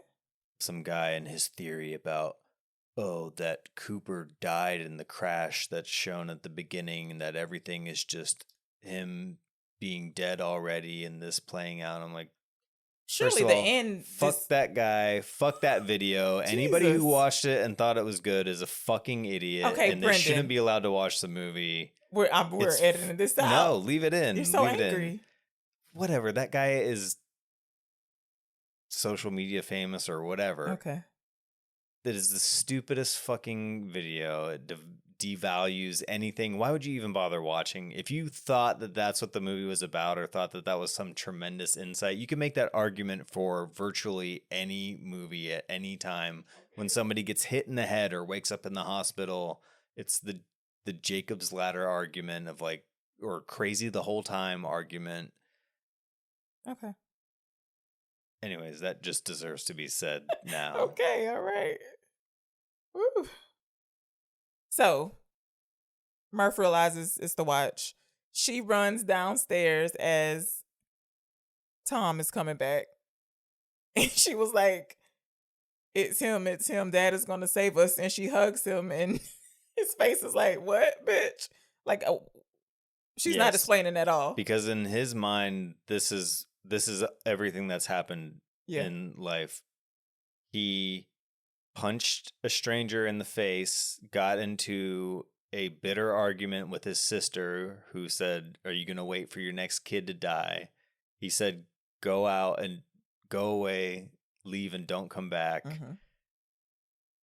She left. His corn crop caught on fire.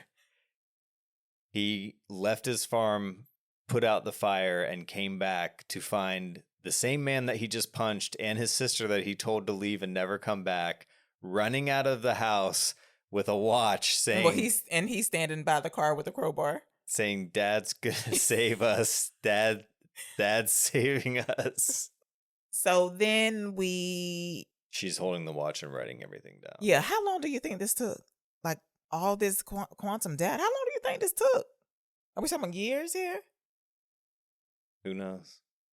I'd love to know, because the stack of paper she grabs when she's done is thick as fuck. Gonna do it in Morse. In Morse. Labor of love. So it looks like she's solved it. She throws the papers over the edge of the balcony, yells Eureka, kisses that doctor man. It's traditional. We get, I believe, That's when he says, "How do we know it worked?" Okay. And then that's when the Tesseract collapses. Okay. And then we fade to black with him? It's fade to black after you see the lights. Mm-hmm. So we see him floating, we see Saturn, and then we see blinking lights coming towards him. So it looks like a spacecraft. Well, we don't know, actually, because it's in space. We cut, and he's waking up in a hospital bed. Mr. Cooper, take it easy. You're no spring chicken. You're 124. He's looking around. He hears baseball sounds. It's bright as fuck. Now the palette, the color temperature of the whole movie has been dark this entire time, just like muted and, desolate looking. Now that when he wakes up in this hospital room, we're bright now. So we're hopeful.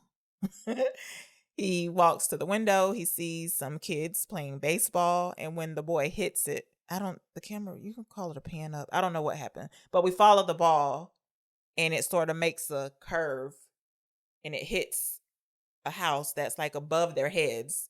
We can hear it break glass. Yeah, it's a little optical illusion. You don't really know what's going on there. So Coop was like, "Where am I?" They were like, "Cooper Station." He was like, "Oh, nice. Y'all named it for me." And they laughed. They're like, "No, it's for your daughter." He was like, "She's alive." And even though he's wearing like doctor's stuff, it's a very like military kind of delivery. You think so? When he says it's what? named for your daughter. Oh. I think it's just how he talks.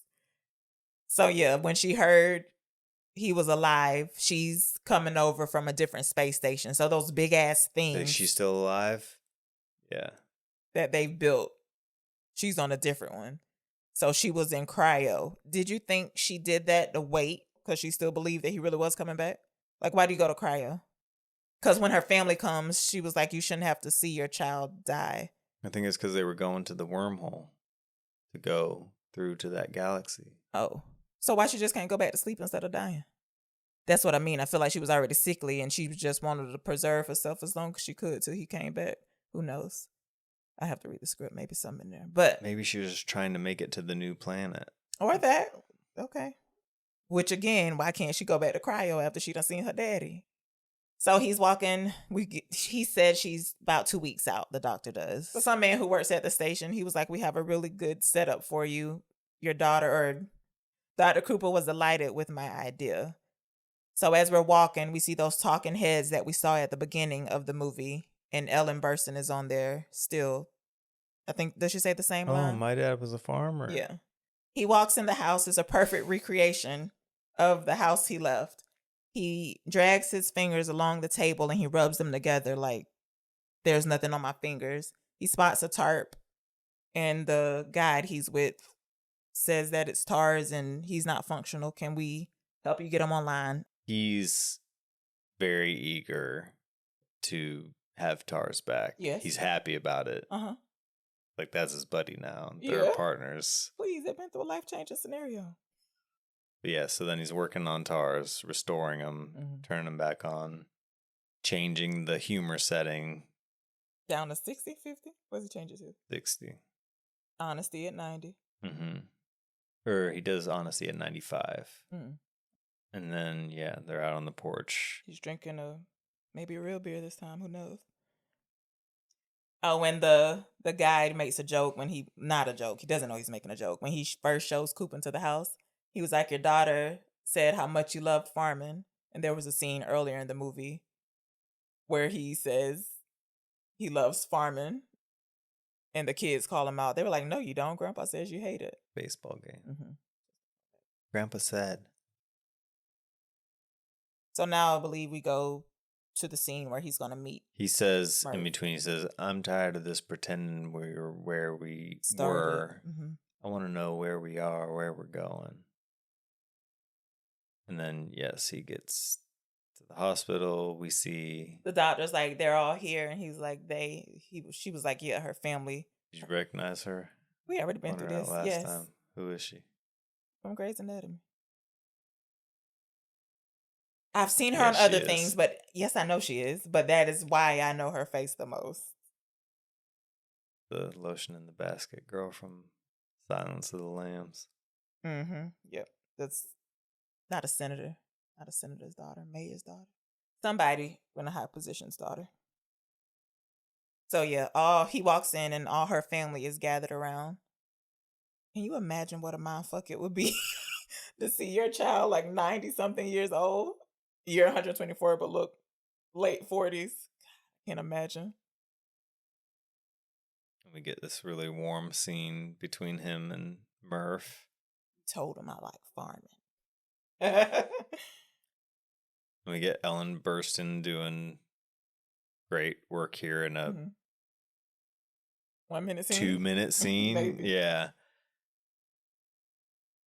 Playing off of the, in old age, say, get the revert back to being childlike, like a baby, and she is playing it very much like a little girl. She sure is. And pulling it off too.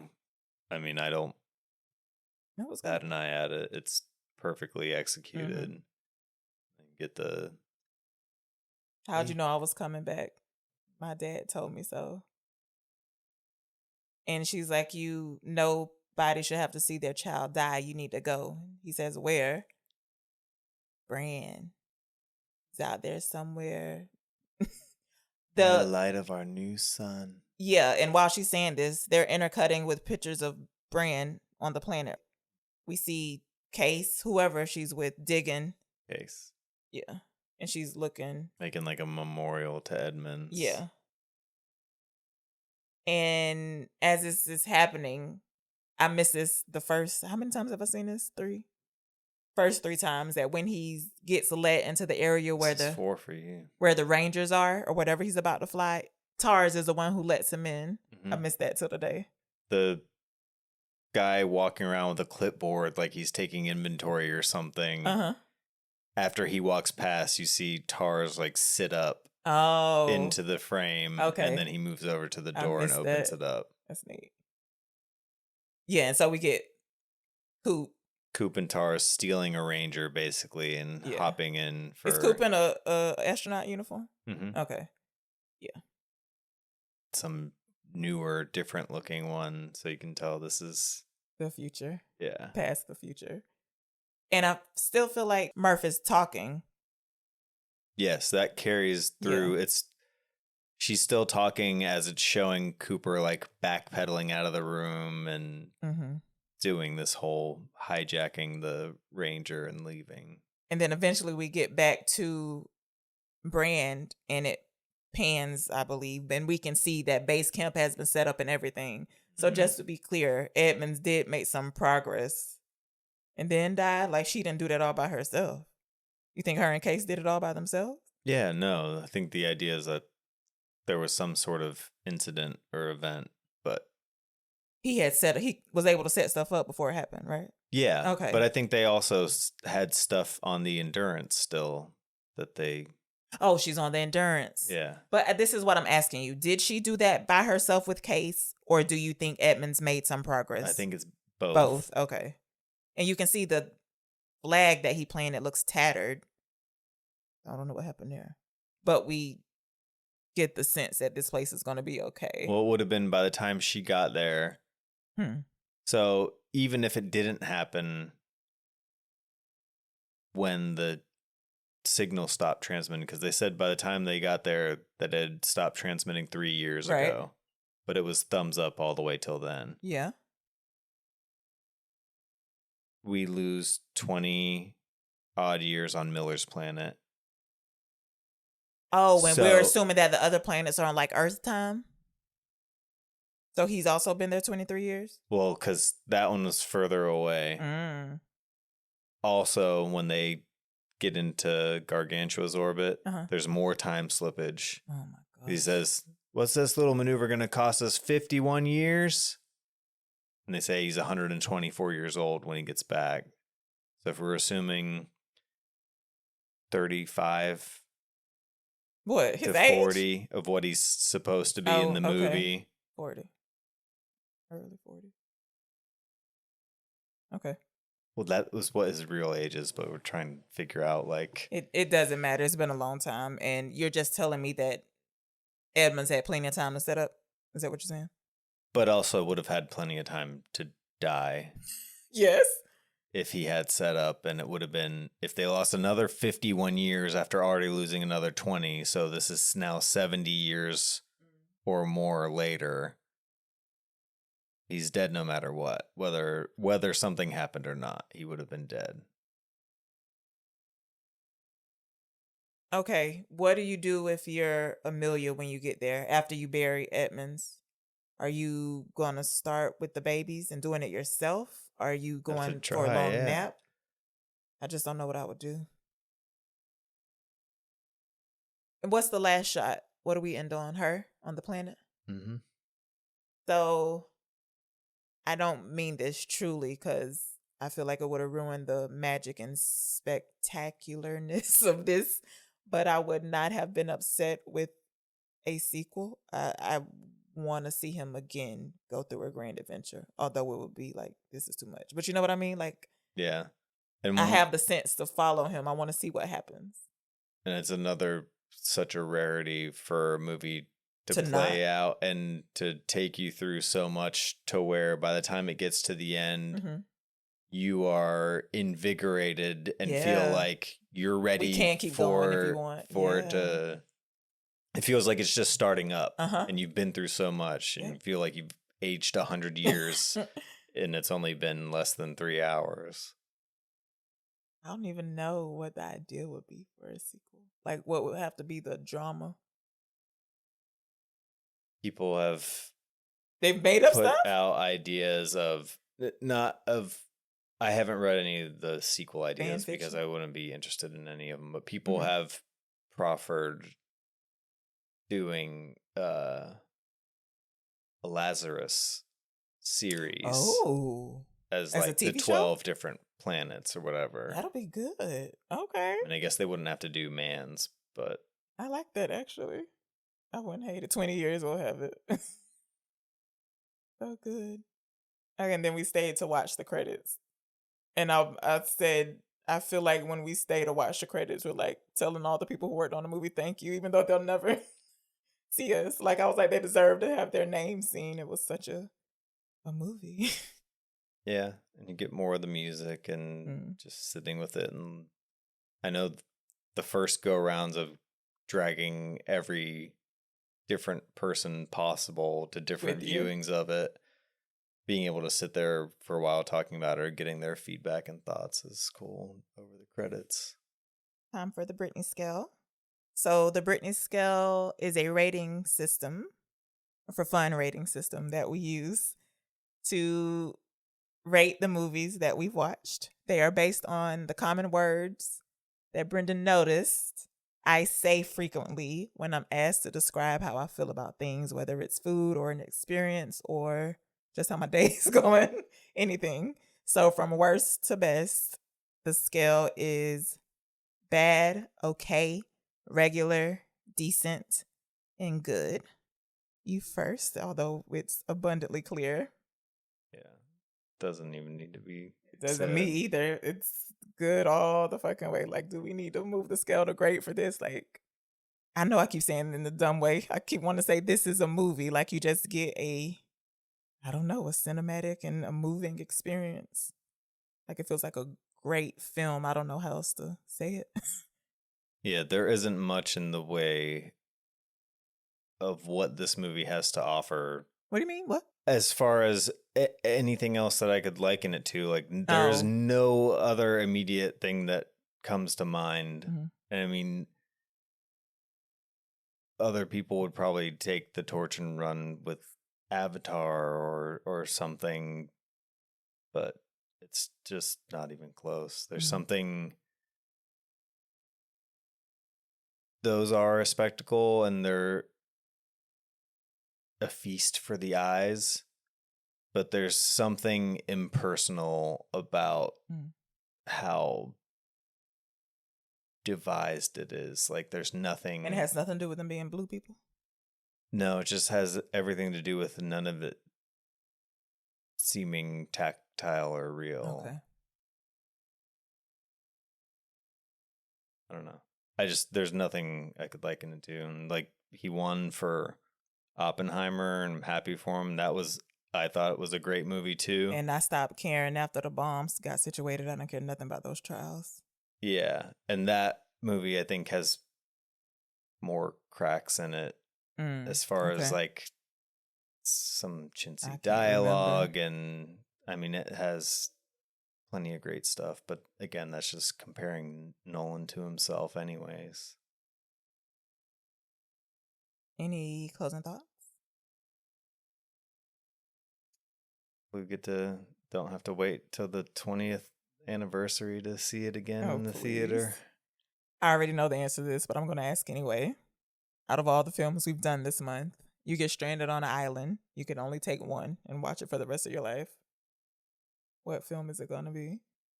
Oh, what? Are you finna shock me? Well, because it would depend a lot on... What kind of island you stranded on? Yeah, and if I were stranded on the island, I don't know if I would constantly be wanting to watch a movie about being stuck somewhere and waiting for rescue. Oh, so Inherent Vice for just some chill type of environment? And it's also... Interstellar wouldn't be one... Like you need to space out the watching. Distance between viewing it, just because... I mean, honestly, leaving the theater and putting back on some of the sequences just so you could refine some of your notes, and even having just watched it, you got sucked in again. Yeah, and some of the sequences it does just you get wrapped up in it, and they're just so well composed. So I don't know. That's a tougher question to answer. There's too much more to consider. Also, like, what am I watching it on? Fine, you can have the best theater set up. A deserted island can afford you outside a sheet. You're going to be broadcasting on a sheet or projecting onto a sheet. Oh, you saying because you can't see the real visuals? Then or have the good sound. Okay, so depending on the circumstances, it would change for you. Okay, that's fair. What about you? I'm stuck between Inherent Vice and The Fall.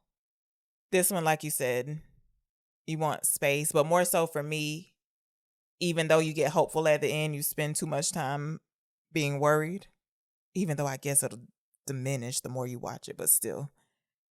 The Apocalypto, no, because they're in a jungle. I'm kind of in a jungle. I don't want to think about that at all. The animal noises will make an animal come out. Jesus Christ. Oh my God.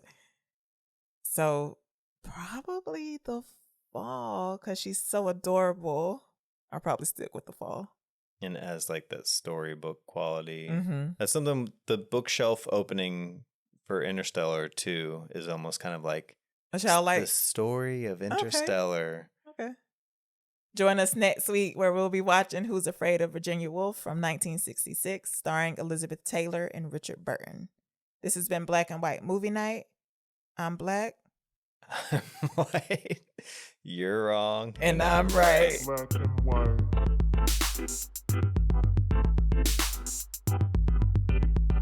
Black and white.